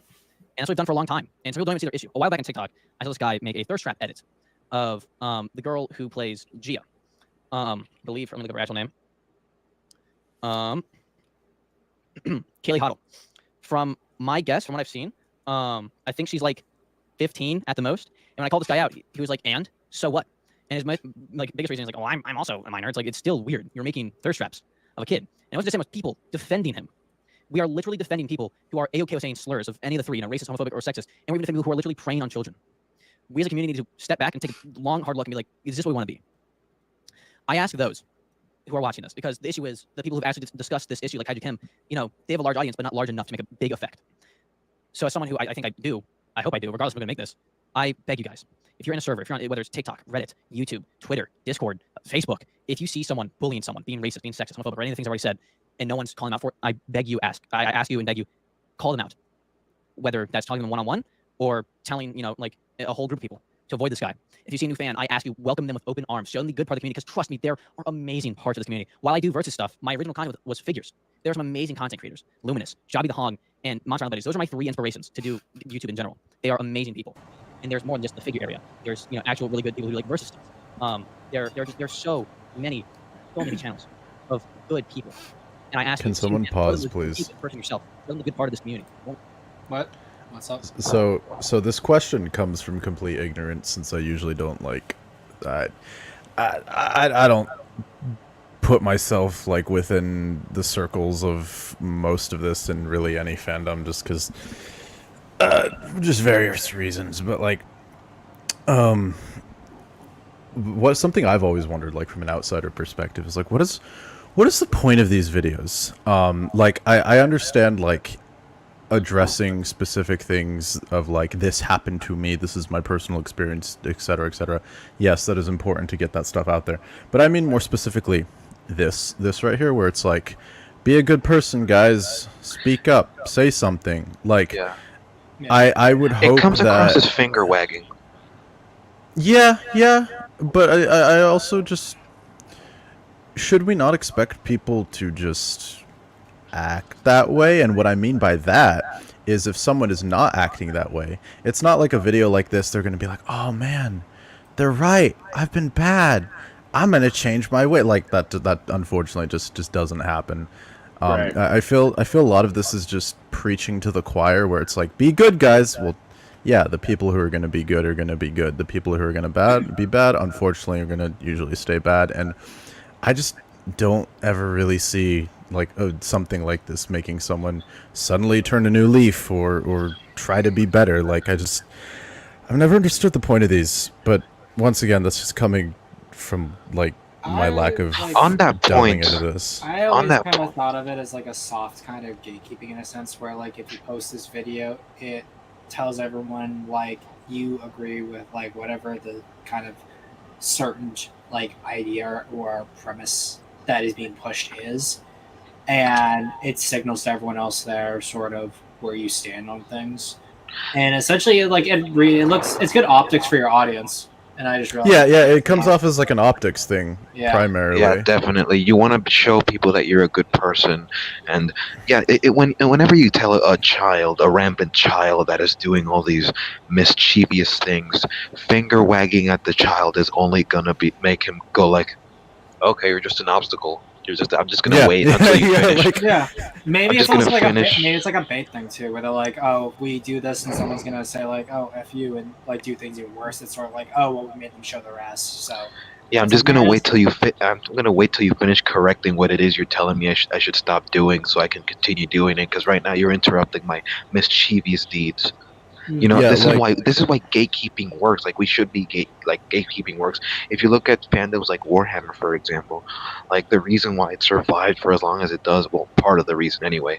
Part of the reason is because a lot of people are very protective of Warhammer, and rightfully so. Because now people recently discovered Warhammer, and by recently I mean like over the course of like 2-3 years, and then they're trying to, we want female custodies now. Wait, female custodies doesn't make any sense in this world. Like the world establishes that space marines and women cannot become Adeptus Custodes, but we have different factions that are heavily beloved by people, such as the what was it called, the Sisters of faction Battle, Sisters of Battle, Silence, Sisters of Silence. I personally love the Sisters of Calixis Assassins. exactly. Like, there's a lot of specifically female-only factions or character types. Yeah, like my favorites are like the Sisters of Battle, mainly because of just how over the top they are. Like they will drop churches. They're so zealous that they will drop churches on the enemy, and it is so cool. It is the most badass thing I have ever seen. They're right up there with the Black Templars. Like they're like what I envision the female version of Black Templars They would be. essentially are, yeah.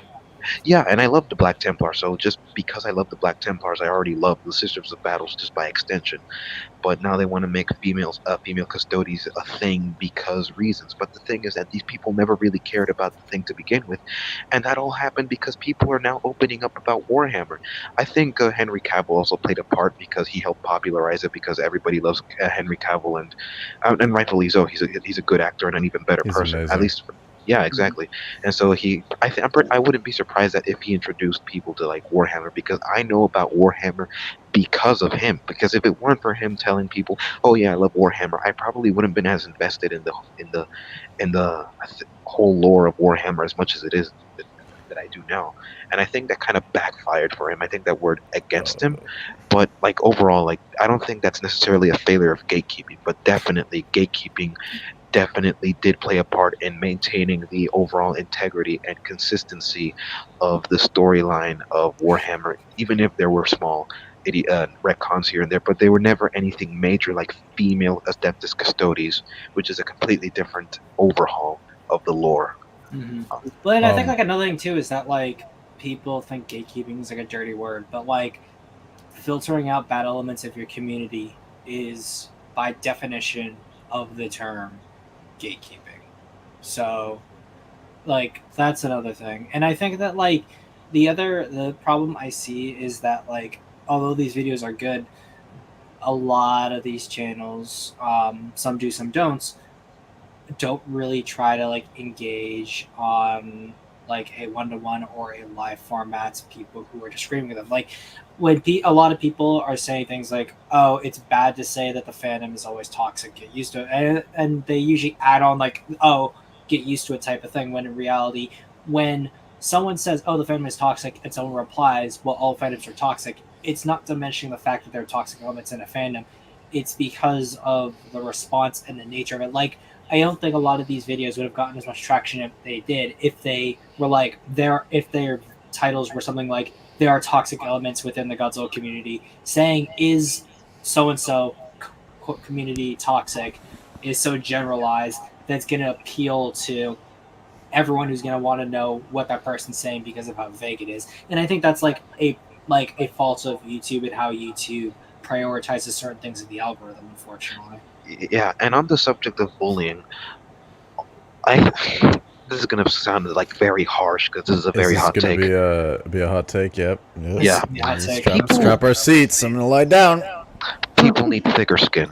People generally need thicker skin because like sometimes my friends bully me and I always thank them for it because it always directs me to a much better path, a much more wise path.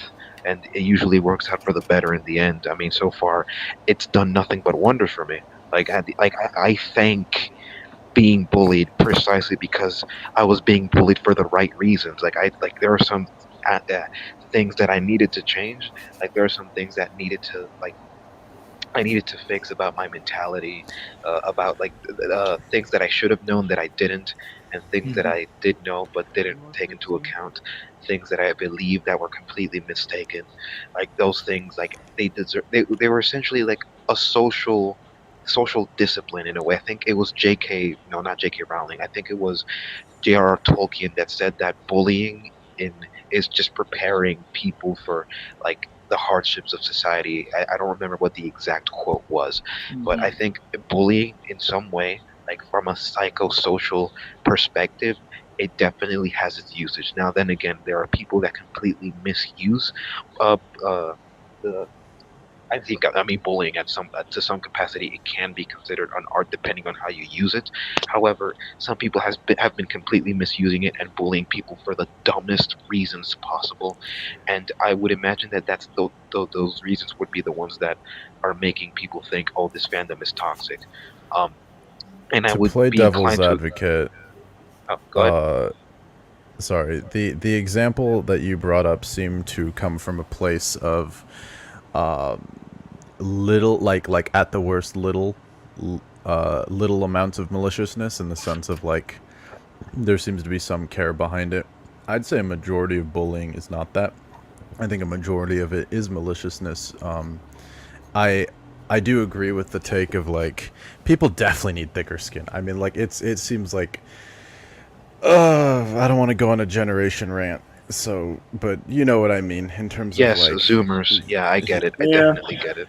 If you look at, for example, Erin Moriarty, the actress for Starlight and The Boys, she got bullied for her looks, and she didn't look bad. Like, she was genuinely beautiful, but because of all that harassment that she received, she decided to have plastic surgery, and now she looks not as good as when she once used to. Like, she pretty much ruined her face. I mean, it's not like completely horrible like those twins that died. It's not that bad. Obviously not, but it's a noticeable downgrade from what she used to look like, and she did that to herself because she was insecure of her looks when she had no reason to, and it was because people unreasonably bullied her. But at the same time, like, she needed thicker skin because on the internet, bullying is always going to be a thing, and so you're going to get bullying for literally everything. People have been giving me death threats, rape threats, all kinds of threats, and that hasn't affected me in the slightest. Like, I could not care less than what, Thing like, is, so.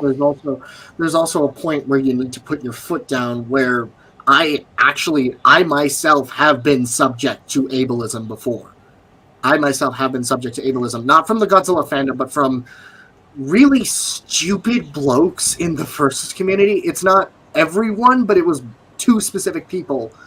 And frankly, I have thicker skin, but don't be impenetrable. I think, like, the I other thing mean, too is being that, like, impenetrable. If you're impenetrable, then who's going to want to mess with you? At that would you say don't be a pushover rather? I'd say like don't be a pushover, but also know where your limits are. Like, if you realize that you're getting way too riled up over something, and you don't see there's any way you're gonna have recourse for it, it's better to just be like, you know what, I'm done, and just walk away. Exactly. But I also think that like you should also stand up for yourself in the sense where, like, if someone's coming at you in a certain way, that you should match that energy, and I stand by that stance in like every aspect of my life, because I feel that, like, there are going to be cases where, like, if you let something persist, then people are going to bounce on it, whether, like, implicitly or not, and because that you need to set boundaries for yourself. And I think that in a lot of ways there's been a normalization of, like, how much of ourselves we put onto the internet, and I think that has caused people to become too attached to, like, their perceptions online or how they do things online, and it can get kind of weird. Me personally, my limit is just physical violence. If it gets physical, then obviously, yeah, I'm gonna defend myself. But, like, you can literally say anything to me. You can curse my entire bloodline, like voodoo dolls or whatever the hell. I'm not gonna care. I feel like the matching energy thing is more applicable for like in person, since you have that face-to-face interaction. I think that's that too, but, like, also there's, like, a lot of there's also, like, one sec, Rick. I think that too, that, like, with online, there's a lot of things that people can mask behind certain verbiage or slang that you're not going to pick up on, and I think that, like, there's certain people just push on certain things, and I think that, like, it's a lot easier to read in person, but no, my primary point was more of I feel like for a lot of stuff online, it should take the mentality of just a walk away. Because the whole thing of if you give attention to trolls, not saying that everyone that is giving a specific energy is inherently a troll, but, like, if you give people attention, it usually just garners attention and then just feeds the problem. I at least personally have found that a lot of the times when there's something online, as long as it's, like, not, let's say, a personal issue that should be worked out between two, like, parties, just ignore it. Just move on. Like, people are gonna have their thing, and unfortunately, as sad as it is, people move on in the internet. Like, they hop on a trend, hop on whatever, and then they just fade away. Like, it's just why give this stuff attention, which actually leads into something I've been wanting to say. I feel like, and this isn't just a Godzilla fandom thing, I feel like this is fandoms in general. I don't know if it's much of toxicity as an issue, but more of just over dramaticness. Oh, that where, absolutely. I agree. Yeah, there will be like 2 or 3 bad people or bad messages or something that happened, and people will be like, "Look at this! Look how terrible this is!" And then people will hop on that. They'll be like, "Oh, look how terrible that was! Oh, that's pretty terrible. This whole fandom's terrible." And it just spirals in this huge thing, and everyone's just like drawing to light. It's constant, just making a mountain out of a molehill, again and again and again. And it's just like, how do you people not learn? Like, is this really gonna happen every time? Actions have consequences. Actions, I feel like Sammy Classic Sonic fan was unironically right about fandoms in general. What he said could be applied to You anything. freaking fricks. It's sad. It's really sad because so many, I'd just say, fandoms are stuck in these cycles of like, thing big, it's huge, like, and then it just spirals out, and then they're like, well, that's addressed with, and then something else comes up, and it's again and again and again. It's just like, oh, come on. I'd say something happened like just the other day with Up From the Depths and stuff. If you guys No, saw exactly. Yeah, Where, I was like, gonna pull that up on things that I someone was like, oh, so I'm gonna be more vague for the sake of like pointing out how it's a trend with numerous issues, not just that. Someone points out thing that they find weird. It is an isolated event between 2 small parties, 2 separate people. People observe that. Oh, what about this thing that happened? Did you hear about this? Oh, I didn't hear about this. What do you think? Is it this case? And then more people observe that. Oh, this must be the case. What are you talking about? Is it this case? And then it grows. No, and like grows. literally, that It's is just- what it's- became of the Up From the Yeah. Depths thing. Yeah. It's crazy. And people don't learn. It happens again and again and again. Like, whatever happened to sticks and stones may break my bones, but words will never hurt me. Whatever happened. Well, I don't to agree. that- I don't agree with that statement at all. Words can do a bunch of damage. Words are powerful. words definitely do have power, but only if you let it have power.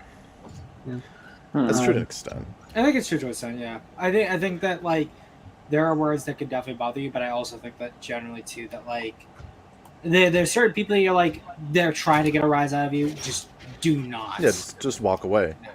Just Is ignore it? them. Could anyone catch me up? What the heck was happening with Up From the Depths? So pretty much someone pointed out, why do you have 88 in your profile name? Is this a Nazi thing? And then he made like Because some if comment on the and H, then- if the letter of H is the 8th letter, so it's 88. So HH, which means Hell Hitler. Mm-hmm. And here's the thing too is that like I'm just finding out that that's a thing right now as you Yeah. said that. I would not have known that, and I feel worse having learned that information. I mean, even Like- then, like, I personally do not care all that much. kind of on topic with that. In the first Madagascar movie, one of the penguins thinks they go to Antarctica and starts talking German. That's actually a reference to an old conspiracy theory that some Nazis went to Antarctica. What are you going to do with that fact? Nothing. Yeah, like, it's not gonna hurt me. I'm not physically hurt by it. Like, my lungs is Oh, not no, I hurting. was Especially from what I my can tell, kidney isn't I have. failing. From what I can tell, I have no inclination to think he is in league with them. No, seriously, exactly. And then he made a joke about it where someone's like, are you actually a Nazi? And he's like, I don't know, they had pretty cool drip, but they did cause a huge genocide or something along those lines. And then people took that as him, like, refusing to Confirming admit it? that he wasn't. Yeah, exactly. Or like, refusing to say that he wasn't, which is so stupid. Like, that's clearly a joke. It is a joke. And then no, I people were didn't- like, oh, it's in poor taste. It isn't any dark humor. Like, really? That's a rare stuff in general is always. That's gonna what dark be- humor is. Yeah, like, Yeah, Yeah, but also the by joke nature. was like the joke was he had to be delusional to actually believe that he believed that. And Yeah, that's, exactly. that's the Like, I saw problem the too. Is clip. that I think also with these community things, it also oftentimes does like removes nuances, and we end up in an environment where a certain amount of irreverent humor and just irreverent behavior that is completely harmless ends up being held in the crossfire, and people are just like, suspicious. It's a yikes kind of vibe, and it's like, really? Yeah, like I saw the thing like out of context, and I thought it was just up from the depth being an idiot because Like, I don't agree with everything that Up From the Depth says, and I've like gone with it, I don't like gone at it hard with him on Twitter, but like I don't really like. I don't agree with everything he says, but like the fact that anyone actually thought that or even considered it for a second is ridiculous. Yeah, like I even made a joke about that. Like, Your Honor, my client is not a Nazi. He's just really, really, really dumb. That's the joke that I made because I saw that post out of context. Now that I know the context, I mean, I probably feel bad about it, but at the same time, yeah, no. Again, like I do not feel enriched by the alien information that I have learned today. I feel actually in a lot of ways stupider having learned it because the fact that anyone considered that for a second is like. How's this to balance it out? Okay, how's this to balance it out? Did you know that otters hold hands when they're floating with their mate? That at least makes me feel better because I know Brayden will never experience that ever again. Same. You know, there was actually a goth girl in your chat, and I scared her away. There was? I walk away to get my burger, and that's what I poop in here. Of course. Wait. You know what? You're wrong, Nate. I'm gonna go to the zoo and I'm gonna hold an otter's hand. That's the closest thing you'll ever get to me again. We'll find out about that. The otters never hurt me anyway. The otters never harmed me anyway. Exactly. Can I say something? Yeah. After this video, I'm leaving. Okay. Well, since you guys got really off topic about the whole thing, but what Godzilla guy was talking about was, predators, racists, and all that stuff. I know that what we're talking about here is going to be the minority, just the small minority of things. But the reason we're talking about this is because they like to be silent about this stuff and hide, because these people don't want this stuff getting out. So it's important to let the most people know as possible that this stuff is happening. So if they do see this in the future and they see that kind of behavior happening, know that it's wrong and you can do something about it. Like, it's important that there is stuff that is happening, so that way people are reminded that it isn't what everything seems. And especially since, sure, there's going to be people that are going to do things because they already know that stuff, and in most cases, if people are already doing this kind of stuff, it's not going to change just because they might be called out.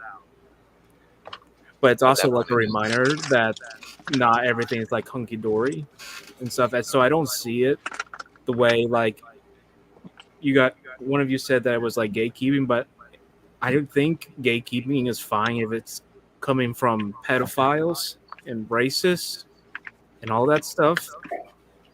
I think that's pretty much a given at that point. What if you're European? But that's the thing too, is that if we're talking about gatekeeping, the thing is that people have been saying, yeah, we should gatekeep because there's either unwanted behaviors or there's a reason. So saying that gatekeeping is bad for so long, and then there's we now come to this where there's a clear, good example as to why gatekeeping is a good thing. It brings up years of discourse that people feel comes to a head, and I think that keeping is good. The thing is that when it comes to ideas and discussions about things, people forget the nuance of things, especially when it comes to gatekeeping. So gatekeeping was always seen as a negative thing when trying to push people away, but there is a reason why gatekeeping is a thing in the first place. Especially when something is created, people will take something and use it for the intention it wasn't meant for, or use it in a negative way whenever something is created. Basically, like Pandora's box once you create it. I love Blood and Honey. Mm-hmm. Blood and Honey. Yeah. Cinema better than. So basically, once someone made the internet, people are going to use that for a negative thing, right? So when it comes to gatekeeping, the idea of it in general is that we should have people who are using misinformation or coming into it and spreading all this stuff. We should be calling that out when we didn't. The most people came together, like this Godzilla community came together the most ever when, you know, Skipper's video came out and people were correcting all the mistakes he made that he got wrong. And that I think is a good form of gatekeeping, and especially now is like if we find out if someone was like a child predator or someone was, you know, harassing. I think Kaiju Kim talked about that Alyssa Goji Geek was stalked around G Fest, and I can account for the many times I've seen terrible behavior, and there were pedophiles at G Fest during the Godzilla vs. Kong screening. I even have recorded audio of them for Millie Bobby Brown every time she appeared. She was 14 when they filmed GVK. She just turned 18 in 2022 when the film was shown at G Fest. So it was really creepy. So I mean, using one thing is like gatekeeping for like moral reasons, and I mean, I think the response to that should just go beyond gatekeeping, because gatekeeping is just like if it's in like an actual pedophile, like someone where that puts the life of a child in danger, like the innocence of a child in danger, then obviously like those people should be dealt with using the law. But if it's somebody that goes like, oh well, I don't think this part of the writing, or I don't think the lore about this, I don't think this should be like that, it should be like this, and then nobody can come to a proper agreement, like that sort of gatekeeping. I mean, I'm talking sort of gatekeeping that I feel like we should be focusing on, because like for the pedophiles and stuff like that, I feel like that's just evident. I don't. That's just like obvious. Yeah, because like for example, I like definitely when you're looking at like how people reacted when Kyle Ard show, like that whole stuff happened with Godzilla, like everyone universally condemned it. the thing is that there's what they were doing, like Alyssa Goji Geek, Kaiju Kim, is that they are calling out behavior that happened to them that wasn't brought to light until then. Like, well, I mean, at least in Alyssa's case, one, I was there for it, and two, she brought it to light years ago, and it wasn't just that like people were not bringing it to light. It was the fact that like there were also a lot of people who are kind of bigger in the community who, like Kim and Alyssa say in their videos, kind of wanted it to stay kind of under the ropes because it had a bad image. A bad image for what, the Godzilla community? Like, for the Godzilla community, because they were obviously people who benefited from the Godzilla community in like a financial way, as like influencers, stuff like that. Well, I think that's sort of like the problem that should have been addressed. Like, we should address, like, you shouldn't like keep that stuff hidden. No, no one's saying that's the case either. And anyways, what I was going to respond to Rooney is like I had two ways of going about it. It wasn't just like pedophiles and stuff. Like, of course, it could be any other thing, like, you know, the racist, homophobic people. But it was also just like people who are spreading misinformation, or people that are coming in with a really strange take on things, even if you like they were ignoring what the director or what the movie was saying, like saying. If for example, 1954 is saying that the Americans were bad, which is not the case at all, or something like that, or like the Mutos represent the Japanese people, and that is just ridiculous to say. Or okay, you can chastise someone, but like you can chastise someone and like prove beyond a reasonable doubt that is just false. But at that point, that comes with discourse. That shouldn't really be an example of gatekeeping. And again, like the criminal stuff is obvious, and even then, like the stuff you mentioned, like politics, that has nothing to do with the media that is being consumed. If the media is inherently like political, then fine, sure, media discourse. If it involves politics, then fine. But if it has nothing to do with politics, then why should that ever be like a topic of discussion to want to gatekeep someone for? I mean, my server has people of different political spectrums. I mean, from far left to far right. Like, it doesn't matter. Like if the medium is not inherently political, or if there's nothing political about like the story or the lore, or something that could be applied to real world politics, then I don't see why anybody should be like, why should I care about anybody's politics? Like, don't you know, Rooney? Godzilla's inherently political, but we're never going to discuss the actual politics that the series originally was based around. I mean, there is some aspect of it. It's just not Well, what I'm It's talking about is what the films are saying, not like people's interpretations of it. Well, no, part of Rudy's point is that people usually force their own stuff into it that have nothing to do with the films. Well, that's also literally what exactly Alyssa what I'm brought up. saying. Like the Mitos are a Yeah. Japanese threat, which is clearly not even the case if you even watch the Yeah. movie. That's what I'm trying to say. Yeah, and that's what he's saying too. And that's You two also are what in Alyssa was agreement. saying in her Like that's not post as well. relevant, and even beyond that, even just beyond the interpretations of the media, beyond the interpretations of the media, like what people believe outside of that. Like if you're in a server and that server is purely to discuss media, and there is no like invitation to talk about anything else, why are you just revealing that kind of information, personal information about your beliefs already? Could you to speak somebody up? I that might can't not hear you. I'm sorry. You're quiet. Oh, sorry about that. I meant so if you're like in a server and Could that you turn down server, your gain, please?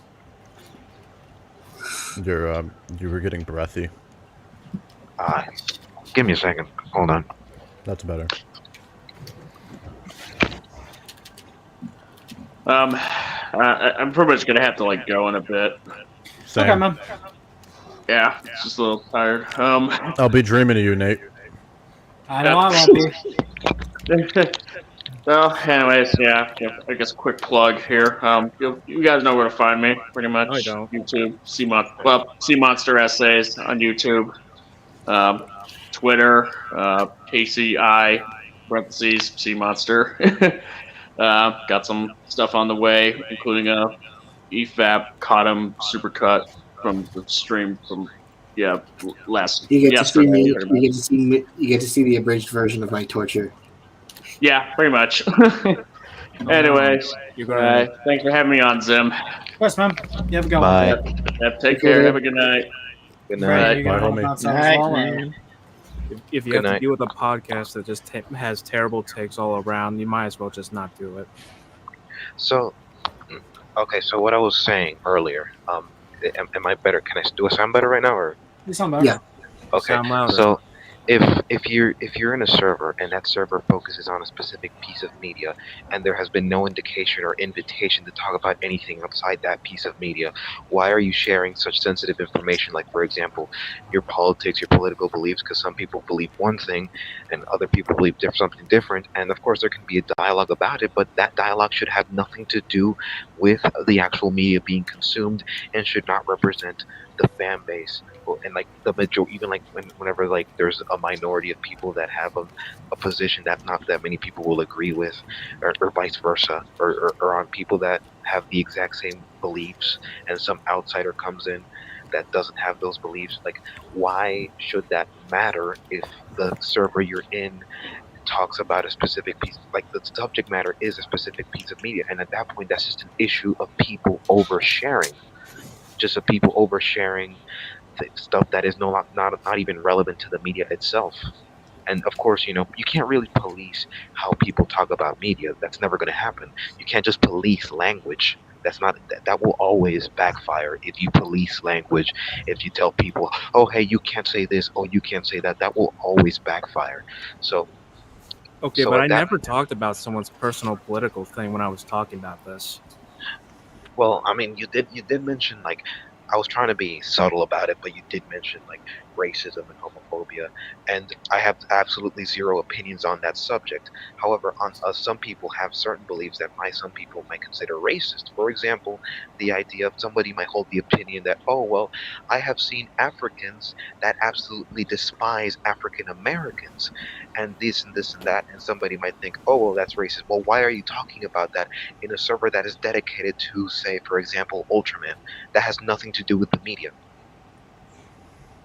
Like, why are these conversations being had in these spaces when they're not designated for those spaces? Talk about that somewhere else. I think So what you're saying is you agree with me that that kind of thing is bad and we shouldn't like have that kind of behavior. Not bad as in you shouldn't hold those beliefs. Bad as in you shouldn't be talking about those. I'm not gonna be specific. I don't want to get. I don't like. I'm not gonna be specific because on that subject I'm not very well versed. I think it's fair to say you should judge or like treat everyone fairly, even if your beliefs are different from another person. Like nobody really treats unfair. Like I haven't seen especially in like the servers that I'm in, Well, people you that must have be differing, very like spoiled. like people have different beliefs, How's that different. spoiled? Isn't that more Yeah. just lucky? Yeah, it's lucky. I couldn't Yeah, think of that's- I couldn't think of the word. I couldn't think of the Yeah. word. It was I can't think of the word right now, so spoiled came to mind. But like, I think like also the problem too is that like people supplement their external IRL like social interactions with purely fandom interactions, and if you're completely consumed by fandom interactions, then ultimately your personal political beliefs are going to seep into your fandom interactions, and that's just a natural consequence of. If you're going to like how talk it to goes. people, eventually it will get like to things outside of that. But that stuff shouldn't like affect the other person like it is like the example you give. Yeah, like if Well, someone it tells shouldn't, me, but for example, like it's gonna be hard to like police in a way that makes. Well, that I'm not saying going out there and trying to look for someone to do it. I'm saying is that if you see it happen, you shouldn't like say nothing about it. Or, I like, mean, one thing is saying, oh, one thing is saying, for example, oh, I think this country is is in a downward spiral because of this and that reason, and all these sequence of events and these decisions that that they took that they shouldn't have taken, or I don't believe this system of government is really well executed. For example, let's say, for example, I have a monarchist friend that doesn't believe like that democracy is like a well structured system, that monarchy is a lot better, a lot more efficient, not a perfect one but more efficient, and like we can have that dialogue, sure, but I'm not going to be like, but one thing is having that conversation, that discussion, and another thing is saying that they're toxic for number one having that position, and number two voicing that position. And a lot of the time when people call someone out for that kind of stuff, it's usually because they're just voicing that opinion, but both of them are at fault because number one, you're okay, getting I see offended what you're for. saying. Yeah, because like you're getting offended over a position that is being held as opposed to just insults being thrown at someone, versus like somebody who versus the opposite camp, which is like someone actively harassing someone, and you don't see like a lot of harassment from just like from on a political stance. But even then, like, why are you talking about that in a media that is designated for fiction, for escapism? Why are you talking about that? You're talking about a person who outside of their fandom has different beliefs than someone else. I'm not talking about that. I'm talking about like the behavior that they have that's inside the fandom that has to do with discussions that shouldn't be brought up in said thing. And like it's like a negatively, like they are maliciously doing something towards someone, because like Brayden said, there are people when it comes to like bullying, but there is people that are going to maliciously do that. And as someone who has actually had people who've maliciously come up to me in real life and physically like threatened me with stuff, like Well, yeah, obviously, you're obviously gonna face that. I But mean, like, I was as threatened far to as be words killed go, 3 times, and yeah, like I as far as words go, like there's only like so much you can say to someone before they can just give up trying to make you like feel mad about it. There's only like so much they can say. Like especially if they don't know you well enough, then they only have the information that you presented to them. If you give them material, then they're going to use that material to bully you, and that is why a lot of the bullying happens. A lot of it has to do with oversharing. If I share enough about my life, there will be enough material for people to use to bully me with. it doesn't even And- matter if you share stuff with people. They can do stuff. Like I've been threatened by people who I used to be my friends, and they've tried to share my private stuff about me online, and they've done it for a while, and I had to get the authorities involved and all that. I mean, if you have nothing to hide, then surely, I mean, if it's personal information like your credit card information, then, or It's your stuff about my address. family and everything. Like, what if I don't want myself out there on the internet? Okay, then fine. That's absolutely valid. But one thing is doing that, The and other another thing thing is is when people insulting are trying to someone. dox you. People threatened to dox me twice. So Yeah, that's definitely valid. And I'm saying like, okay, but that's not an issue of gatekeeping. That's just an issue of legalities. I wasn't talking. think it's like both, but I think we're also getting off topic too. Yeah, I'm confused if we're on the topic of fandom or just like personal experiences. I think both, but like it's most of both. it probably But I was talking about how we should call out the behavior of people who are in the fandom. It isn't just a few; it's more than that. But it isn't like going to be everyone. But the important thing with these videos that are coming out.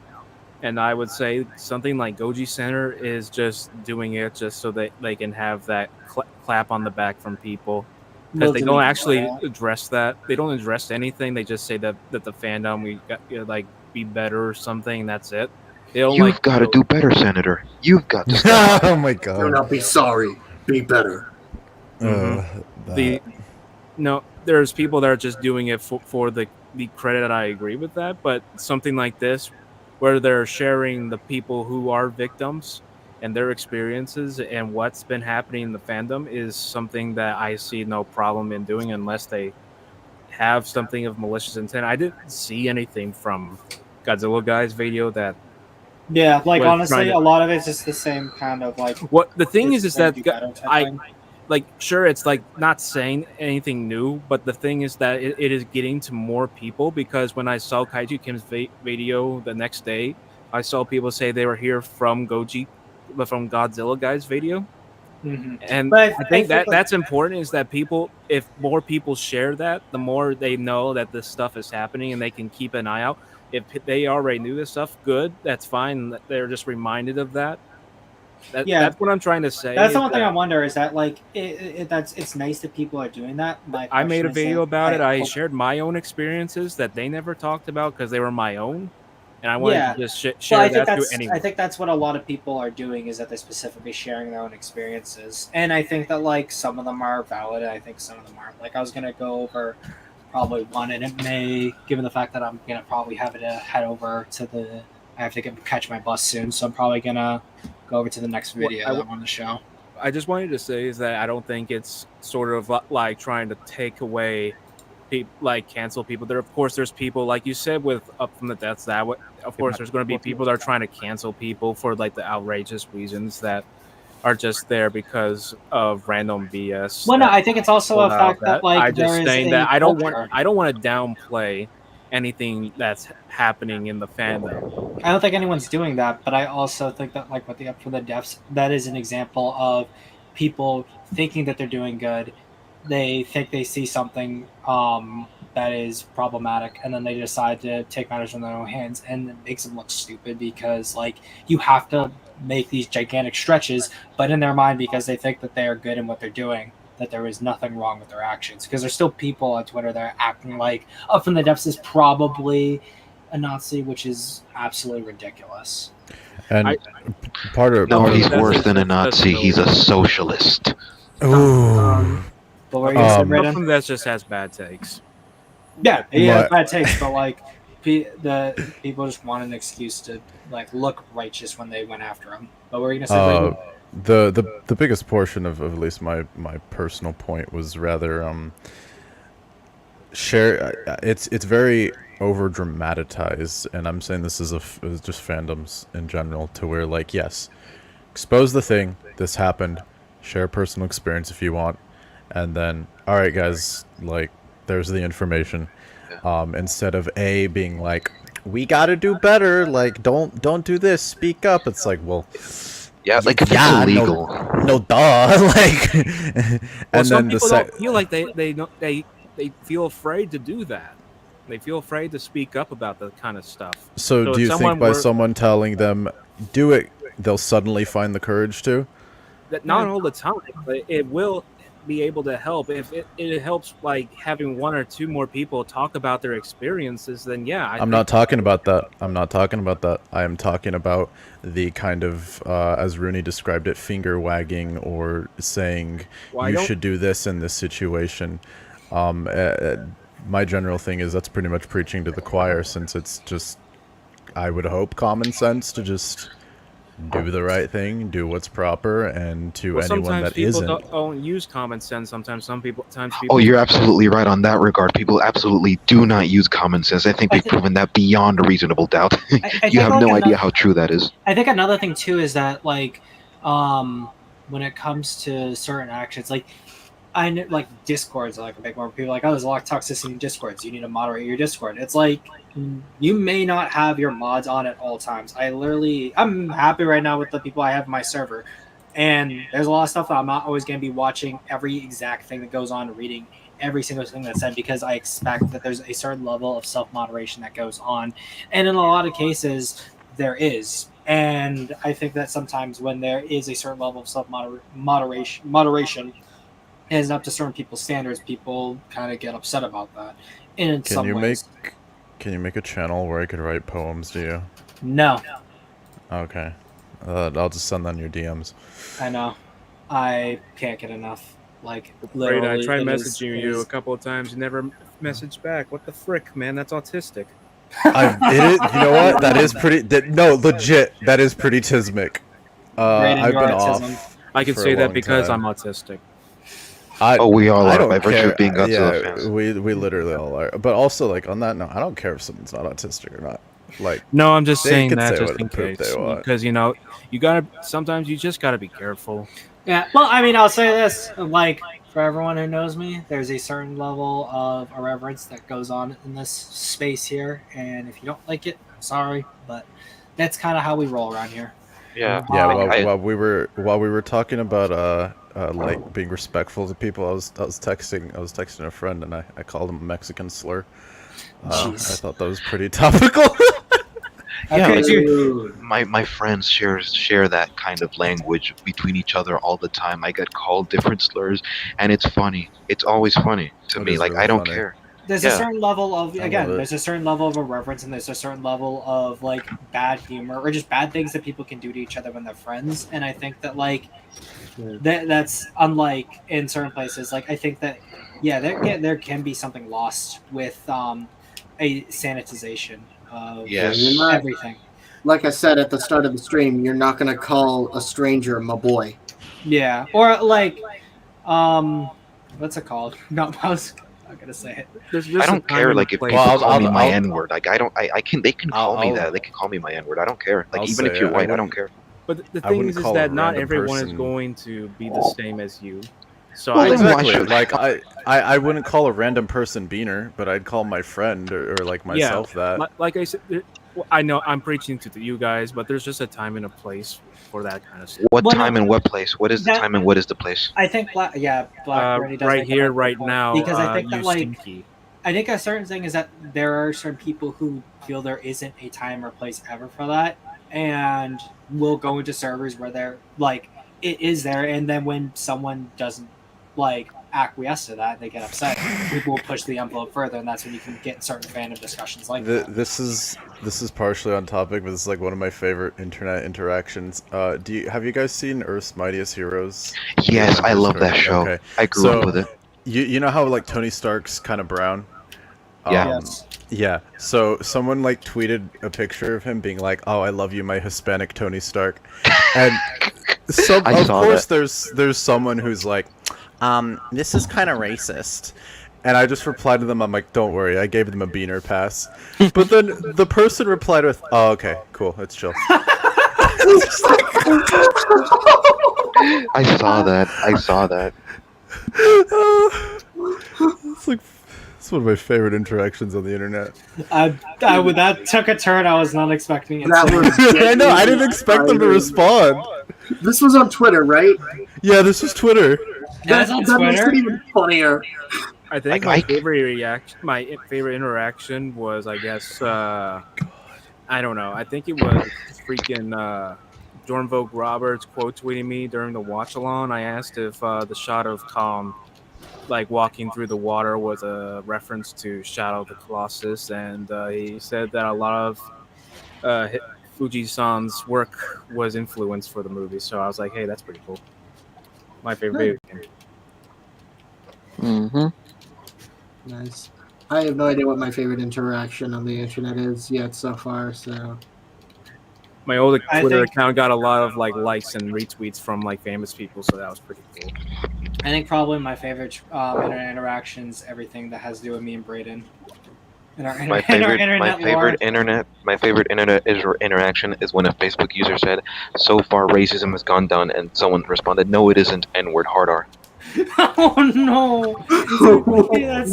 You can't do that. No. All right. Oh. I'm gonna head out. It's late. I've been having too much fun. I know I have like 20 minutes before I have to end the stream. So Yeah, I have I'm to gonna. head to I have a long Wow. day of worshiping Gareth Edwards tomorrow. So. Hey, Yeah. Brayden, Gareth since I haven't Carson? talked to you, are you glad that the deleted scenes are, like, at least some of them are out now? Yeah, yeah, and it's interesting because I feel like this is I have no evidence towards this at all. This is just me making a guess. I feel like they've like been sitting ready somewhere because I found an old interview. I'll have to find it again. It was an audio interview with Gareth back in, I think it was a few weeks after 2014 came out, and he's like, "Oh yeah, I just got finished approving the Blu-ray," and the guy's like, "Oh, is it exactly the same as the theatrical?" He's like, "Yep, you're gonna have deleted scenes and all that." Oh, I got a feeling because of how much pushback freaking Thomas Toe's like, nope, let's make it darker. Let's not have the deleted scenes. Frick Akira Takarada. Well, I don't know about the deleted scenes, but like, it is interesting that like it was thrown to the side. But I was yeah, going to say, I just- wanted to say to you that I'm going off the special features, that looks like, the color grading and brightness of it. I'm going to be making a fan-made extended cut using the deleted scenes from that movie and anything else I could find that would be able to do something with that. Here's the interesting thing about the looks of that movie. Mhm. The special features have a different look as well. Right. So it's like what is the Well, actual the look? deleted scenes weren't like final color graded. Sorry, You can not see- the. Oh well, no. That's also the confusing thing is that it depends on the production because I remember I don't know if anybody watched this, The Woman King. Oh my god! I forgot her name. She was, I forget. So- She was Amanda Waller, the actress for her. I think her So- name was God. I heard about that. I heard it got some positive buzz, I think. Well, the But- reason I bring it up is because the colorist Walter Vapato, I believe Walter was the colorist for that. He was sent. He like specifically he was sent the files for deleted scenes. For some reason they were compressed. Still don't know why. Like the raw files. For The Woman King. Yes, to match it to the movie. Mhm. Which like my general reason for bringing that up is it's different for every movie. Like they could possibly send it to the colorist to match the movie. They could be using a show LUT. They could like just whatever. Like, and that's the really confusing thing is like there's no indication of what process it went through. But what really confuses me, so like King of the Monsters, those deleted scenes match the look of them. They either match the look of the movie or the special. I'll have to double check, but like Right, every production is different, but yeah. I think so. the it's first weird. deleted scene was there was a shot that looked similar to the Blu-ray's color gray, but the rest had like a green mid-tone to it. Like the rest of the the deleted scenes had like a green mid. Well, the green's actually prevalent throughout most of the movie. The movie has an overall slight green wash. I and disagree. There's a that's- blue and red wash. There's less green to it. Just looking at it, Um, I'm using the 2D Blu-ray. Well, for no, this. I'm referring for the scopes. Uh-huh. Like the scopes show like slight greenish tinge. It is generally cool, but there is like a greenish tinge to it instead of being fully balanced, which Right. then throws it more into a cyan range.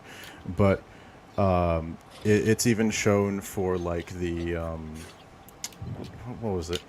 During the ZBrush Summit, where it has those like really bright clips, which I assume are just a straight conversion LUT since the atomic breath is clipping and Right. no colorist would let that happen. There's like a green wash to it. So my best guess is like the photography is just naturally tinged that way, or they programmed into The the green? LUT. But like, Yeah, there's. Well, I'm not going to have the 2014 grain. I'm not going off the deleted scenes. I'm going off of what the special features do. Well, yeah, the but bonus features. that's part of the movie in the sense of it also has that feature. Mhm. Well, not feature, but that style to it. But they're much brighter than they are in the film itself. So Yeah. that's why I'm going off of that. And when I do the deleted scenes, I'm going off based on the color grading of the final film. I'm assuming so. I'm going to try to match it as close as possible. That's why I'm just saying I'm making an extended, like, fan-made cut of 2014. Trying to do the best I can. I have to say, I'm just so happy that we can have Akira Takarada's deleted scene finally be shown. Because I was wish an they advocate for years. had included Ford saying, "Can you kill it?" Oh yeah. Yeah, I'm curious about that. There's I actually mean- a lot more deleted scenes that haven't Oh, yeah. been mentioned. Yeah. Like a lot of it, because I talked to the editor on my old Twitter account that most of it was with Ford, and when I was at G-Fest last year, most of wonder it why it was was deleted. just the cut stuff was because they were using his arc as a military person because he was having a bad experience with his wife and kids, so he was going to have more of a character arc and everything. But the army didn't like that. They didn't like how they were being portrayed as like that was like a negative thing for them, so they cut that. Oh, so we are very close to a director's cut, and I just want to say, The Brayden, director's cut was 20 minutes longer. yeah, like, just want to say to you, Brayden in particular. Oh God, my phone's gonna die. I'm gonna say this real quick. I'm gonna say this. I'm gonna say this real quick before it dies. Brayden, your philosophy for why you decided to learn VFX is genius, like genuinely genius. But please make more content for the love of God. I'm probably gonna make it color focused. You can't rush art. Yeah. I think But, I'm going to be like- ending the stream right now, only because I just need to start heading out towards my bus ride. So, Okay, quick thing. You know what is unironically like a great resource for VFX? This is gonna sound stupid. And this is less of more of like the quality of VFX and more of just understanding the process and understanding like is the r/VFX subreddit, because it is a bunch of unfiltered VFX artists that will gladly talk about the stuff they go through. Yes. And they're honest. They will. Yeah, there's some good reads in there.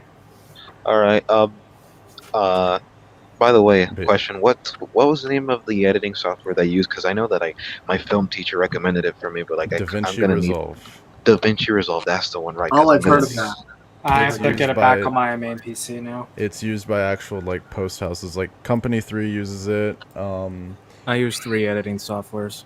Half of Light Iron. Well, last I checked, I went to Light Iron like over a year ago.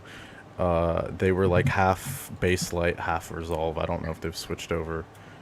Company 3 is like the primary Resolve one. But dude, it's free. I mean, the pro version's $300, but like that most editors, like if you're not professional, you're not gonna need that. But yeah, Yeah. like As long as it get doesn't dude, have like it's a free. watermark. It Nope. doesn't. Oh, Doesn't. okay. Okay, good. Because I'm gonna need it for like when my first few months of boot camp are over. I'm gonna like need a computer and maybe like can ask my like sergeant to, hey, can I edit stuff? Can I edit stuff for America? Sir, you can't edit it. Rooney, what are you doing? Sir, I'm not talking about the lizard. Big lizard. Godzilla. Sure, lizard. Yeah, no, I will shill for Resolve. They're big lizard. Yeah, because I I used love to do like Resolve. Caden Live. I used to use Caden Live for my most recent video with Kate Randa. That video I used the Caden Live, and it was just a pain because the actual footage would just freeze up every time I was just reviewing the actual thing. Yeah, I use Premiere Pro for my editing, but that's mainly just because that's what I learned editing on. So yeah. Oh yeah, I used to edit in Premiere. The switch isn't like too severe. Give it like a few weeks, and you should be able to pick it up pretty quick. Yeah. So, I guess anyone got anything to show they want to before Well, we I get guess up? I'll leave I'll- first. My name's Rick. I guess I'll be at G-Fest, but I'll probably be dead from I don't know. I'll probably die from diabetes or something on my What about liver Ligma? failure. I don't know. So, anyways, I got maybe 2 years to live, and hope you all have fun. Oh, someone already left. Internet probably died. I was about to say that some of you may hate my guts here, but hey, hope you all have a good night. I appreciate all the talk, even if some of you disagree with me more than others. See you at home. All right, appreciate it. Nice talking. Take care. If you go to G-Fest, see you there, dude. And we'll do Minecraft, and then Vic, and then. let Actually, me no. go. We'll do my ex-wife first. Fine. Let me go. Yeah. I need to go to bed. Ex-wife, go. I'm like an hour and a half over what I thought it would be. It's just because I love you so much. Sure. I don't know. I'll be back one day. Really? Yeah. That's what you told me. Why do you think I became so bitter? There's other things. I blame Wingard. Yeah. So I don't know. Y'all know where to find me. It's Braden.mxc everywhere. I will return one day. I don't know when, but I shall. The return of the monkey. The monkey. Stinky. Uh-oh. Stinky. Monkey. Stinky. Night, y'all. Take care. Night. Take care, dude. Bye. And now we will do Minecraft and then Vic. What was... Never mind. I guess we'll do Vic then. Are you good, Minecraft?